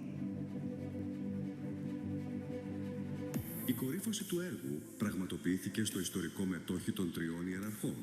Μια μουσικοποιητική γιορτή κάτω από τα αστέρια για την παράδοση, την πίστη, τη γνώση και την ελπίδα ενός κόσμου πιο φωτεινού και ανθρώπινου. Καταλαβαίνουμε και συνειδητοποιούμε όλοι το 2024 με την ανομβρία που μας μαστίζει για την κλιματική κρίση που μας ταλανίζει. Καταλαβαίνουμε πόσο σημαντικό είναι να ανθίσουμε. Όχι να προοδεύσουμε, αλλά να ανθίσουμε ως άνθρωποι, ως κοινότητες. Και πιστεύω ότι αυτό το τετραήμερο που ζήσαμε στη Μονή Κουδουμά μας πρόσφερε σε όλους μας αυτή τη δυνατότητα να ακουμπήσουμε το χώμα, να πλάσουμε με το πυλό, να ζυμώσουμε πρόσφορο, να ακούσουμε και να αφουγκραστούμε κείμενα της βίβλου με πάρα πολλή ενέργεια, ακόμα να δούμε τον ουρανό και να απομονωθούμε λίγο και μέσα στην τόσο σημαντική στη ζωή μας σχόλη, που σημαίνει απόσταση από το θόρυβο, να ζήσουμε πραγματικά ως μια κοινότητα, να συνειδητοποιήσουμε ότι όποιος σπόρος πέφτει, αυτός κάποτε θα ανθίσει. Ο Ιωσήφ εδώ στα χώματα αυτά πέταξε ένα σπόρο το 1300 τόσο και έρχεται το 2023 αυτός εδώ ο χώρος σιγά σιγά να ανθίζει νέα παιδιά, να ανθίζει καινούργιες ιδέες. Εύχομαι σε όλους μας λοιπόν να ανθίσουμε κι εμείς, ακουμπώντας πάνω στο Χριστό που είναι ένα παράδειγμα ζωής για μας, αγκαλιάζοντας τα δέντρα και εκτιμώντας το πολύ απλό νεράκι που μας χαρίζει. Και γένετο εσπέρα και γένετο πρωί ημέρα πέμπτη.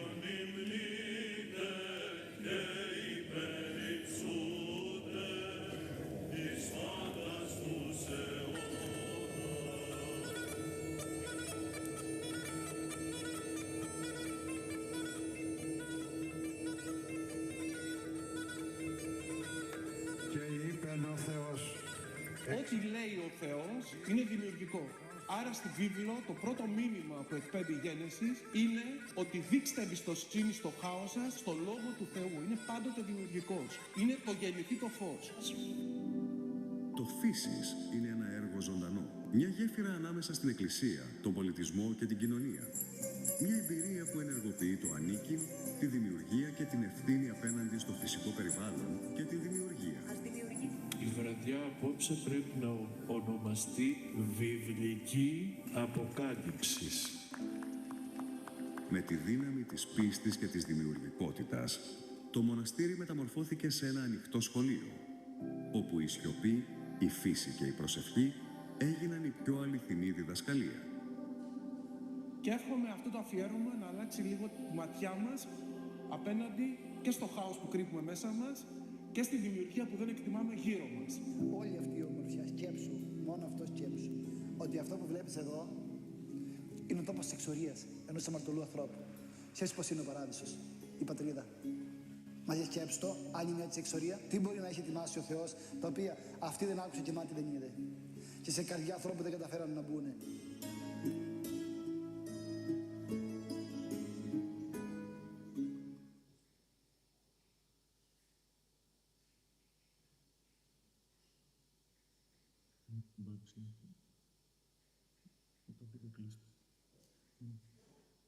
Today's creators don't just paint images.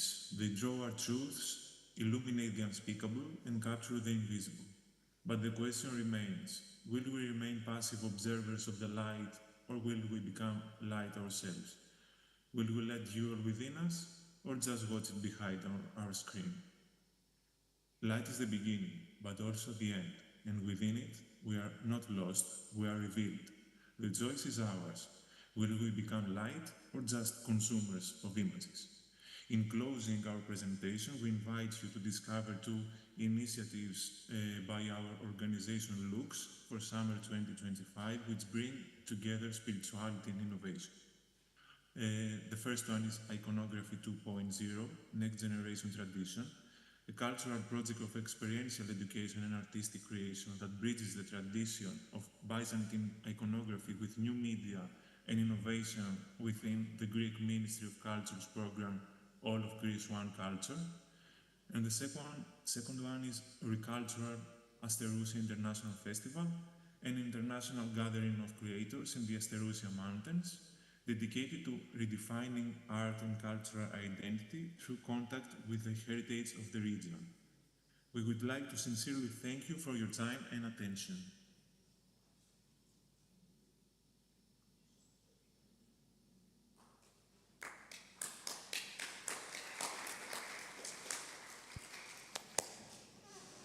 Well, we had an introduction of the intersections of theology, technology, and aesthetics through the symbolic and material role of light in Eastern Orthodox Christianity.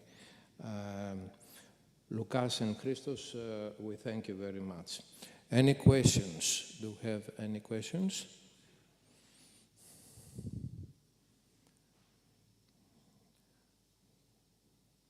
Well, we have invitations from Lukas and Christos to these interesting venues, and we may follow that soon.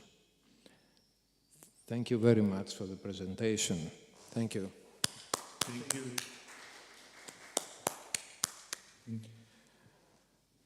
Okay, so we go to the next presentation, which I believe it's me.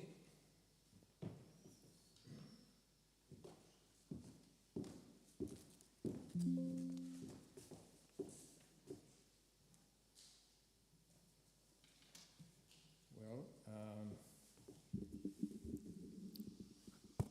okay. Okay, this is a paper that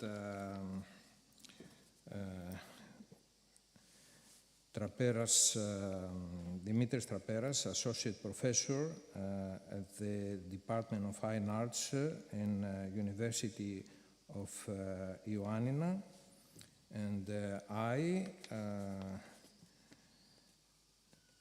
we talk about Plato and hyperspaces. We investigate that, the intersection, another intersection here, of Plato's philosophy and higher spatial dimensions, investigating potential connections between Plato's philosophical works and higher dimensional spaces, commonly referred to as hyperspaces.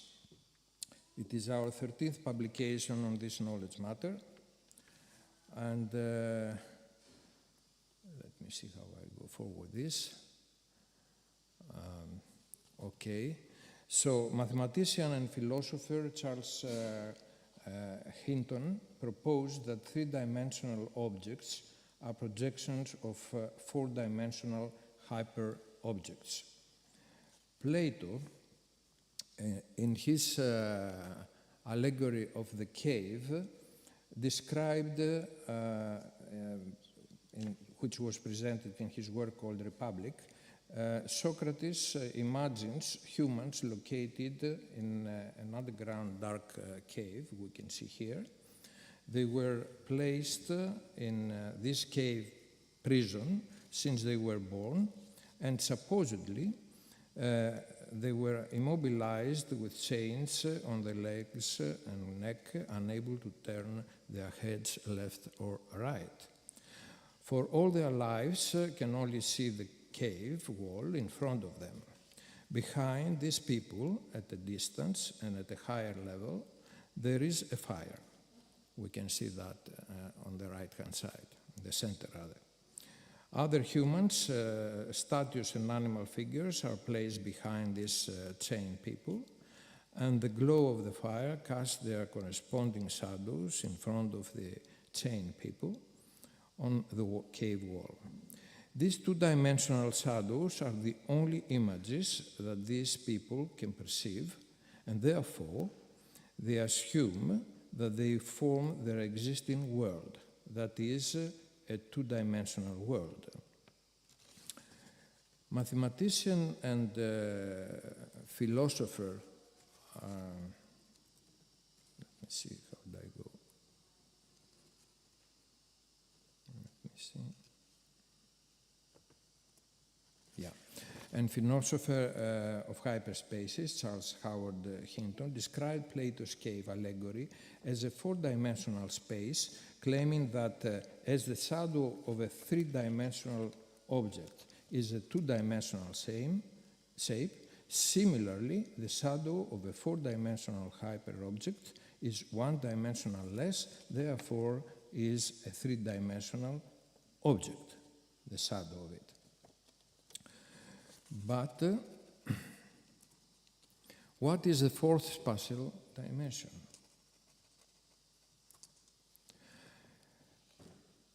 The dimensionality of a space is commonly defined in mathematics as a number of coordinates required to uniquely identify each point within that space. In four-dimensional hyperspace, every point can be distinguished by four coordinates. The null dimension is presented by a point, which we see right at the top. The first dimension is represented by a line. The second dimension is represented by a plane, and our familiar three-dimensional space is represented by the third dimension. Generating the hypercube, which is what we are after,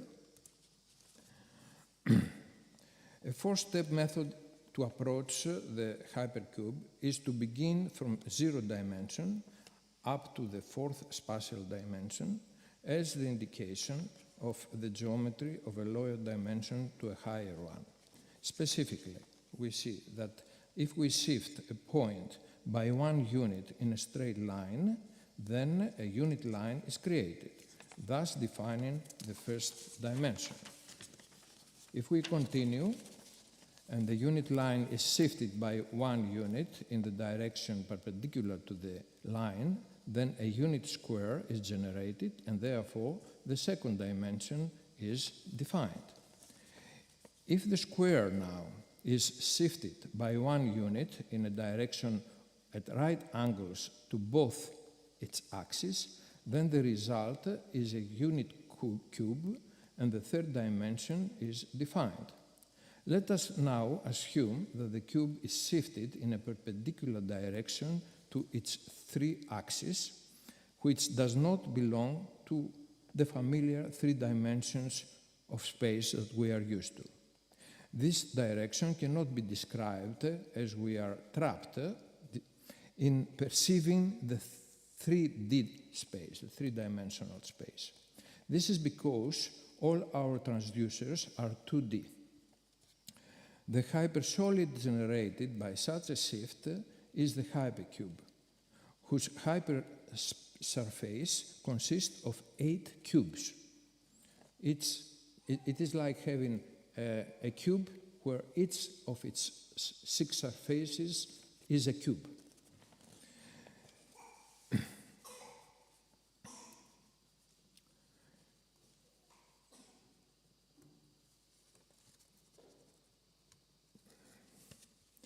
Okay, this video showcases the rotation of a hypercube in the 4th spatial dimension projected into our familiar three-dimensional space. The cube is in the 4th dimension, and this is what we see in a 3-dimensional space.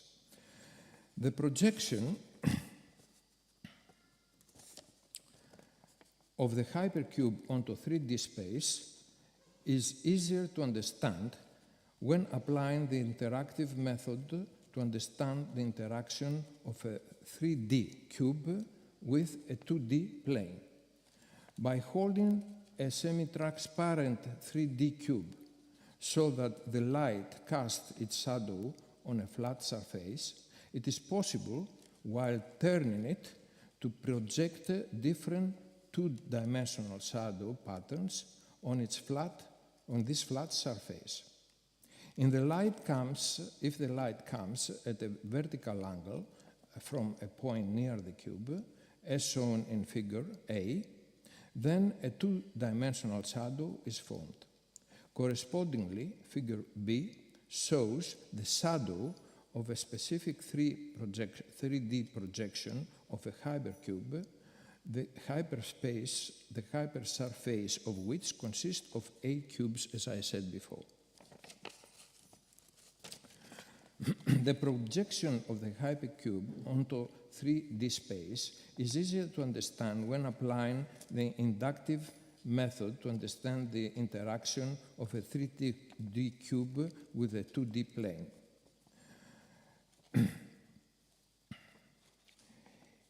In the conference of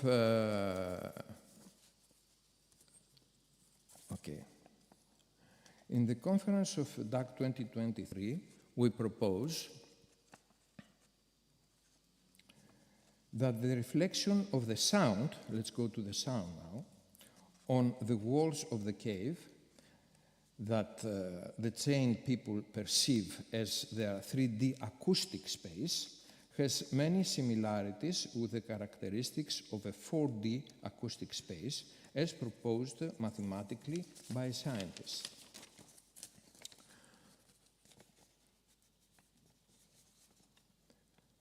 And Socrates refers in Plato's 7th book of Republic.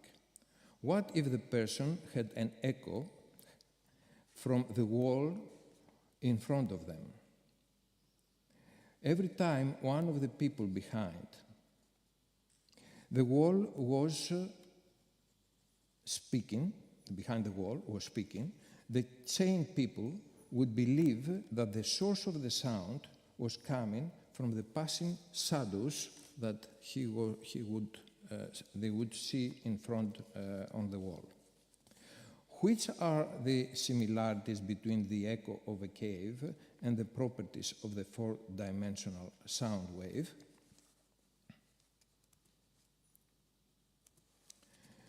When a wave is propagated in the familiar 3rd dimension, we observe that if a sound, if a source, a lamp for example, is lit for exactly 3 seconds, an observer standing at some distance from the source shall see the lamp's light lasting for these 3 seconds. The same goes for waves of any other type, as in our case, a sound wave.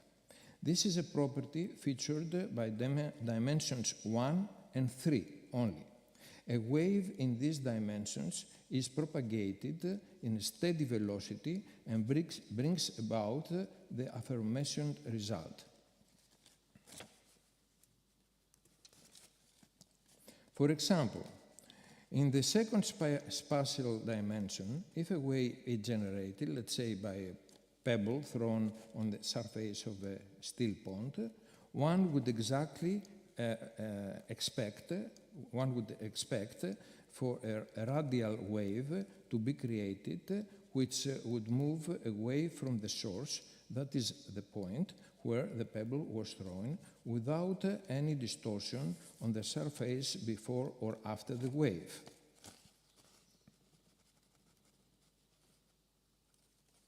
We can see that on the left-hand side. Our experience, however, suggests that the water surface will not be still within the circle. That is, the surface of the pond enclosed by the radial main wave will be distorted by waves of smaller amplitude that follow the main wave and attenuate sometimes later. Accordingly, in terms of hyperspace, we expect that just as in the case of the second dimension of space, some initial stimulation may cause a distortion which will be propagating, we see it on the right, in the form of a main wave followed by secondary waves of lower intensity. For a better understanding of the above, we develop a representation of the cave as a 4D acoustic space via an interactive art application.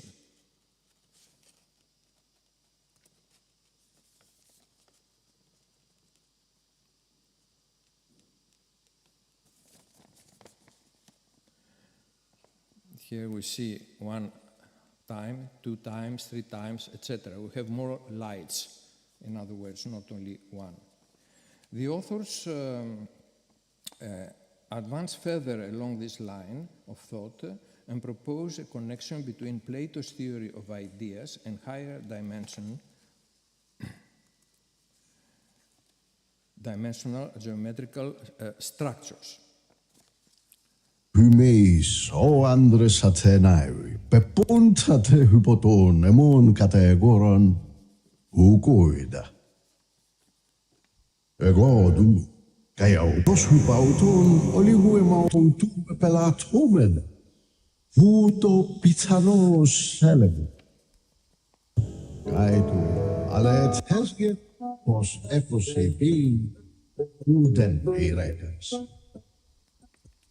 Málista de autor, hen etaulas, hon polon hon pseusan, puto en hon elegon, hos krenos on labinasta, men pofemu exapateret hos ding,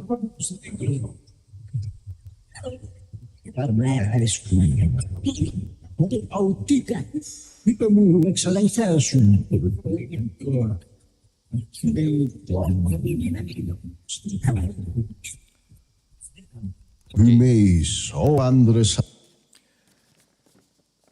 So that was the previous one about how the sound can echo within the acoustic space. So now we are saying about, we present Plato's theory of ideas and hyperspaces, which is the next connection. Plato, according to his theory of ideas, suggested that there is a contrast between the world of experience, which is made up of opinions that are often contradictory of others, and the world of science, which consists of a system of truths that are absolute and are interconnected by a bond of logical necessities. The relation between these diverse worlds is that sensate objects are in complete resemblances of their respective conceptual entities that is, the ideas.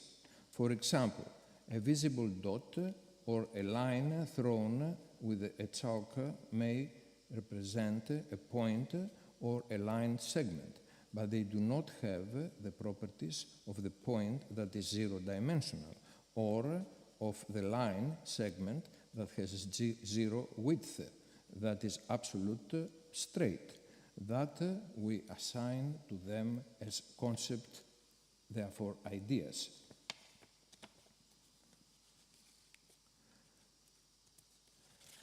In current research, we go to a different object of an Institute of Technology of Lausanne called the Blue Brain Project.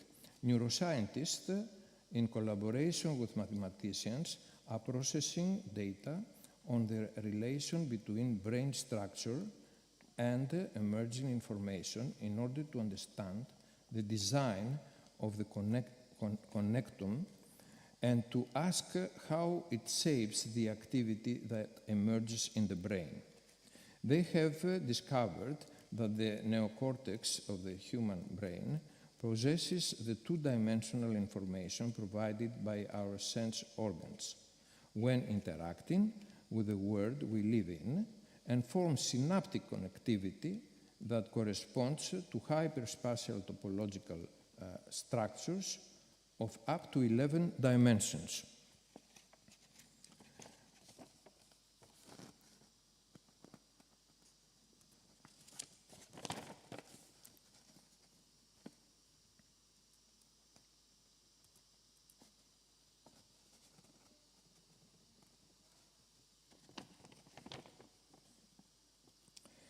As an additional connection between Plato and hyperspaces, we propose that the elements of the theory of ideas, for example, the sphere, the circle, the point, the straight line, the beauty, etc., can be recognized by the cortex of the human brain as elements of higher n-dimensional space formed as the result of synaptic connectivity of neurons. And to understand that, for a better understanding, we developed this simulation demonstrating the emergence of topological structures in synaptic connectivity in response to real-time auditory input captured by a microphone. So we speak to the microphone and we see this is happening.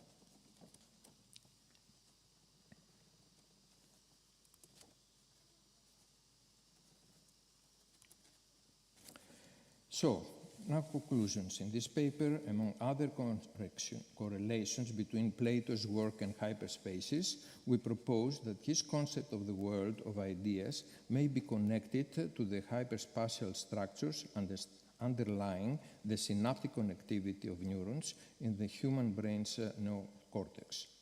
In the future, we anticipate the neuroscientists will develop a comprehensive map of the brain and analyze the processes that governs its functionality. This may allow us to uncover potential links between Plato's ideas and these higher dimension neural structures. Thank you very much.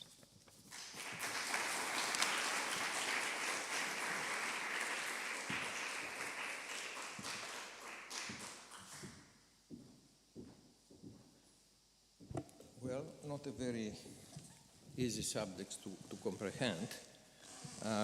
It would be easier if you had read the previous 12 papers that we do for many years now. But anyway, if you have any questions, I'm here to answer. Thank you for your presentation. It's very interesting, and your work has been very interesting to follow over the years. So my question is more on the future. Through the representation, both the visual and the audio representation, and through the connection now with neural understanding or how our brain functions, do you think, like in the close or medium or far future, we will have the capability to for future generations to better understand hyperspace, to have a concept that is not just through logic, but through feeling, through interaction? And do you think this will lead to sort of transhumanism? It's like an evolution. Right. Okay, it's obviously not an easy answer to answer this question. However,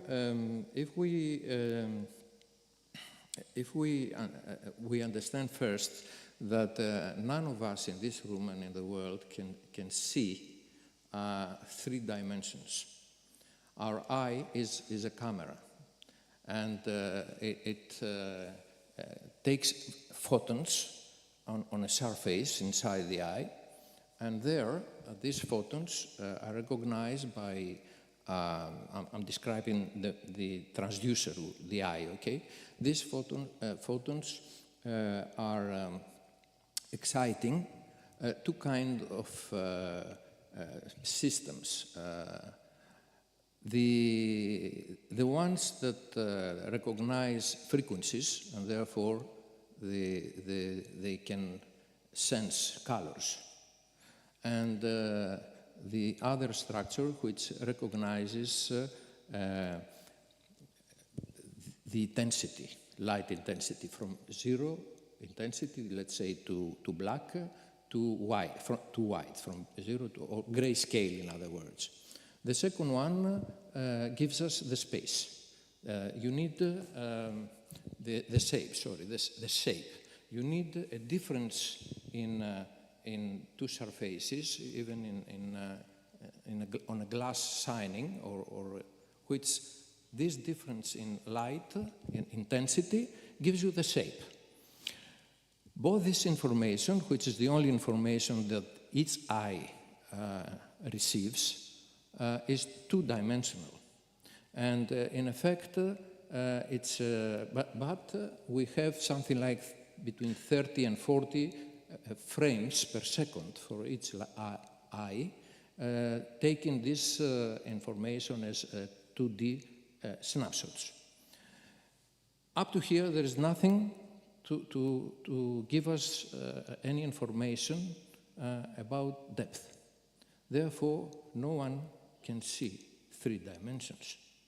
What happens then is that these signals go into our brain, and then we have processing. And the processing in the brain of all these frames that come very fast on both eyes, and because the eyes are a bit spaced, you can have a little bit, and the world is moving, or our head is moving, we get different snapshots, and from that, with, if you like, Pythagorean theorem, okay, the brain can see the depth, but not see comprehend is the correct verb. So we comprehend. Why? Because we create a model, and we create a model, 3D model in our brain. So we cannot see 3D, we can comprehend. And this is a function of cognitive, all right? It's a perception. If I ask you which hand is nearer, this or that, to you, it's impossible because of the distance to answer to me. But if I do that, then from logical inference, you understand that this is nearer because it hides the other one. Therefore, the body cannot give us information about the depth, about 3D, because the transducers, everything, touch, smell, everything, is 2D, and the brain creates a model. And when we have a baby, which was there before, I don't know where it's happened now, it's born without this database of images or sounds or you know, all kind of databases that you need. This is created after birth. So it's information that we learn, and we never stop absorbing this information until we die. It's a continuous process, okay? So it's a matter of a learning process. And what we are now, our current research is focusing upon, is what kind of lessons or syllabus we should have to exercise our brain in order to imagine the fourth space, right? Not create, in other words, the same way that we create mentally the three space. We know what the rules are, we analyze the rules, and we try to create simulations in order to help our brain to imagine and create a 4D object the same way that it creates a 3D object. Now, if this we will succeed doing or not, it remains to be seen. But it would explain many unsolved questions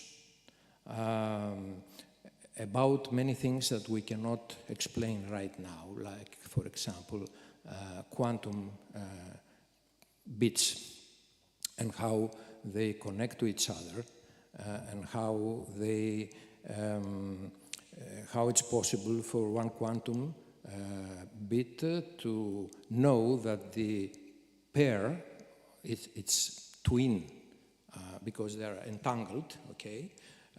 Change spin, could be an electron, it changes spin here, clockwise, and the other one changes anti-clockwise, like on a magnet you have north and south pole continuously, even though the other one might be at the end of the universe.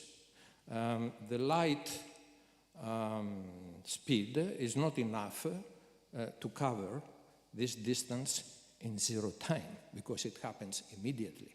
So unless a fourth dimension exists, there is no answer to this question as far as we are concerned, a lot of scientists, in other words. And it is to remain to be seen how we will explain many problems, like the one I just described. As an example, I gave that, and how we can manage to comprehend what happens in experiments, because this is what happens with science. Many times you have an experiment, it gives you something which is unbelievable. You don't know how it happens. You need a theory to connect to it. We are currently, a lot of us around the world, trying to comprehend how the quantum world works. Lately, let me say this and finish with it. Lately, we found that there are some neurons that in our brain that do not connect either electrically or chemically or any other way. And yet they excite each other immediately without no connection whatsoever, which is like a Wi-Fi in the brain, but without waves either, all right? Because the Wi-Fi, we know that we have microwaves, etc., nothing. So it must be through a different dimension, another dimension. I will not elaborate further. Later we can talk about it. Another question you had?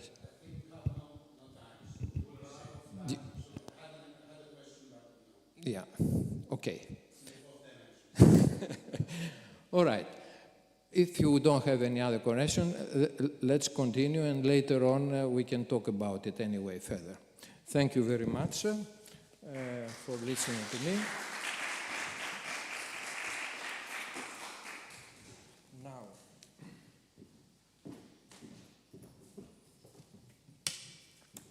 let's continue with the next presentation of Mr. Admand Hadji. Welcome. I like your hat. I don't know if it's a hat or what it is, but it looks very interesting. It's fake dreadlocks. Oh, right, okay. So he's coming from Malta University, and he's a digital artist. Thank you for coming all this way from Malta.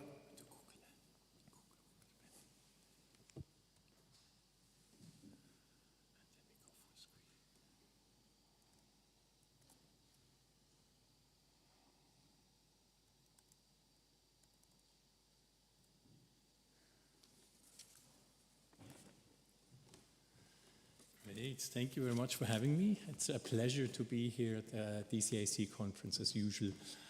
So I'll try to get a little bit shorter with the presentation in order to make up some time.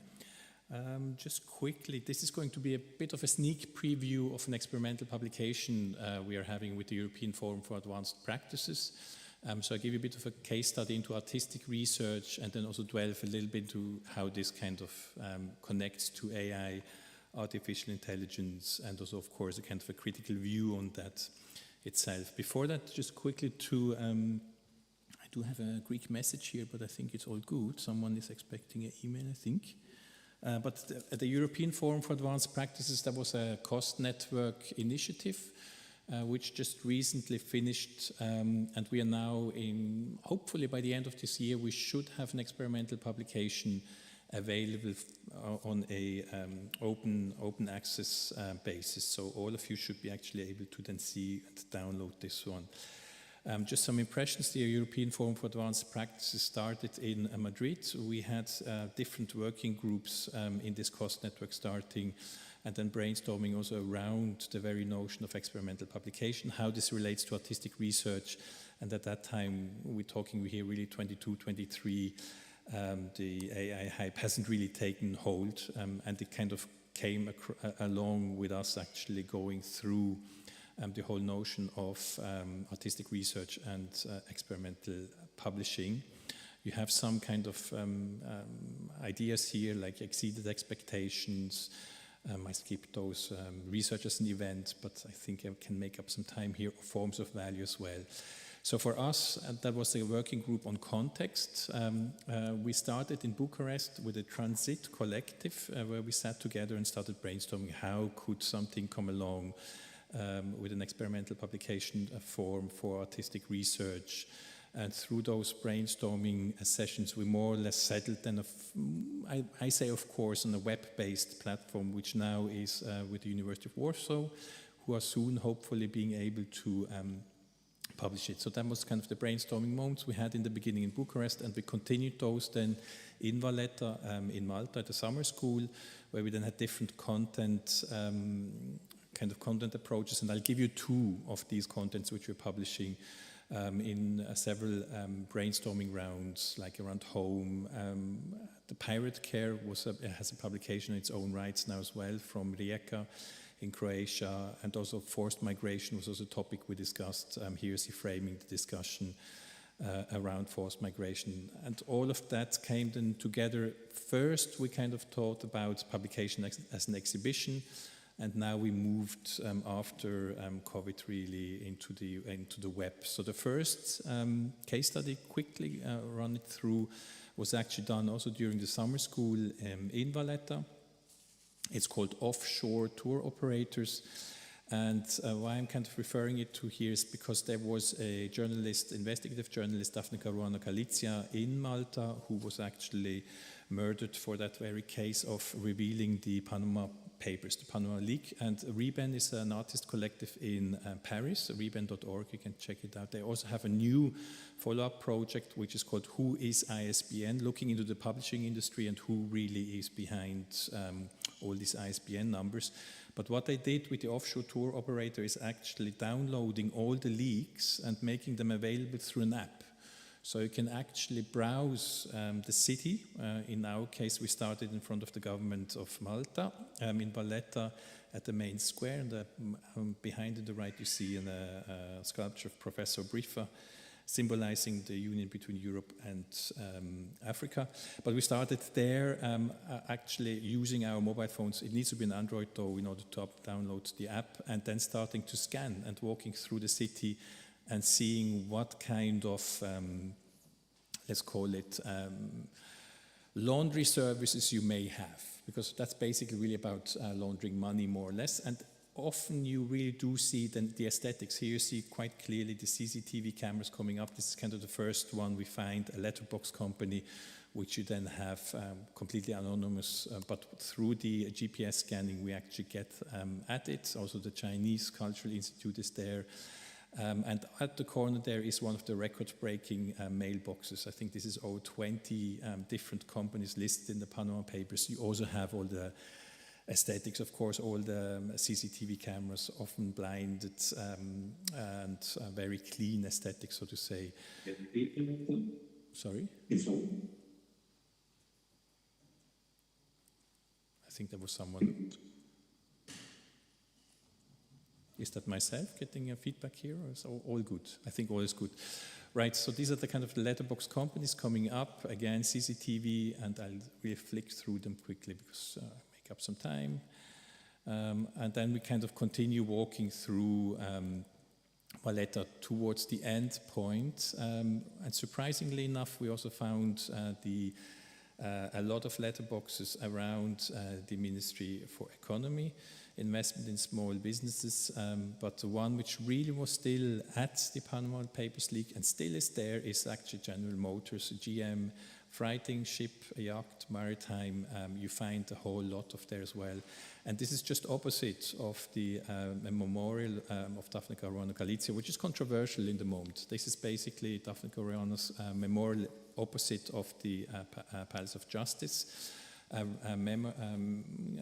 of a reminder of her being bombed in 2018 while driving the car and that's what most say, for actually, being an investigative journalist and finding these Panama leaks, terabytes of information of laundering services throughout the world. How this looks like is basically, if you look at the offshore tour operator, and this is just a quick screen video grab of how it works. You actually zoom in and it displays first a grid of all the different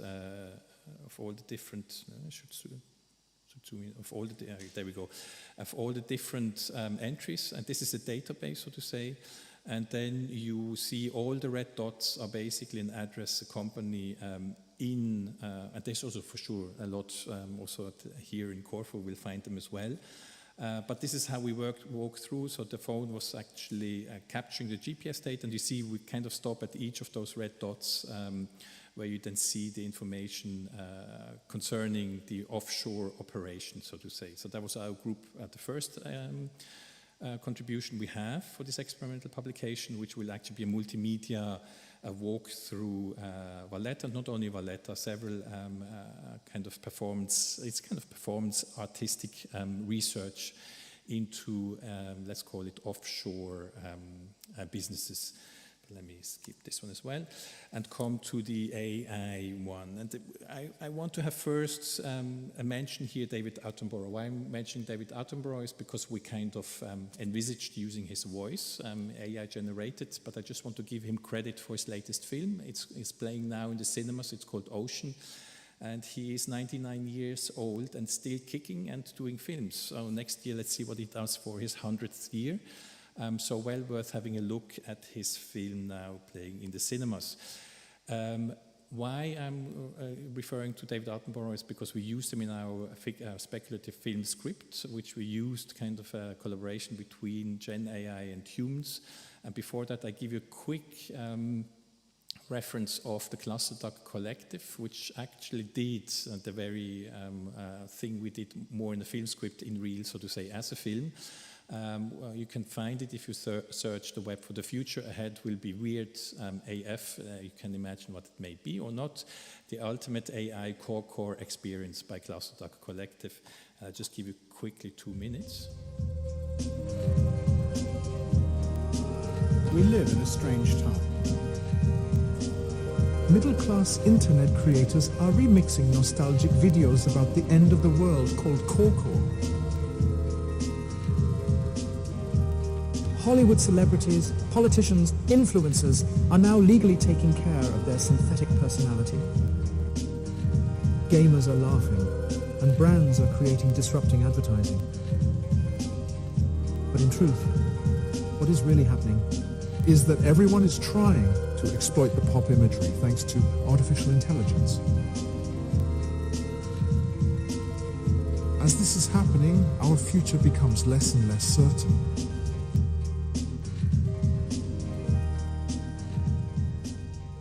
This is the synthetic voice of Adam Curtis, a text-to-voice that I made by uploading a voice sample from his documentary, Hypernormalization, on 11 Labs. As an actor, I pretend for a living. I play fictitious characters, often solving fictitious problems. I believe that mankind has looked at climate change in that same way, as if it were fiction. As if pretending that climate change wasn't real would somehow make it go away. With artificial intelligence. So yeah, you can look it up. There's two parts which the Cluster Duck Collective have been producing, and they're quite revealing about also ethical implications and legal implications of the use of this kind of deepfake technology. The sun is shining above the clouds. Now the second contribution for the experimental publication project of the European Forum for Advanced Practices. And the sun the shining above the cloud is a collaborative film script written by women, men and machines during the Coast Network Action European Forum for Advanced Practices. I will play a video and in the background, which is basically being created using the film script as prompts, using OpenAI Sora video generator. I shall leave it playing while just reading out the short. I try to shorten it as much as possible, the remainder of the paper. And there is one part which actually got censored, and I come back to that in the end of this one. But let me just get this onto full screen if that's possible. Yeah. So the sun is shining above the clouds was developed by the Context Working Group of the European Forum for Advanced Practices. The film script uses abandonment as a motif to discuss larger issues of sustainability, post-industrial adaptation, and technological obsolescence. It is conceived as a 360-degree cinematic virtual reality, so 360 CVR experience.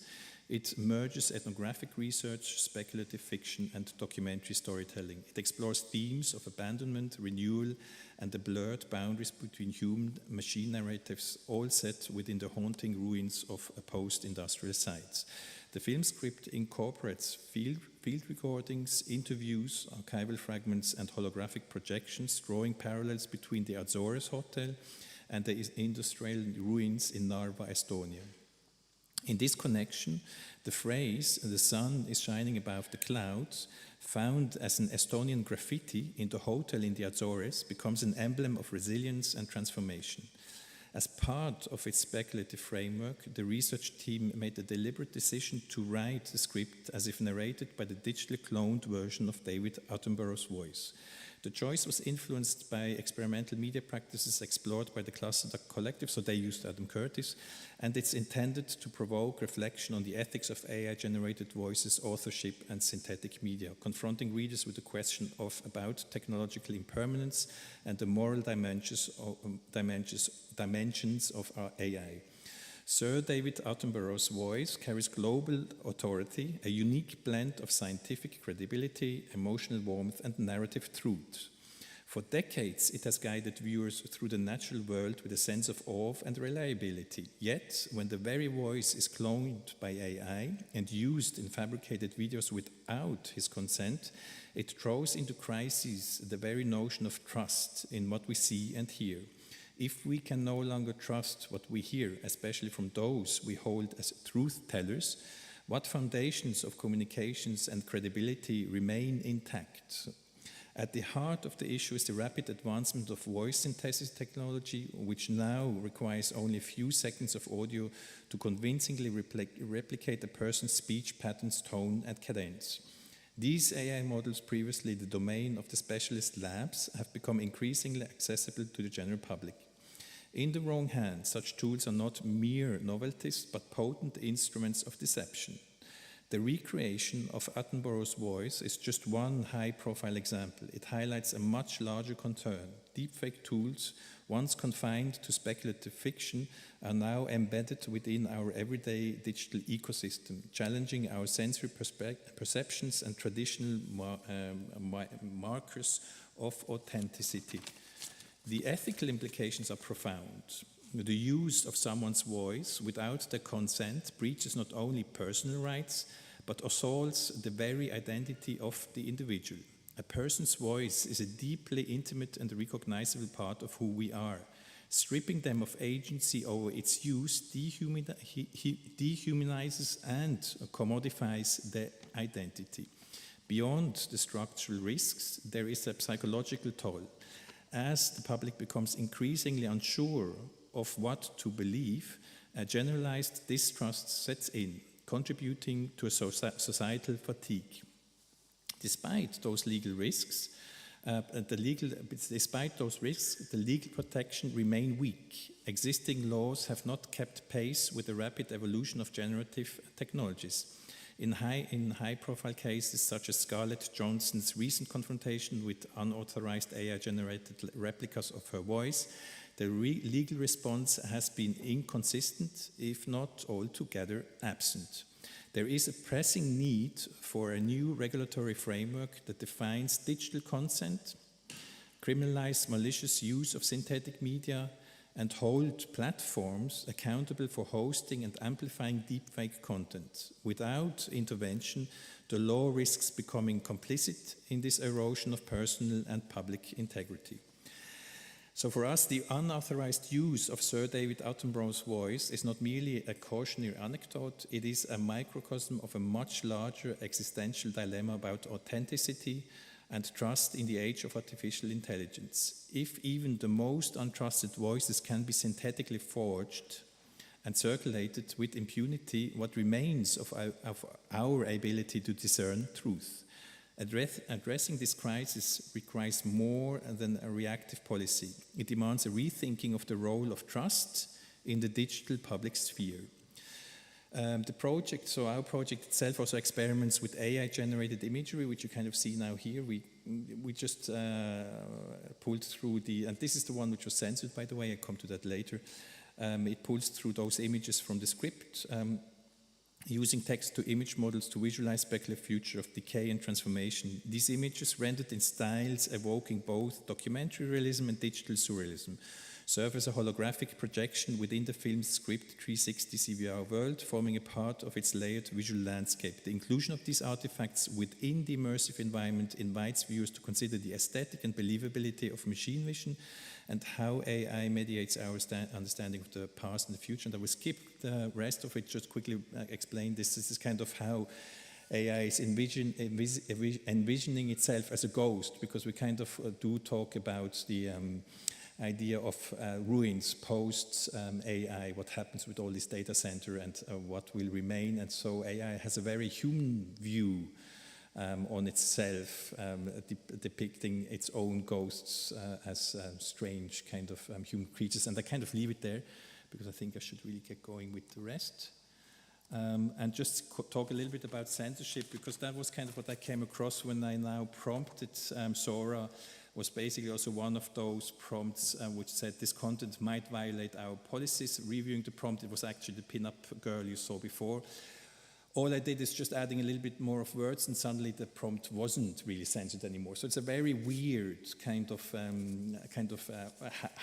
who decides what to view, and this can also be very personalized. And actually, this is quite problematic, seeing that you will be then actually targeted as individual users within this whole kind of network of neurons, if you want to say so, or the pattern recognition, what is mainly going on here in AI, which leads me to another artwork I want to reference here, The Anti-Fragile Sycophants by Adam Howie. It's well worth looking at it because he has been playing around a lot with AI image generators, especially also concerning censorship, and was wondering, how can I give the middle finger to the audience without being censored.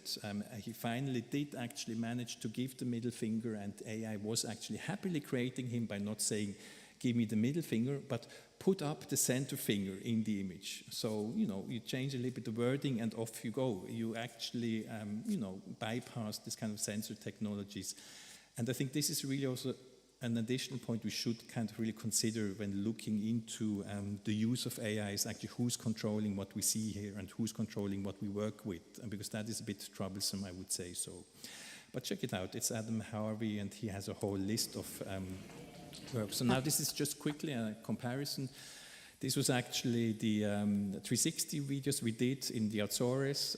Here you see, and this, of course, it's just in 360, so that's why it looks a bit strange. But down there, maybe I can put the point. Here is the graffiti. That's actually the sun is shining above the clouds by an Estonian artist or graffiti artist.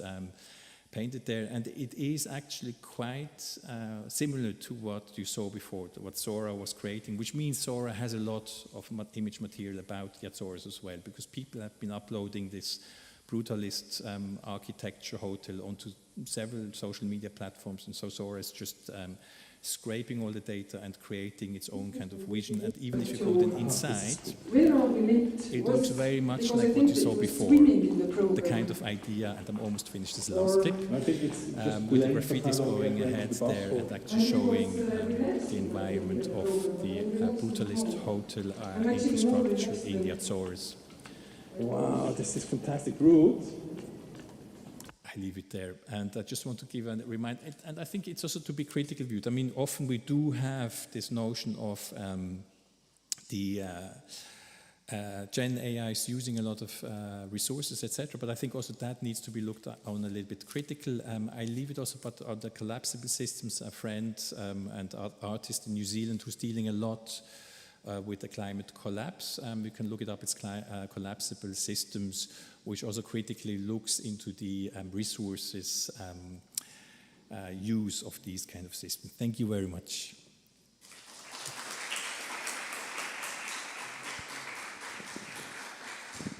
Thank you very much. Any questions? Well, I found it very interesting. You said at some point, if this technology goes to the wrong hands, I think it already has, actually. Yeah. Okay, and this creates a big, huge problem on misinformation and disinformation, which done on purpose. Various governments around the world are aware of it. And unfortunately, not everybody is interested to find out what is truth and what is false, but they try to find out if this information, either true or false, is good for them to use. And that makes it even more difficult to know and distinguish what happens in this world we are going to live in, which is going to be, I think, very messy as far as information is concerned. Yeah, totally. And I also think like the whole notion of how social networks are now being used, especially also considering these kind of truth-telling, if you want to say so. I think a lot of misinformation, disinformation, and all of these kind of aspects are actually much quicker spreading over social media. And that's a little bit a shame, because I think it's also, especially, I would say, the youngsters are much more endangered than myself as an oldie, so to say. You know, we have been growing up with a critical view on the kind of media landscape, where social media is totally taking that apart. And I think a lot of social media users, they believe the truth on social media as fake much quicker than those who grew up without social media. I think there is something to be looked into there as well, this combination of AI and social media. Yeah, this is much more dangerous technology than robots, etc., etc. Totally. Yeah. This is very dangerous. Anyway, thank you very much. Cheers. Okay, let's move to our last session. Maria Athanasescu, an art historian, is going to give us this presentation. Hello, Maria. Hello, I'd like to thank you very much for chairing this session and having me here. And also, I'd like to thank all the previous presenters for the great insights they shared with us today. This paper discusses glitch art within a context of loss, memory, and impermanence. Roland Barthes in Camera Lucida reflects on photography's connection to death, exploring how the art form creates a unique aesthetic of loss. Photographs and art in general aren't just visual images. They are emotional time machines that can take us back to moments of joy, sorrow, love, and everything in between. The Latin counterpart of trauma is punctum. In his definition, Barth describes its qualities as scattered with sensitive points that pierce and affect him. According to him, the concept of the punctum can be explored within contemporary culture. What he seeks to reveal, what he seeks to reveal in photography can also be examined concerning glitch art. In his book, he discusses photography as the medium through which the punctum manifests. However, this idea extends beyond photography to include modern media technologies, as every medium inherently contains its glitches. Glitch art is an artistic practice that embraces these digital errors, corruption, and system failures to create works that challenge our perceptions of technology, memory, and permanence. It exploits digital malfunctions such as pixelation, compression artifacts, system crashes, or corrupted data, to produce unique visual and auditory compositions that engage the viewer in new and often unsettling ways.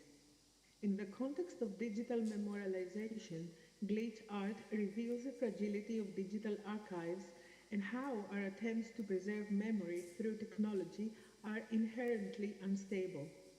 The disrupted digital image functions as a reminder that technology, like human memory, is vulnerable to decay. Just as human memory deteriorates, digital files degrade through bit rot, format obsolescence, and server failures. At the heart of this exploration in Barth's concept of the punctum, a term he uses in his famous book of 1981, to describe the accidental detail in a photograph that pricks or wounds the viewer, evoking a deeply personal affective response. For Barth, the punctum is not about symbolic meaning, but about emotional rupture. It's the site where time and death touch the viewer through the image. And this paper extends Barth's theory into the digital sphere, proposing that glitch functions as a form of digital punctum, an unintentional rupture in the image that reminds the viewer of loss, failure, and temporality. As Barth writes, the photograph is literally an emanation of the referent, and when that referent is digitally fragmented or corrupted, the emotional wound is intensified by the technological medium itself. Artist Rosa Menkman explores how glitches can represent fragmented or fading memories.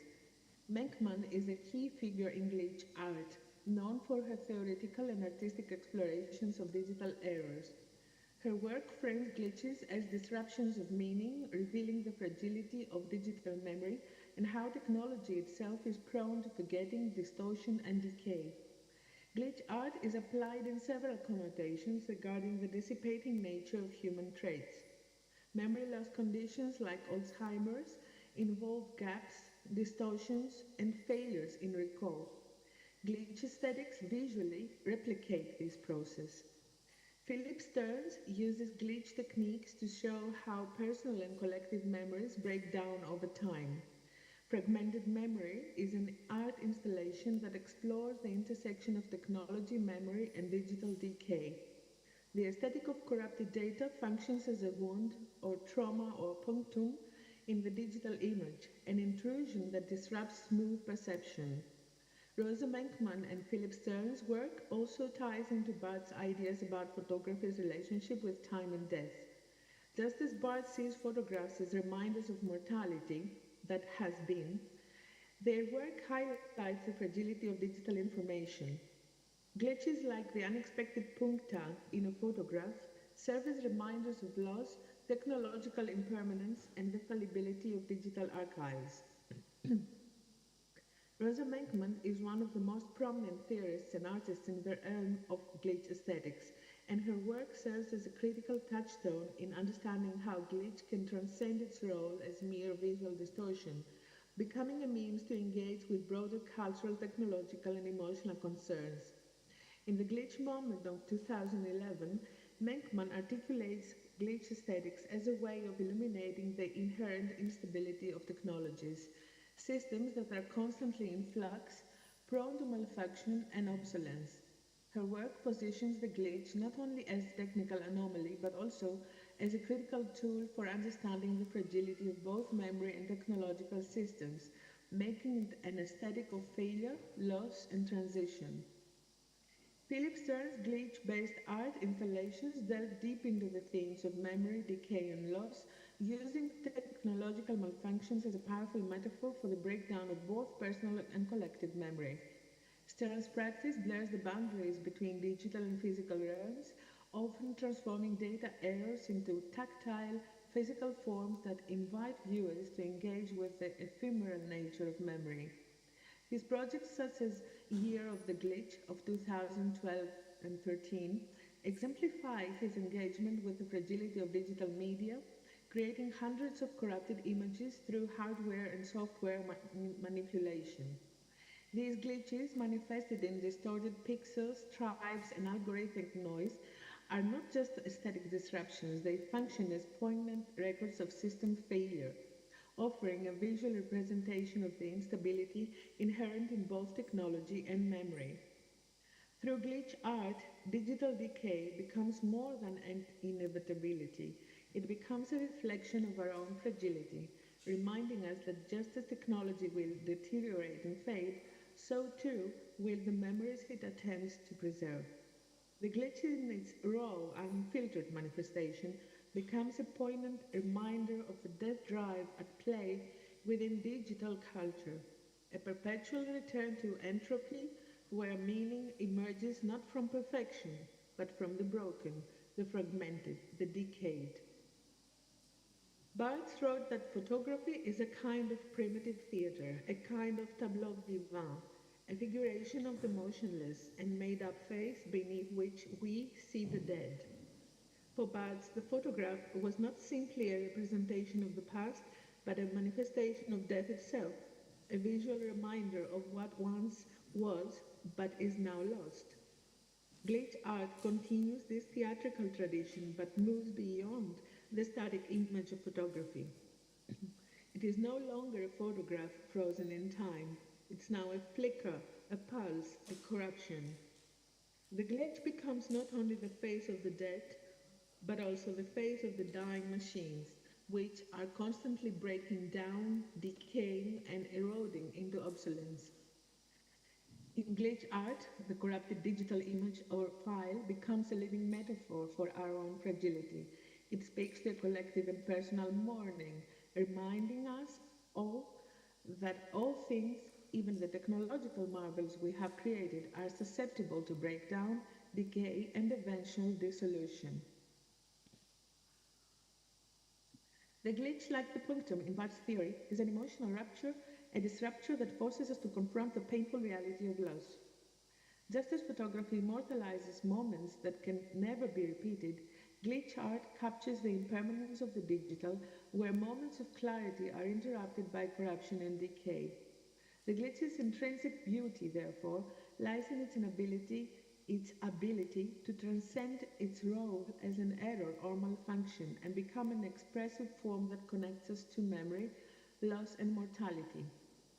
Stern's fragmented memory extends this exploration into the physical realm, where digital signals are translated into tactile forms.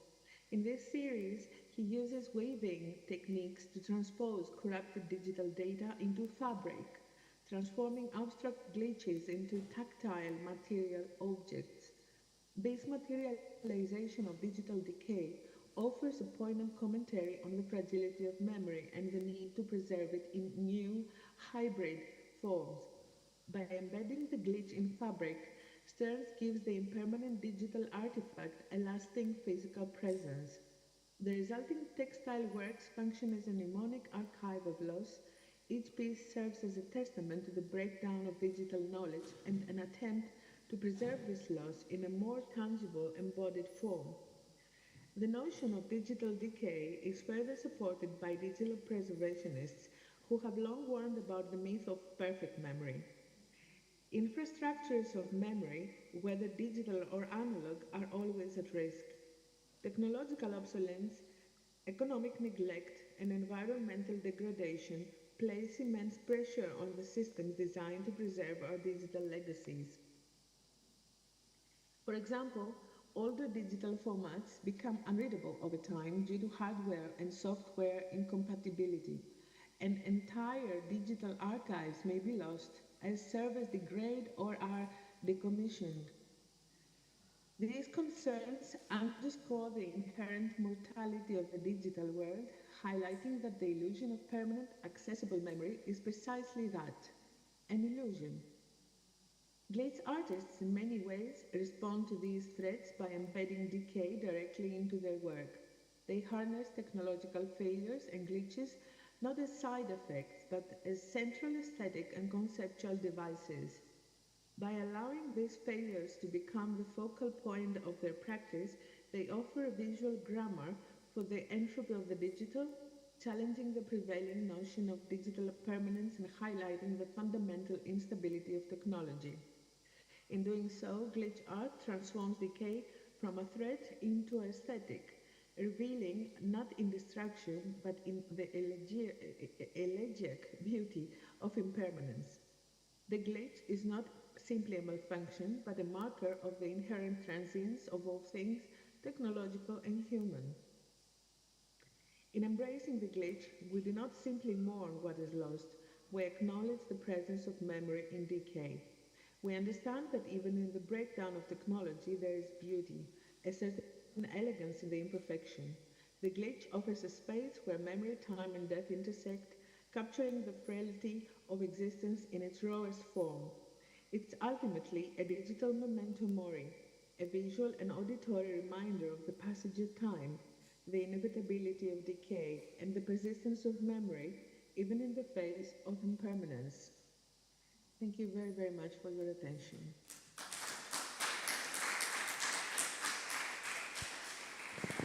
Thank you, Maria. Any questions? Yes?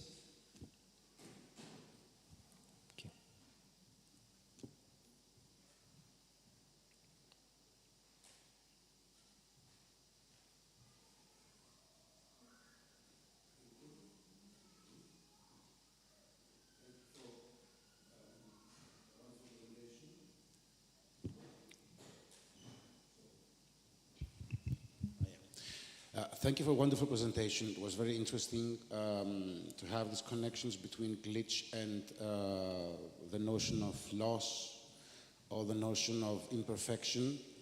My question would be regarding the glitch as a technique in terms of sound, at least, which is my field. And you also said that it has to do with deliberately using this something which could be regarded as an error for aesthetic purposes. This, in electronic music at least, transcends the technique of glitch. For example, there are also tools, audiovisual tools, which were deliberately used in the wrong way and ended up initiating whole movements of art. Do you think, how would you place your opinion on that? Do you think that the glitch notion has to be somehow extended, or is it a sub-part of a world which is imperfect by nature and so has to be embraced in that way? Thank you very much for your question. Although I'm not, I'm a music lover, but I'm not an expert on that field. I'll just give you my personal opinion, and I hope that's all right. I believe that art evolves, and our spirituality evolves too, and hopefully it does at least. And perhaps this is a new way of connecting with what's happening, and I think that glitch will also affect other forms of art, not just video art or photography, music. Perhaps other forms will be affected by it as well. And of course it has to do with the deeper philosophical question, the deepest philosophical question about death and life and creativity. So maybe, like you said, there are many movements, artistic movements even in music, that have embraced, allow me to say, weird or unexpected aspects like train noises or noise in general, and the whole movements have been created by that. Why not glitch? What do you say? What would you say about that? What do you think? Well, there is also glitch music, but I was thinking about the more general notion of error, which is deliberately used, so it's not an error after all. After all, yes, yes. It has to do with underlying creativity with more spiritual and philosophical questions, I think. And I believe that there's space, there's room for all sorts of creative expression. So, yeah, I think it's happening and will go on happening. Thank you. And it will even embrace other forms of art too. Thank you. Thank you too. Okay, thank you very much, Maria Athanasescu. Thank you.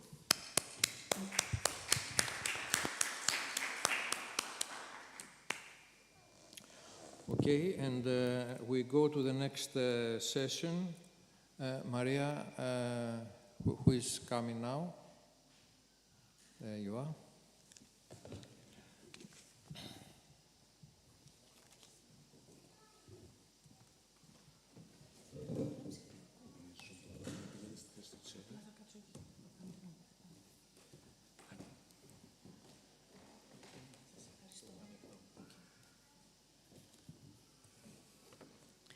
Hello. It's so nice to be here with you one more time. I'm so happy and so proud that I'm a part of this conference one more year.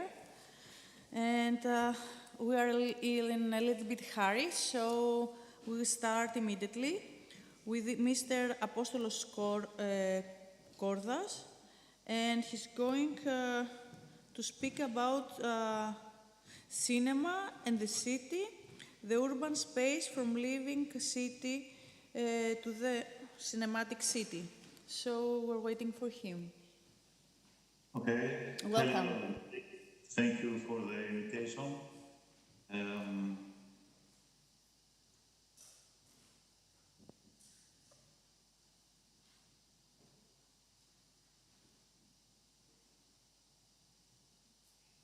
The depiction of the city in cinema is not just sorry to to share my presentation.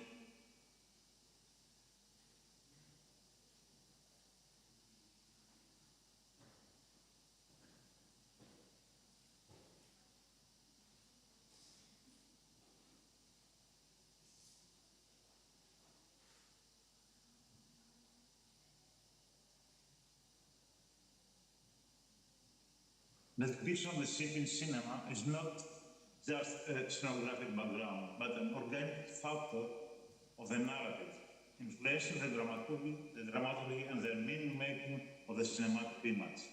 In the context of this research, an attempt is made to analyze the way in which cinema functions as a tool for mapping, representing, and reconfiguring urban space. It also attempts to explore the relation between the cinematic depiction of the city and the urban environment. On the important factors in our research was the relation of the city not only as an environment, but also as a vital processes of people and city, cinematic landscapes, constructed or not, and interpreting narratives. This encapsulation of the city, cinematic city, within the city, living city, brings to the surface a multitude of elements, architectural, historical, sociopolitical, that interactive form, depth and memory that interconnect cinema and urban space. Often, this reconciliation catalyzes the living city, which, as Clark stated, transformed the city into a cinematic value. A theme we see in many films referencing cities such as Paris, New York, Tokyo, Rome, Milan, Berlin, and Athens that have been portrayed as symbols of cultural identity and social change. The designed world of the cinematic city thus reflects the designed world of the living city and often adds its own signatures. The way cities are represented in films is closely linked to the historical, social, and cultural conditions of its era. Cinema has the potential to create and reinforce specific images of the city, turning certain areas into emblematic landscapes.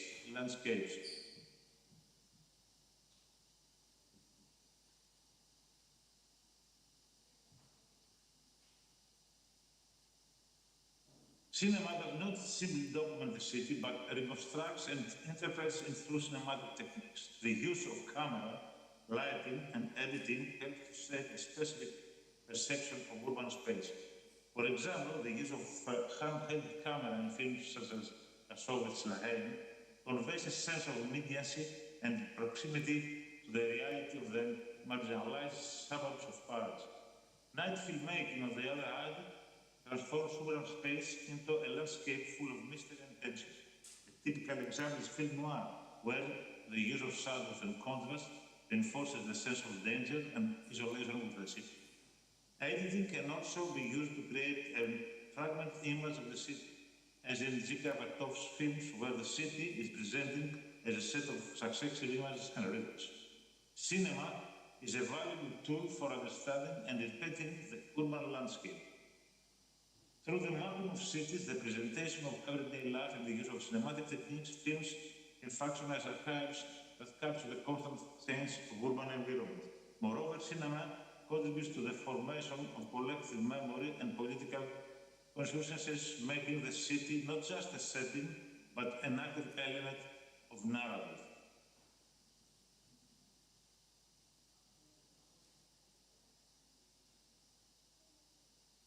Cinema as a tool for mapping and representing the urban landscape.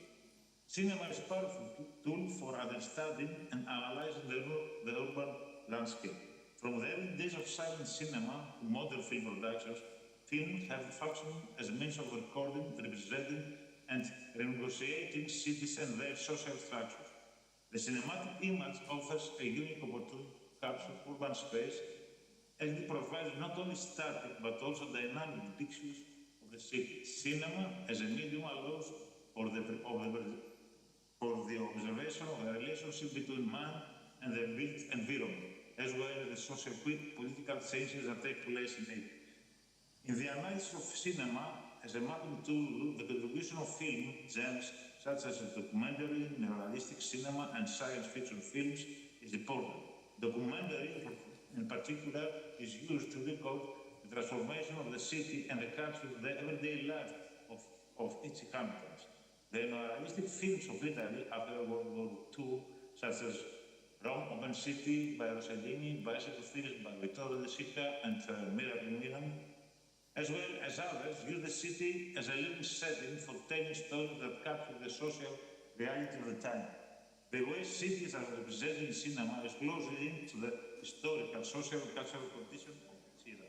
Cinema has the ability to create and reinforce specific images of the city, transforming certain areas into emblematic landscapes that are identified with specific cinematic narratives. One such example is LA, Los Angeles, which is often depicted in cinema as the dystopian metropolis as seen in films such as Ridley Scott's Blade Runner. In contrast, Paris appears as a romantic space ideal for cinematic narratives of love and nostalgia. New York, on the other hand, is often presented as a city in constant tension between social contradictions and crime. Cinema does not simply record the city, but reconstructs and interprets it through cinematic techniques. The use of camera, lighting, and editing tools of formation, the free perception of urban space. For example, the use of hand camera. Cinema is not only an aesthetic medium, but also a political tool that highlights social contradictions and conflicts with urban space. Films offer a relevant process of displacement and reconstruction of great cities, as it is the case with documentaries that examine the process of gentrification and the changing social composition of cities.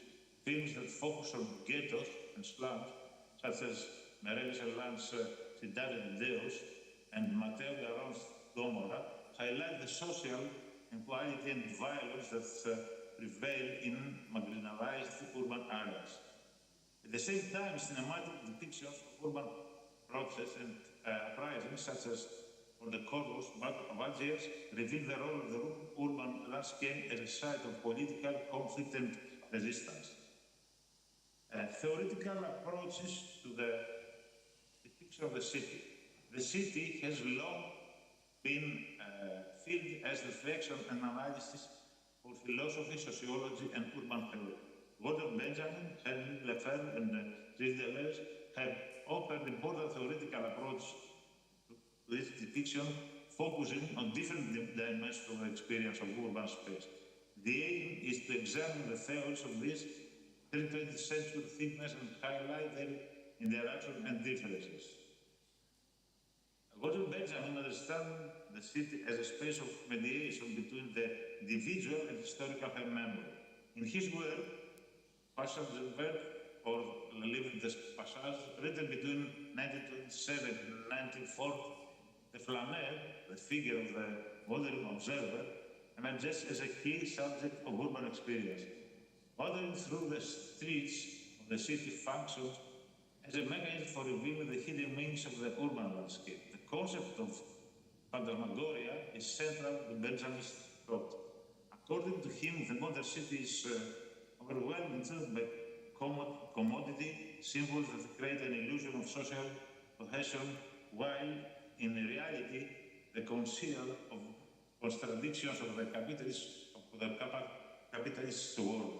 Benjamin suggests that the history of the city can be approached through the rescue of fragmentary images and experiences that reveal the underlying complexity of urban life.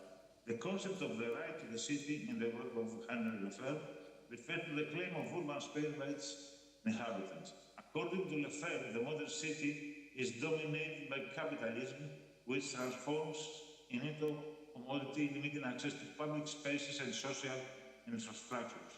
The city, however, must be reclaimed as a place of collective creation and political action. In his work, The Production of Space, he argues that space is not neutral or natural, but a social product that reflects power relations and economic structure. In this work, he offers a Marxist analysis of the city, focusing on the process of production of urban space.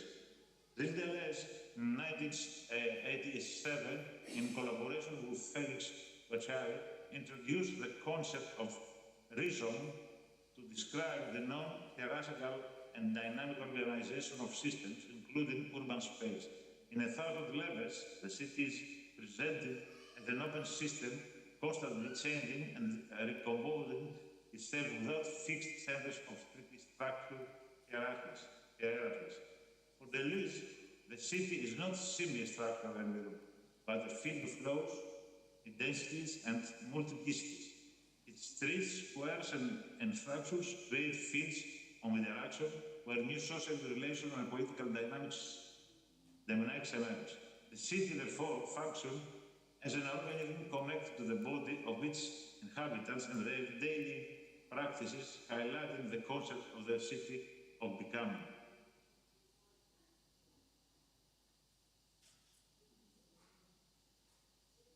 The city as setting and character. Cinematic images of European cities offer a multifaceted reading of the past and future of urban forms. Through them, the crisis and the experience of city will and revealed with cinema functioning as a dynamic mechanism that connects urban and human identity. After World War II, European cinema focused on the effects of war on cities and their inhabitants. This change shaped the scene for many films of the era, with the theme of displacement becoming dominant in both architecture and cinematic narrative. The internal movements of population from city centers to the suburbs and the daily commute to and from were created a new visual vocabulary that stood in sharp contrast to the idealistic and avant-garde description of cities in 1930s cinema. One of the characteristics and glance of the cinematic depiction of a post-war European city is Jacques Tourneur film Berlin Express. Shot in 1948 by the American company RKO, the film uses the form of the cinematic mystery to explore the destroyed and disorganized cities of the Europe.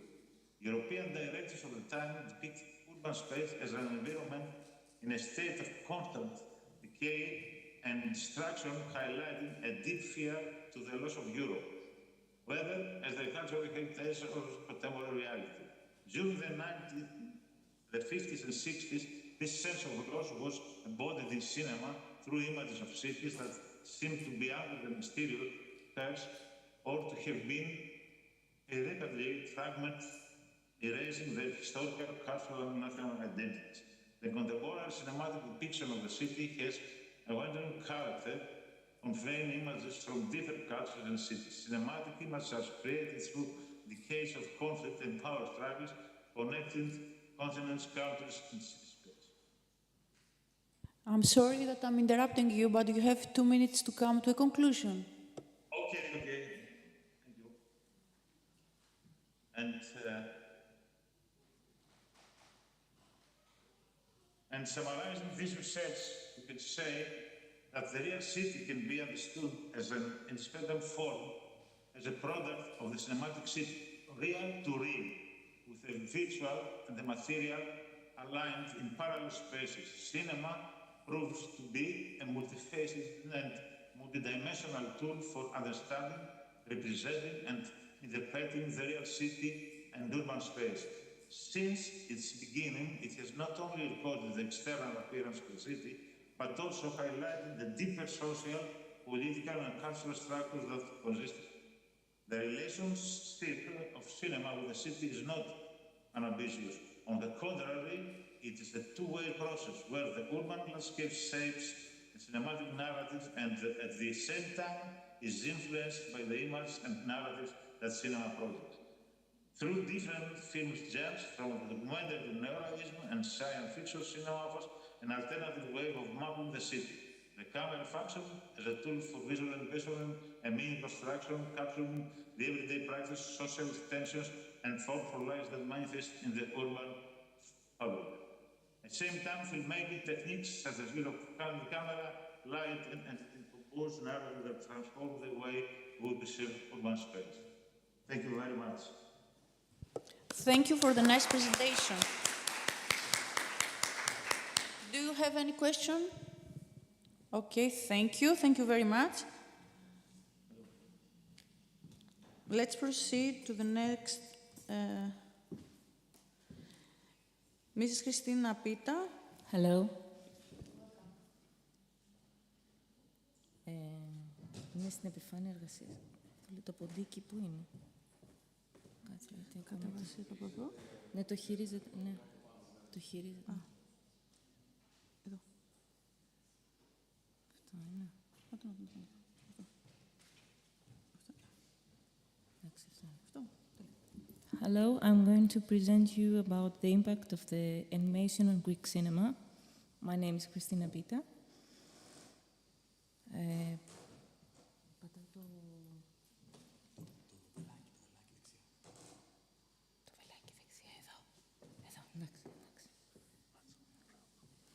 Okay, this is my study, and this study seeks to analyze how Greek filmmakers incorporated animation into the opening and the intertile sequences on their films. So this presentation is about my master's. I have researched at the Hellenic Open University titled Stop Motion Animation in the golden age of Greek cinema. I have examined 44 films that use animation techniques in their opening titles. But out of 44, I'm going to present you only 2, because they are the only ones that include stop-motion animation. So I'm going to start first from the golden age of Greek cinema. So, and the 2 films from the animation I'm going to present you are from the golden age of Greek cinema. Golden age started from the mid-1950s to the late 1970s. So Greek film productions experimented on animation and on stop motion as well. And also, also they had international recognition of some films like Drakos and Stella. It was a very good period for the artists because it was a very strong artistic creativity, and most of the filmmakers were grew on the Greek cinema. Sorry for my anxiety. So the reason why I did this study on animation from the golden age of Greek cinema, Greek cinema animation started to develop its own identity.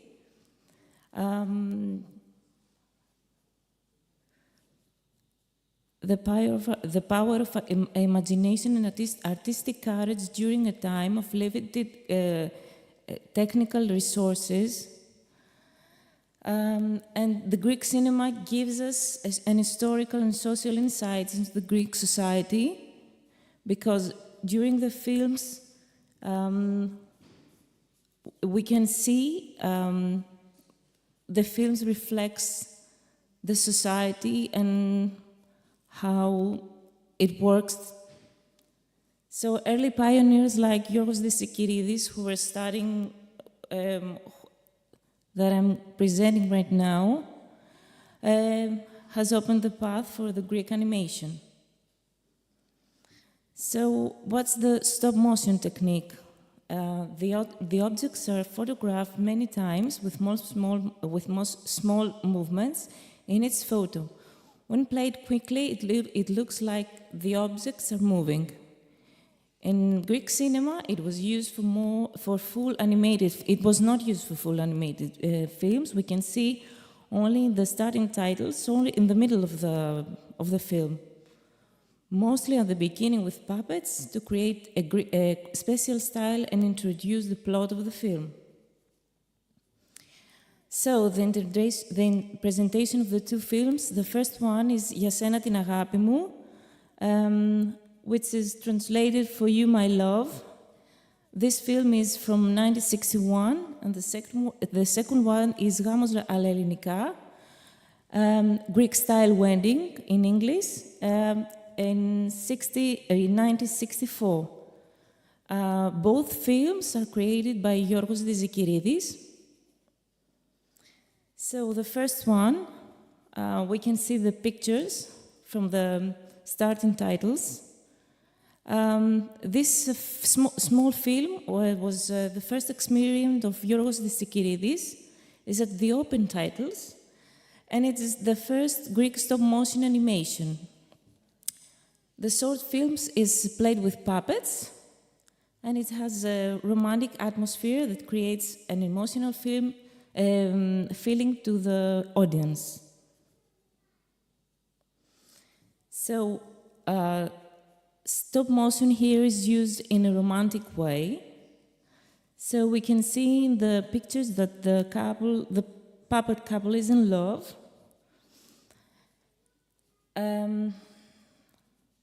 The scene set is small, and he photographs at the same scene many times.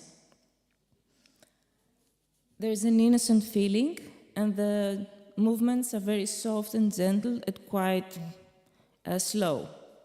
So the starting titles helps the viewer get into the movie and the plot, and the opening scene is like a fairy tale. The second one is the second film, Gamos Ελληνικά, Street Style Wedding, from 1964. It's also directed by Yorgos Diskiridis. It's the second film of his, and the last of the film is 8 minutes, and it's animated during the film, and it's an innovation for the Greek cinema. We can see some parts of the film during the film on the pictures. So, Gamos Ελληνικά, or Greek-style wedding in English. The animation here is not in a romantic way, but the animation is a tool of humor. And he uses a lot of symbols, like the mother-in-law, or the groom who has the flowers to propose the bride. So he shows us the social rules, and mother-in-law group and the unmarried daughter. So the film has many funny situations, but it shows us the chaotic everyday life of the Greek family. Also, he has some stereotypes about marriage. So we can see similarities between the actual actors and the puppets. We can see at the left picture is the actual actor, and the right picture is the puppet. We can see the same features like the hair, the brows, the sunglasses, and his small figure, and he's tall. The mother-in-law, she has the same face features, the same hairstyle, and the same color. And the last, the bride, who has the same hairstyle and the same features and the same figure. So this is a good trial for Diskiridis, the second good trial, that he tries to similarize the actual actor and the puppets. So the differences between the two films. The first film has a romantic, emotional, and love and dream set, but on the other hand, the second film, Gamos Ελληνικά, criticized social ideas with humor, but in the same time, the marriage has pressure and expectation. So nowadays,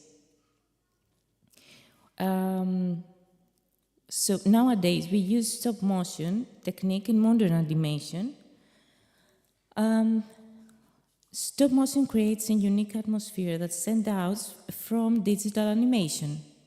So the films with stop motion brings everyday objects like puppets or other objects to life and strengthens imagination to the audience.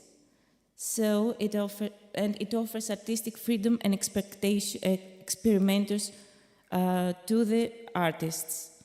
Today, digital world, the material and real, an emotional connection with the viewer.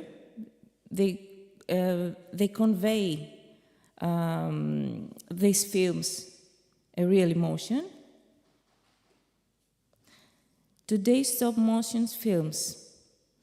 Memoir of Snail. It's from the previous year, 2024. The director is Adam Elliott. We can see colorful and with detailed puppets.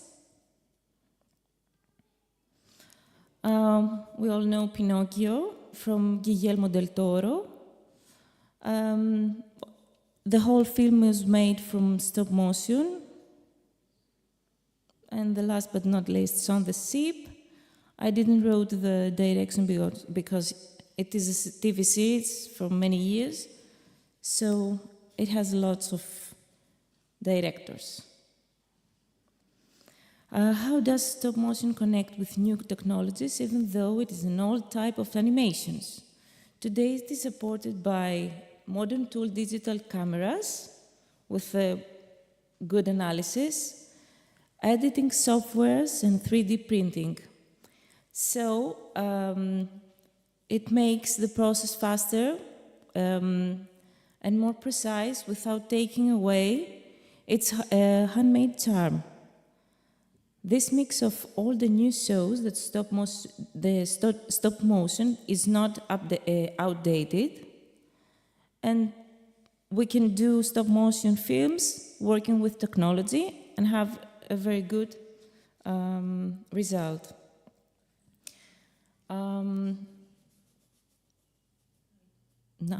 More research and study needed. Animation and stop motion in Greek cinema during the Gold Age is a topic that has not been studied enough.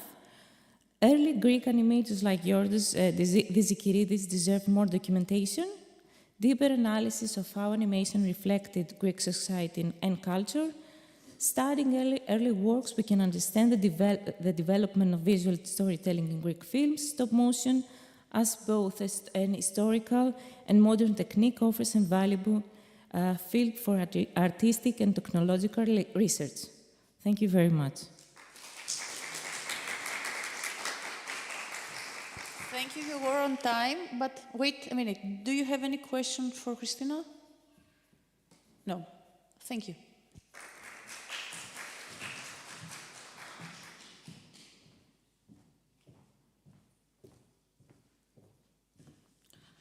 I will try to be fast and not furious. If I will find my presentation. No, it's not that.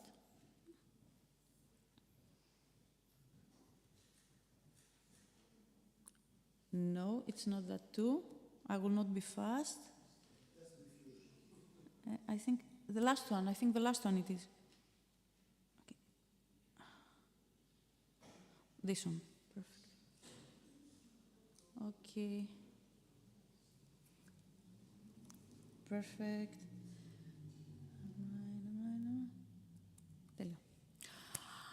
Today I'm going to talk very, very, very fast about the forgotten women of art, and we're going to focus about their lives, and some of them, they're not so forgotten now, but they were a few years ago, and we will see what happened with their lives and their artwork. This research is a bibliographical study and explores the lives of 4 women. These 4 women is Artemisia Gentileschi, Camille Claudel, Thalia Flora Karavia, a Greek one, and Frida Kahlo.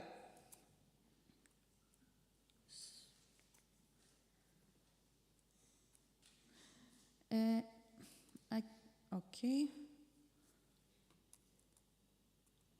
Τέλεια.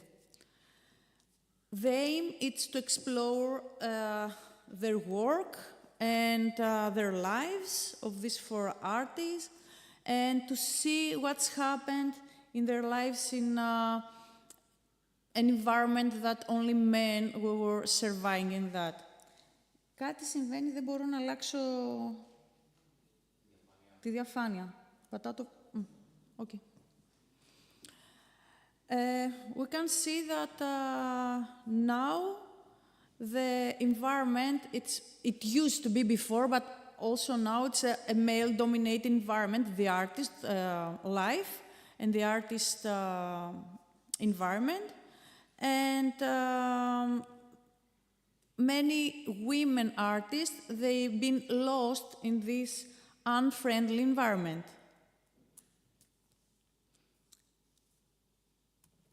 Δεν μπορώ να το αλλάξω.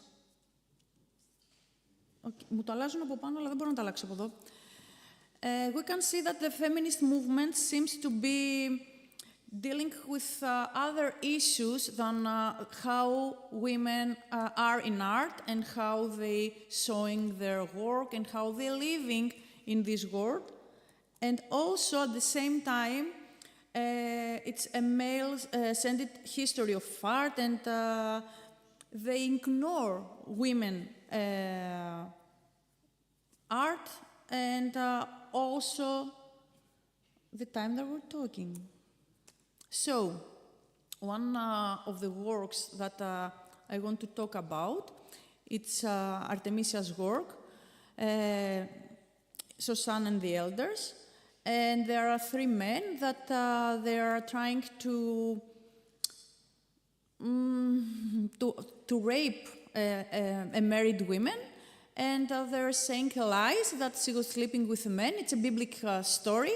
And when I start to read about biblical stories in art, the first person that came to my mind, and through the books, it was this story, and also it was the pictures of the works of Artemisia. And she made many works of this, different works of this story. Also, she made another work, biblical again, about how Judith cut the head of Holofernes. And this made me start to read about her life. She was raped when she was very young by her professor. And her father was but a famous artist, and he had a workshop, and she was studying their art, and one of her father's friend and her teacher raped her during the class. After that, he had to marry her. At first he said yes, because he wanted to not to be involved in this story, and he thought that he would get away with that. And after a month, her father had to go to the court and say that he raped my daughter. So there was a big court about that. And Artemisia was humiliated, and she was suffering for for a year, I think. And of course, she won the case, but nothing happened to her rapist. He was still outside because he was a good artist. And if you were a good artist and a man that period, nothing happened. After that, he gets stronger and stronger, and he left from there, he got married with another artist, not so famous, but she managed to make her own workshop, and she became famous without having a man behind of her, helping her with lots of money, or being a part of a royal family or something like that. So it's very important for her and for all the women to have her as a good example. And until a few years ago, she didn't have any big exhibition out of Italy. And a few years ago, there was a big exhibition in UK, and it was like a miracle. Everybody was writing about her and about her work, and in some papers they say that her work is near to Caravaggio. That's why I have you to see the picture of her, the same theme by Artemisia and by Caravaggio.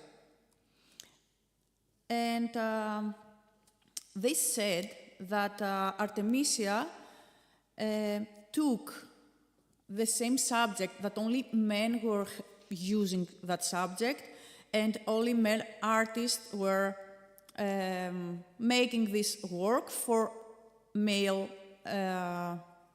gaze, and she transformed that. And she transformed the maid to a brave survivor, from a victim to survivor.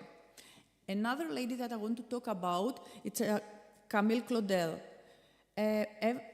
Not everybody, but most of the people knows her because she was the mistress, the girlfriend of Rodin, a very important French artist, sculptor.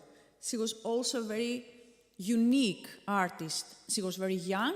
She wanted to study art, but she couldn't because, of course, for women, the university was closed and it wasn't allowed to go there. So she had to be to some teachers' workshop to work with, to see how other works, and Rodin took her to study with him. Also, he took her as a model and he took her as his mistress. After some years, when she tried to go away of his shadow, he had emotional problems, and at the end, her family closed her to a clinic. And until the end of her life, he was living in a clinic. And a lot of his work was disappeared or smashed, a lot of her works.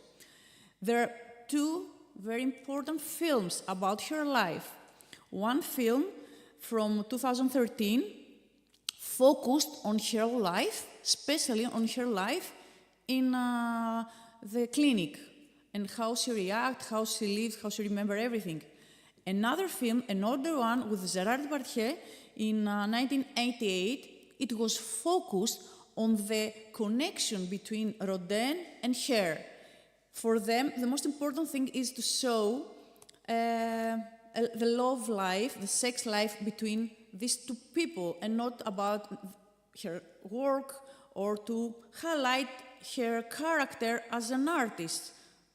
Okay, this is something that we have to think about, why the films focus on sex lives, okay, sex sells, so maybe it's about that. Another very, very important artist, especially for Greeks, she's Thalia Flora Karavia. She was a very powerful woman. Of course, she wasn't allowed to study, and in Greece, it was the period that they transformed and they start to open the university for women. But she wanted to go to Munich to study there.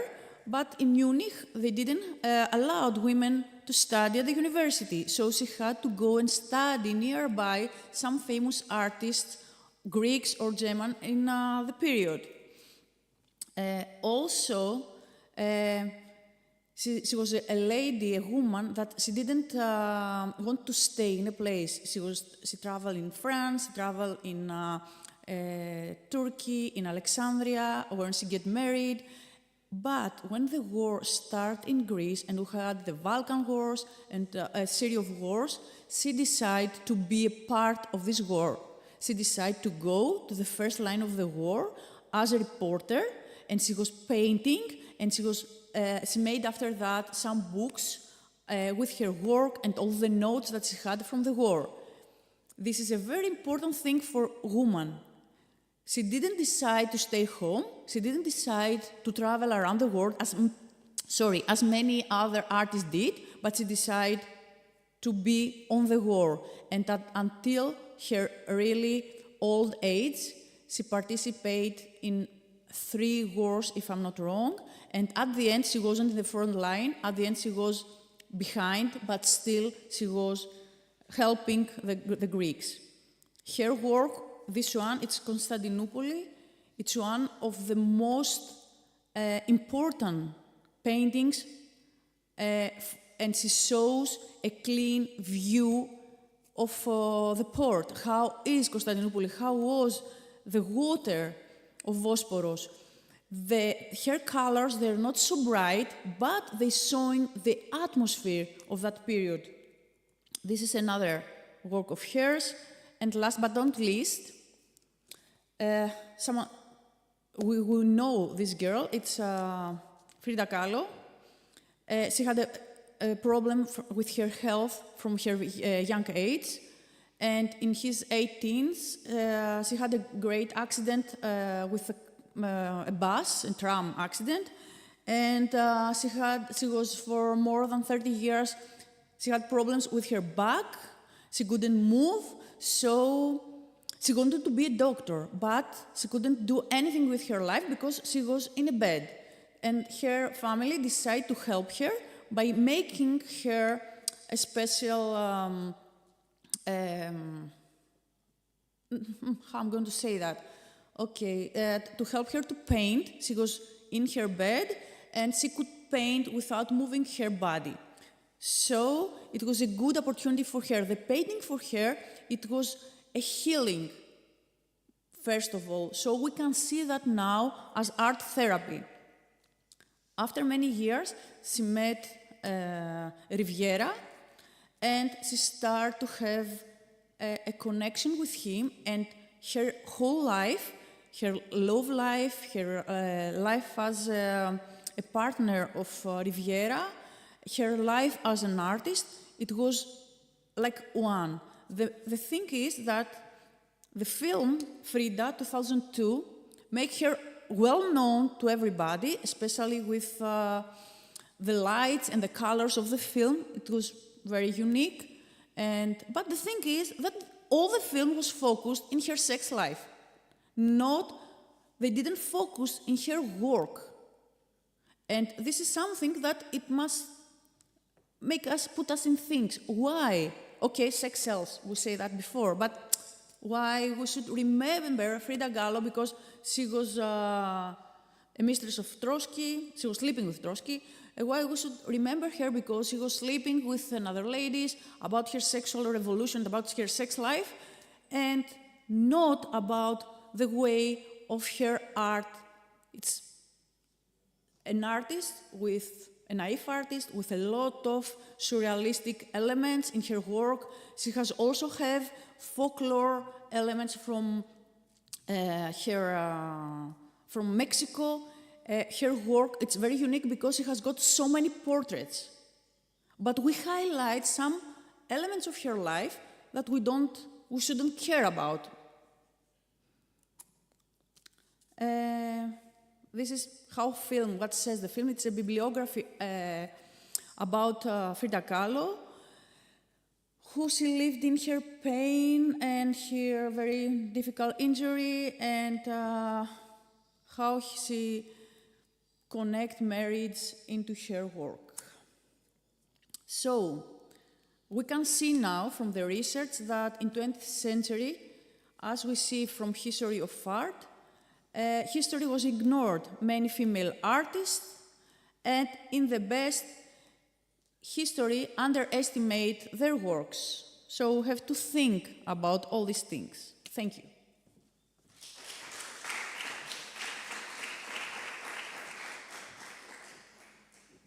Any question? No.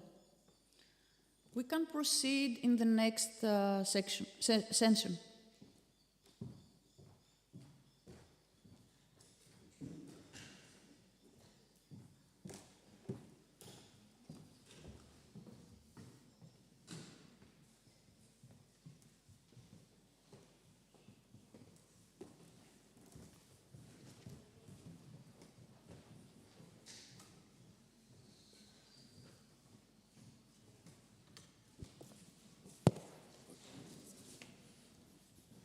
So, we can proceed to the final section, the final session of today's conference. There's 3 talks. For the first one, we have invited Dr. Anna Apostolidou. The title of the talk is Resisting Standardization, the tensions between digital infrastructure and the aesthetic pedagogical imperatives of teaching displacement. Thank you, Manos. Thank you, everyone. I'm really glad to be here, and congratulations for this wonderful gathering that I think excites a wide range of topics. Today, I'd like to address, I think, a really urgent matter, the increasingly visible tension in the design of digital educational tools. That is the tension between infrastructural standardization and our pedagogical and aesthetic imperatives. As educators, researchers, and media artists, many of us are interested and invested in how digital platforms can extend education's reach. Yet, too often, digital repositories, those spaces created to preserve and share knowledge, are built upon computational logics that prioritize efficiency, searchability, and classification, a logical choice given the countless pre-programmed parameters of such matrix. Such traits are important, of course, But when it comes to sensitive, deeply affective material like testimonies of displacement, these logics can paradoxically undermine the goals we hold most dear, which are immersion, empathy, and critical reflection. Today, I will try to frame these questions and these tensions through the experience of the Volare project. Volare stands for Voice Lab Repository, experiences, tools, and inclusive methodologies for minority, migrant, and refugee education. It's a project that curates, I think, video testimonies of displaced individuals. And its aim is not just to store these narratives, but to create digital spaces for encounter, spaces for emotional, unsettling, and transformative experience. With this, we will try to shake the text-based higher education paradigm and create ruptures in the homogeneity of the platforms that we daily use in our teaching and our research work. So let me give you just a short overview of this project. It's funded by Erasmus+, and its key aim includes the collection of ethnographic, archival, and multimodal instructional material about minority, migrant, and refugee education, and its curation in an open access digital repository that illuminates the people's diverse testimonies and how they can become a source of knowledge and the basis for contemporary educational methodologies. The team comprises 3 universities and a technological collective. The leader is the National Kapodistrian University of Athens, and more specifically the Laboratory of Intercultural Education and Pedagogical Intervention, and the academic head of Volare project, Professor Alexandra Androusou, who is a very close collaborator, is the director of this lab. We also work with Sofia University and Paris University, as well as the Sociality Collective.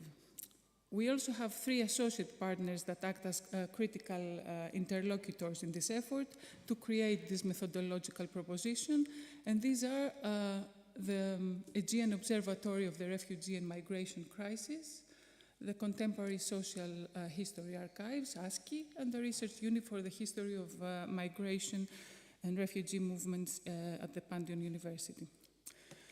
These are the working languages of the project, what we use in our inner communication, our fieldwork collaboration, and our repository curation. And the long term of the Volare supports the integration of migrants and refugees on 3 separate levels. First, on the level of representation, as it makes their experiences credible and heard and widens the knowledge base about them. Secondly, on the level of formal education, as it helps teachers better understand their needs and expectations and include their experiences in their teaching. And thirdly, on the societal level, as it places emphasis in teaching strategies that valorize difference and promote equity and citizenship-related competencies. So, throughout our 2-year collaboration, we have often stumbled into a harsh realization. Digital infrastructure tends towards standardization. That is, it tends to favor formats that allow easy indexing, easy retrieval, and easy categorization. These are powerful affordances. They allow vast databases to function smoothly, but when applied uncritically, they introduce a danger, the flattening of complex lived experiences into mere data points. As we have been collecting ethnographic testimonies as well as contextual multimodal materials, we were constantly faced with a question as to how this is going to somehow neatly fit into a digital repository that we envisaged. Think of it, a testimony of displacement, rich with voice, memory, emotion, resilience, reduced to an item in a catalog, searchable by keyword, sorted by migration date, and grouped by demographic profile.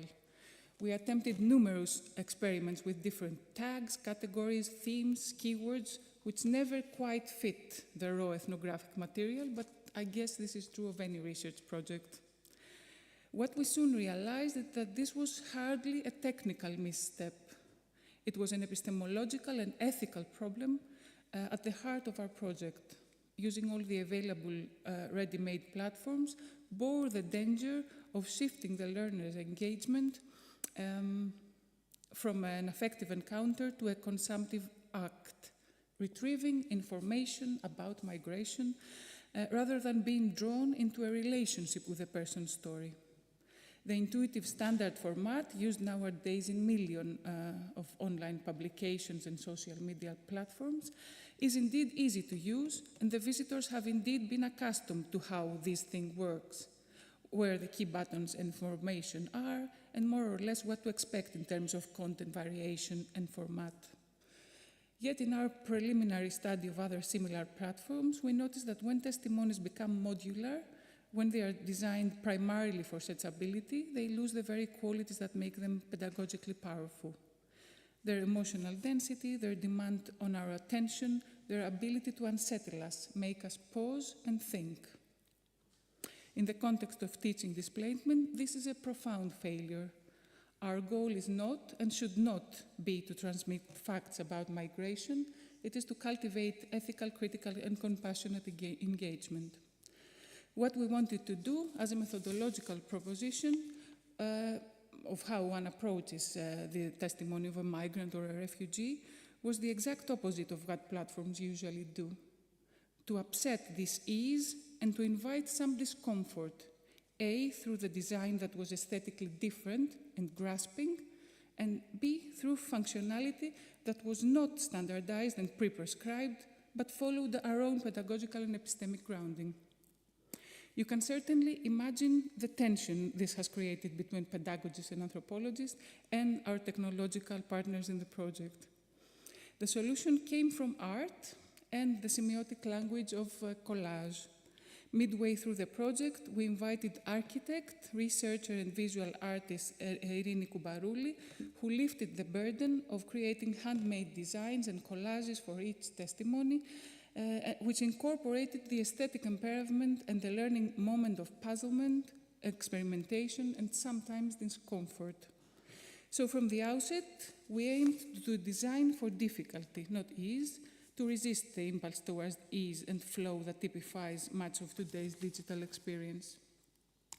For example, we decided that the visitor would be confronted with a collage of voices and testimonies which they would not have a way of escaping. The visitors are somehow urged and obliged to listen to at least one testimony before moving on and studying other materials in the repository. Rather than emphasizing fast search functions, we structured the platform to encourage browsing, wandering, dwelling, and choosing among a diverse range of materials. Even though we created thematic, regional, and various other content categories, metadata was used sparingly, prioritizing contextual storytelling over rigid categorization. Then, interface elements were intentionally designed to invite pauses. The figure of a bird, the drawing of a line, moments where the user must stop and consider their action before moving forward. Using this bird metaphor, which is also the logo of the project, the Volare project, we allowed the user to create eager transition for the listening of the testimony to the collage of the person's life trajectory that was contextualized with multimodal and potentially educational data. All these small icons lead to data, video games, graphic novels, papers, statistics, all sorts of context around this person's story and testimony. We asked how can the architecture of a digital space invite not quick consumption, but slow thinking.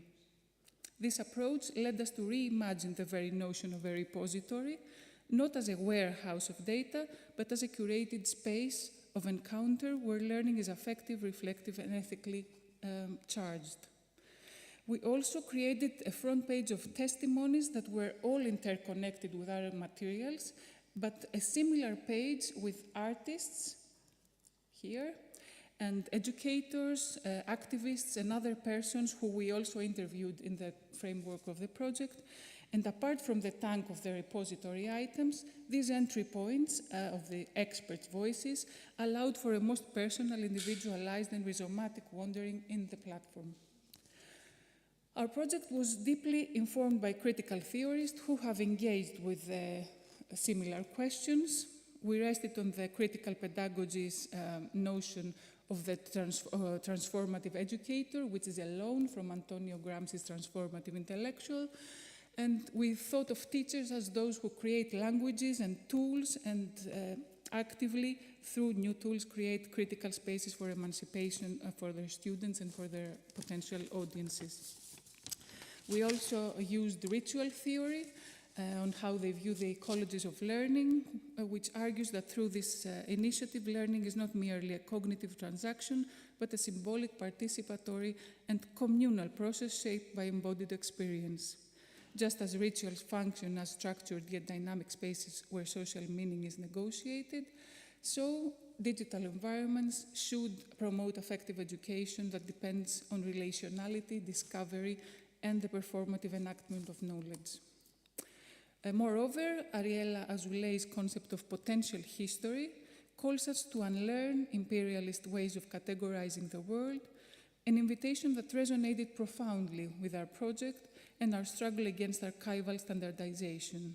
In her view, archives and collections are not neutral, they just reproduce the logics of domination. Thus, a digital repository of displacement testimonies must strive to resist archival imperialism by keeping the testimonies alive, relational, resistant to fixed meaning. This is most crucial in specific topics of learning, we think, as is the case of migrant and refugee education. Lili Chouliaraki's work on the ironic spectator challenges us to confront how humanitarian media can create emotional distance rather than solidarity. She reminds us that digital mediation can produce spectatorship rather than engagement, and the truth is that we have witnessed this tendency a lot in the past decade. So in the design of Volare, we sought not to package sufferings neatly, but to foster encounters that leave users unsettled, ethically implicated, and collectively responsible. Following theorists like Jacques Rancière, we embraced the idea of the emancipated spectator, a learner who is not passive but actively constructs meaning and actively thinks and feels. Finally, drawing on Victor Hahn's insights on audiovisual witnessing, we understood that testimony is not a simple window into suffering or into another's experience. Through filming, montage, and curation, through relentless segmentation of each interview, categorization, and coupling each testimony with other materials, we came to realize that testimony is always co-produced, relational, mediated. In our view, the platform itself must become part of this relational web and not an invisible tool, but an active participant in the creation of meaning. This meant, on our part, we had to design for non-linearity. Users do not follow and cannot follow a single linear path. Multimodality, testimonies are always contextualized with many layers of soundscapes, cultural materials, reflective questions, and academic resources, and temporal disruptions, inserting moments where users must dwell with uncertainty. In this picture, I think you got some sense of how this is done in action, and over the next months, through pilot testing in many various audiences here in Bulgaria and in France, we will have a much better idea as to whether our initial goal can be put into practice or if it remains a utopian and rather romantic idea. And perhaps it is a romantic notion, especially in the era of the AI. Yet as artificial intelligence and automation rapidly advance, I think educational systems are faced with an urgent need to redefine their values and practices. And at the heart of this redefinition lies a commitment to inclusivity, empathy, and cultural sensitivity. Volare questions the dominance of text-based, standardized educational material, precisely the terrain in which AI excels, generating polished yet impersonal content, usually devoid of any lived context. Throughout this interdisciplinary framework that draws from anthropology, sociology, psychology, semiotics, and pedagogy, Volare both acknowledges and critiques the role of digital technologies. While recognizing their potential to broaden access, The project pushes back against algorithmic uniformity, instead advocating for pedagogy rooted in human connection and contextual understanding within the framework of digital environments.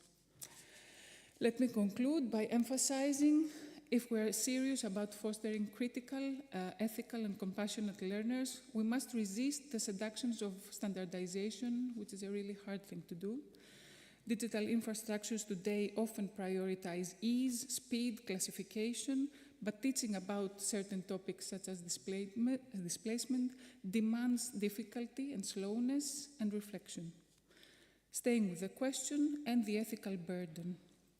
The tensions we encounter in this project are not simply technical, they are primarily ethical and social in our view.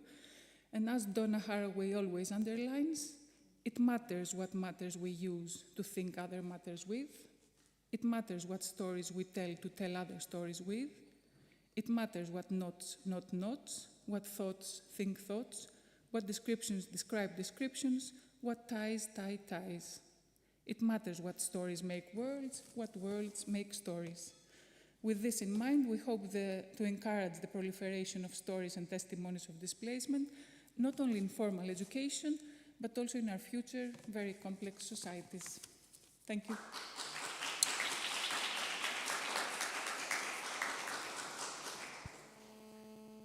Thank you very much, Dr. Apostolidou, for presenting us this wonderful project with a significant scope. Thank you. I think to the point way of representing the sense of disposition and fragmentation through the aesthetic elements of the pages and of the system. That's the core bet, yes. Thank you. Are there any questions? Dr. Zanos.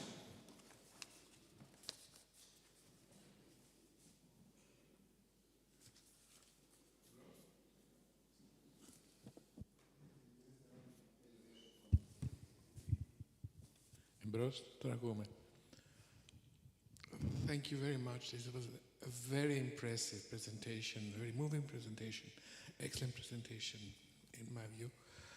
And I want more than to ask a question. I want to comment about the importance of this kind of work, archival work. You're working in the digital domain, so by nature, the web is the most standardized, impersonal, and fleeting medium that exists ever.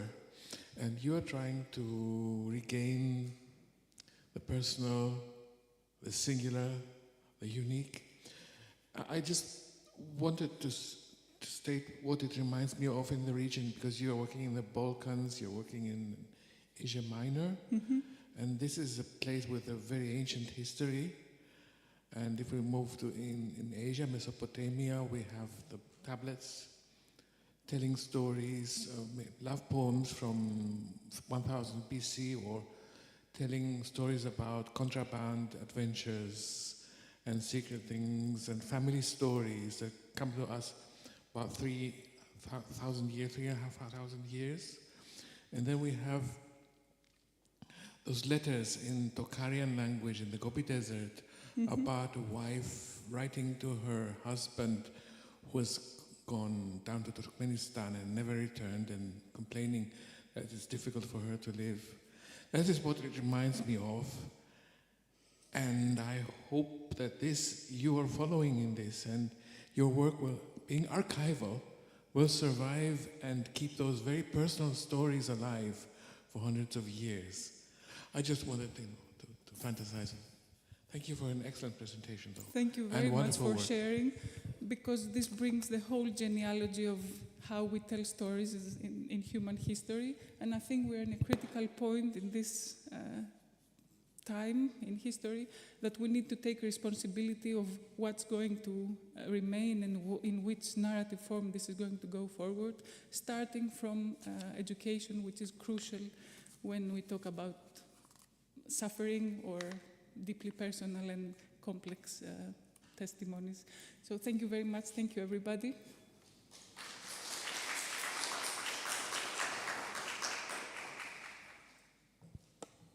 I suppose no other questions. So we move on to the next presentation, and I need my glasses for that, yes. It's called Integrating Mathematics and Art with GeoGebra, a case study of Yannis Moralis artworks. It's from Nymfodora Vulgari and Michail Panagopoulos, and we invite Nymfodora to present, please.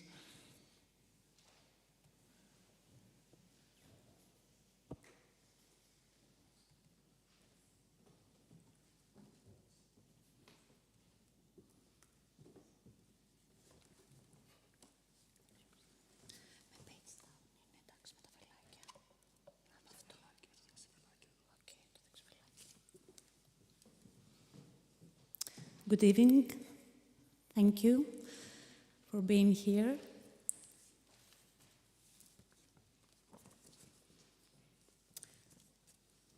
Let's begin with the purpose of this study.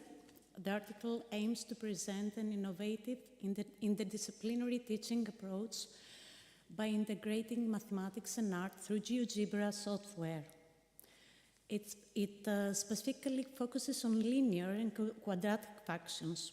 The authors designed an educational activity reproducing Yannis Moralis' modern artworks using mathematical functions, allowing students to explore visual, geometrical, and algebraic concepts. Now let's take a look at the core educational goals. The main objectives of this study are enhancing students' engagement with mathematics by making visually and creatively stimulating, by making maths visually and creatively stimulating, building conceptual understanding of mathematical concepts while exploring students' attitudes and perceptions of mathematics, promoting effective learning by tapping into students' emotions, motivations, and artistic expression, developing students' autonomy, creativity, and critical thinking using digital tools. This approach is grounded in several key theoretical foundations: constructivist pedagogy, building knowledge through active engagement; affective learning theories, emphasizing the emotional aspects of learning; and interdisciplinary strategies, bridging math and art disciplines with both interdisciplinary within math, algebra and geometry, and interdisciplinary math and art strategies. Next, let's discuss the use of GeoGebra in the educational context. GeoGebra serves as a visual and manipulative tool to construct curves that approximate parts of visual artworks. Students manually adjust actions to match visual outlines, deepening their understanding of the general forms of linear and quadratic functions. The artworks selected for this study were created by Yannis Moralis. Students reproduced these works using mathematical functions, transforming math into a medium of digital visual art. Let's now explore the methodology and how this project was implemented. The project was conducted as part of the Mathematics and Art course at the Department of Audio and Visual Arts at Ionian University, with 8 first-year students during the winter semester of 2024-2025. The course format included weekly in-person sessions, totaling 8 teaching hours, along with additional remote work for completing a semester-long project. At the end of the course, each student produced a digital art reproduction demonstrating their application of mathematical concepts through creative expression. Detailed expertise in the software was not required for the activity. Teachers introduced basic commands, including how to use the toolbar, the right mouse button, the algebra window, and specific features relevant to this activity, such as the input field and command syntax. Regarding the mathematical content, teachers spent 4 instructional hours covering fundamental concepts related to functions, starting with linear functions and moving to quadratic ones. The focus was on how parameters affect the graph shape and how to manipulate the function through translations, both vertical and horizontal. Students used these functions to graph shapes and match the artwork. Now let's look at the outcomes and what students had to say. Students have had varying levels of familiarity with GeoGebra. Some initially found the interface challenging, but came to appreciate the learning curve.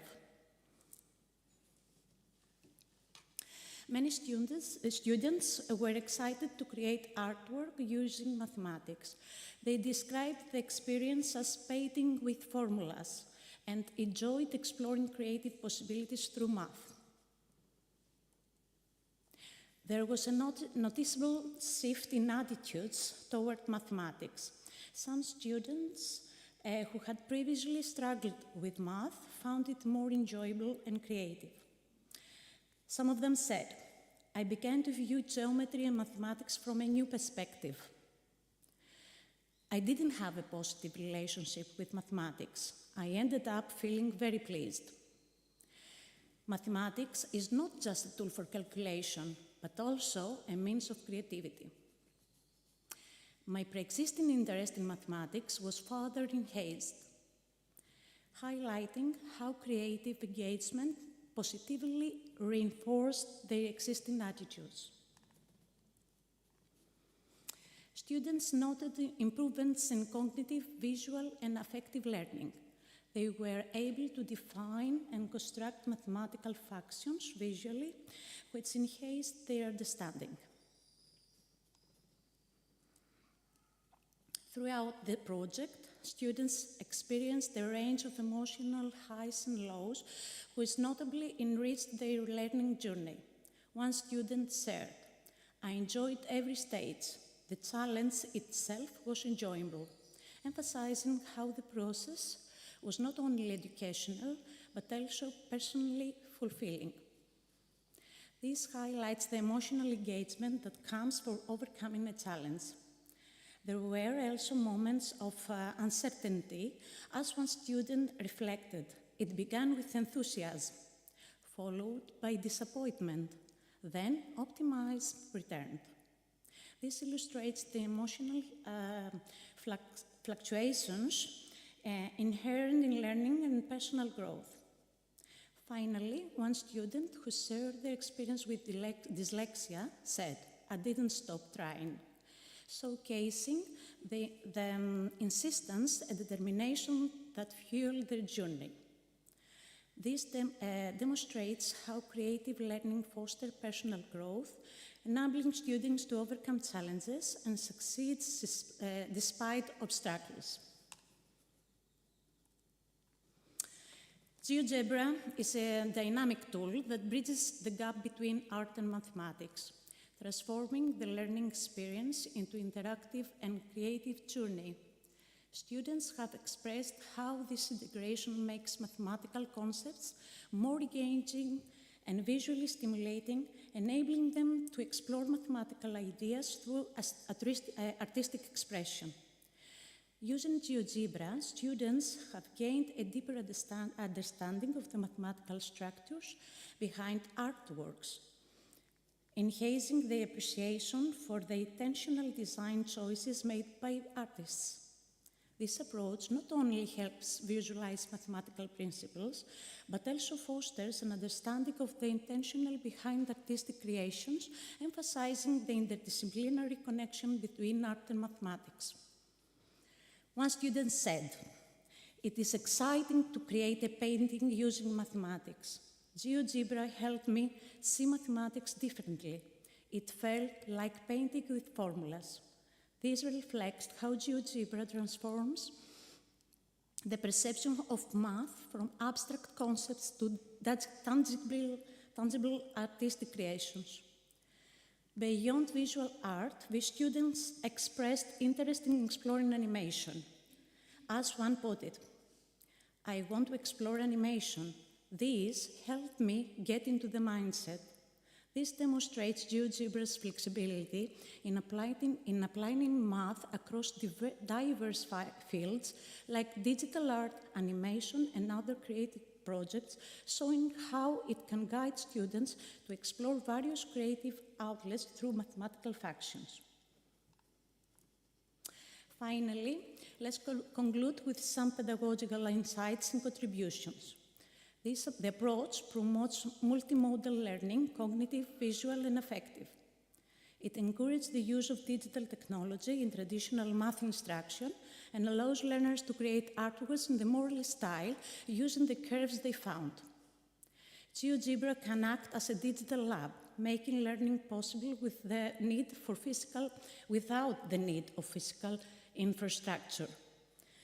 This model is replicable in diverse educational settings, demonstrating its potential for curricular innovation and creating flexible learning environments, especially for students with learning difficulties.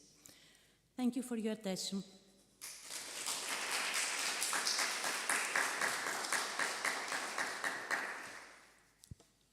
Thank you very much for sharing with us this excellent approach on interdisciplinary, combining mathematics and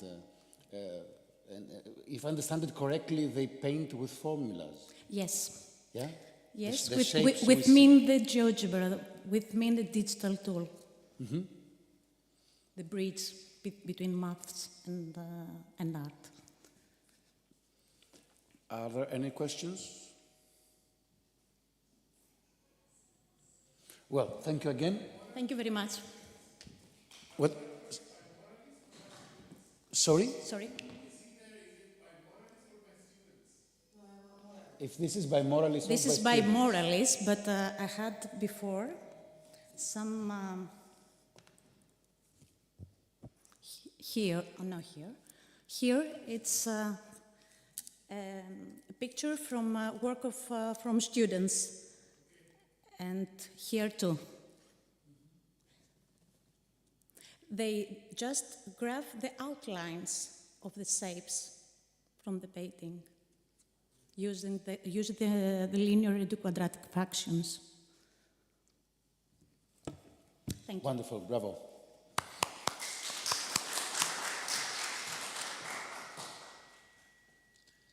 So now, again, Mr. President, do not comment on the glasses, please. We are in the same boat. So let's go to the final presentation for today, called Digital Transformation of Environmental Photographs, Semiotic Analysis, Tool Use, and Classroom Project Creation by Dimitra Gounari and Agnes Papadopoulou. We have Dimitra Gounari online, and we can already see your presentation. Good evening. Nice to be here with you. Well, I'm Dimitra Gounari. I'm a PhD candidate at the Department of Audio and Visual Arts at the Ionian University, and I teach at the Department of Photography and Audiovisual Arts at the University of West Attica. Together with Ms. Agnes Papadopoulou, Associate Professor at the Ionian University, we are happy to present our research that's bringing together theoretical insight and educational practice to explore how digital editing reshapes the meaning of environmental imagery and how these processes can be effectively integrated into classroom-based art and media education.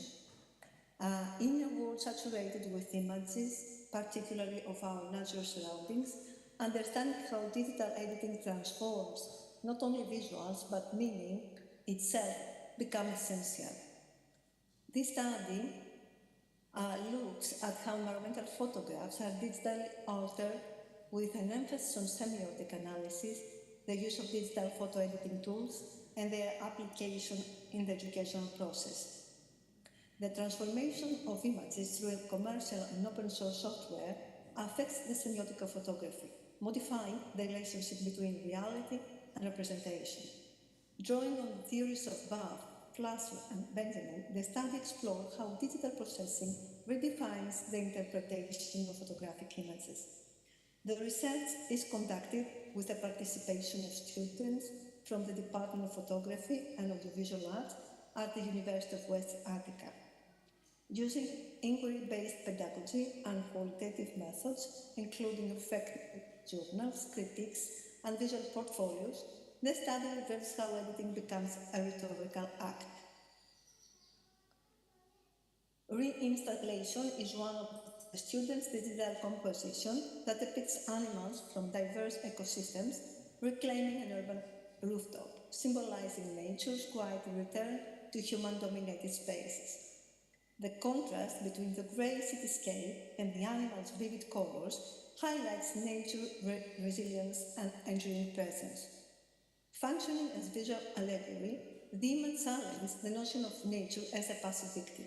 Instead, it is presented as an active force capable of healing and rebalancing. The students claim that the work invites reflection on our relationship with the environment and propose coexistence, not as utopia, but as a necessary path forward. To unpack these transformations, we grounded our study in semiotic and philosophical theory. Roland Barthes reminds us that photographs operate on two levels, the denotative, the literal, and the connotative, the symbolic. Digital editing learns this distinction, infusing images with constructed narratives that often go unnoticed. Walter Benjamin's idea of the loss of aura suggests that the reproducibility of images through technology alters their authenticity. Meanwhile, Byron Fletcher speaks of technical images as coded artifacts, not passive reflections of reality, but deliberate programmable messages. Darmenian Dondero takes this further by asserting that digital photography now constitutes a new language system. Every filter, every pixel-level intervention introduces a shift in meaning. This idea frames our analysis and helps us understand digital editing as more than a technical act. It's semiotic and political.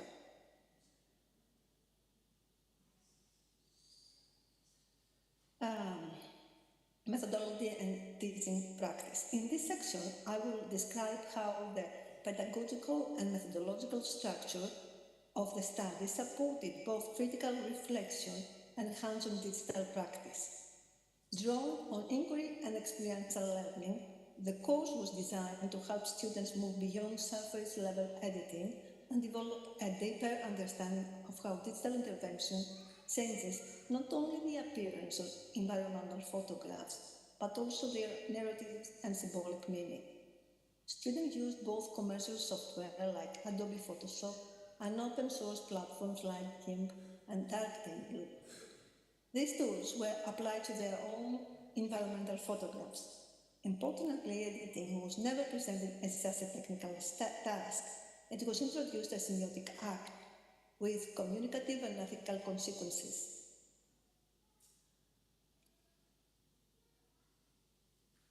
From a research standpoint, we follow a qualitative methodology. This included reflective journals where students recorded their thoughts and then made a decision, critique sessions which created space for students to debate the interpretive power of their edits, annotated portfolios where before and after images were accompanied by written commentary that linked editing choices to semiotic theory. In addition, classroom observation played a crucial role.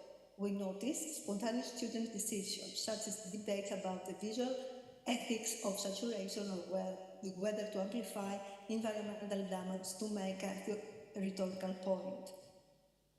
All of this data shows a clear shift. Students no longer view digital tools as simple enhancers. Instead, they began using them as rhetorical instruments, tools to shape perception and construct visual arguments.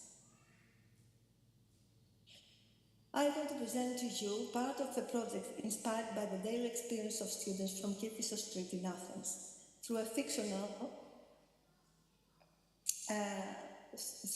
narrative and the use of image composing techniques, they created fantastic and photorealistic images with which they imply the existence of Kifissos as a transformed river in the river's space.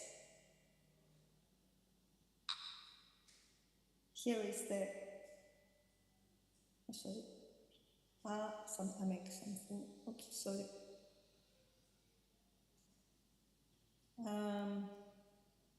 I don't know what happens. Can you see my presentation?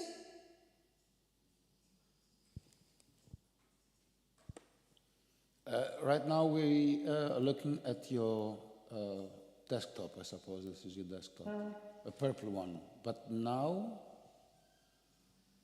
I lost my presentation, just a minute.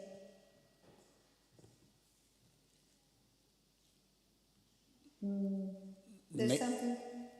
Maybe press escape and... Yes, I have to do it again, sorry.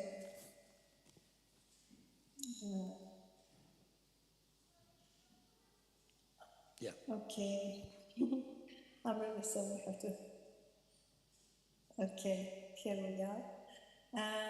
Their aim was to challenge the perception of human intervention in nature and reimagine Kifissos as part of a more balanced relationship between city and the environment. Here are the original images. This is another project. The students mentioned the goal was to visualize the gradual decay of the plastic bottle and its pollution of the water over time. Although this process was occur slowly, it is certainly something that students must take into consideration, and it reinforces the need to prefer alternative materials for water storage. By placing sand inside the bottle, they intend to create a symbolic visual that would provoke a sense of shock, prompt viewers to recognize the gravity of the issue and encourage them to respond through action. I now will quickly present you part of their portfolio, the actual photo shooting, all the steps.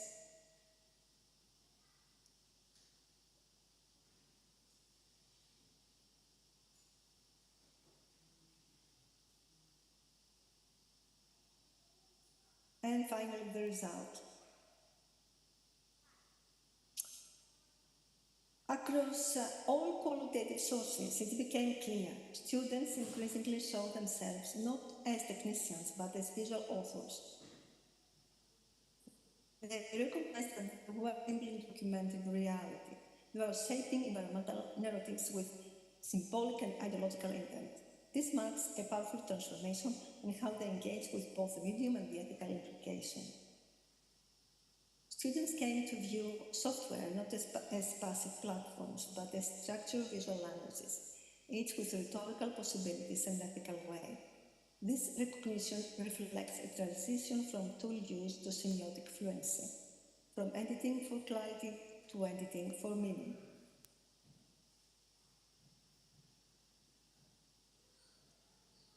Critique sessions revealed students negotiating the ethical dimensions of photographic transformation. In a discussion, the question was raised whether enhancing pollution effects through editing helps raise awareness or risks to turn environmental harm into visual spectacle.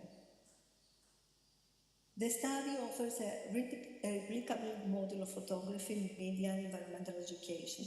By linking theory to practice and analysis to action, the project encouraged students to become conscious image makers, capable of shaping public discourse through visual storytelling.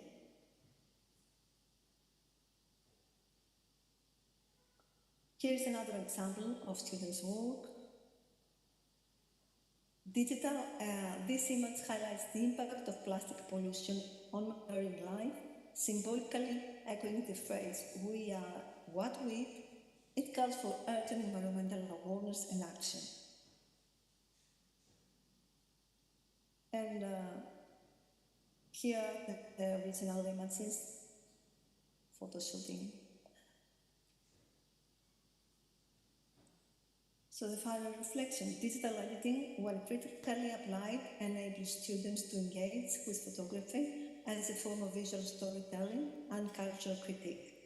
In a time when ecological crises are increasingly communicative through imagery, the ability to interpret and construct such narratives is not only educational, it's urgent. Thank you very much for being here. Thank you.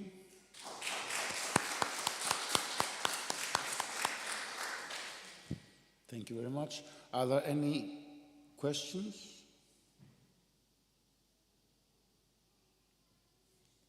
No? Well, we thank you again. We wish you a nice evening. Welcome. Nice to be here. Thank you very much. We've reached the end of today. We see each other tomorrow with the second day of the conference. All the best. Yep.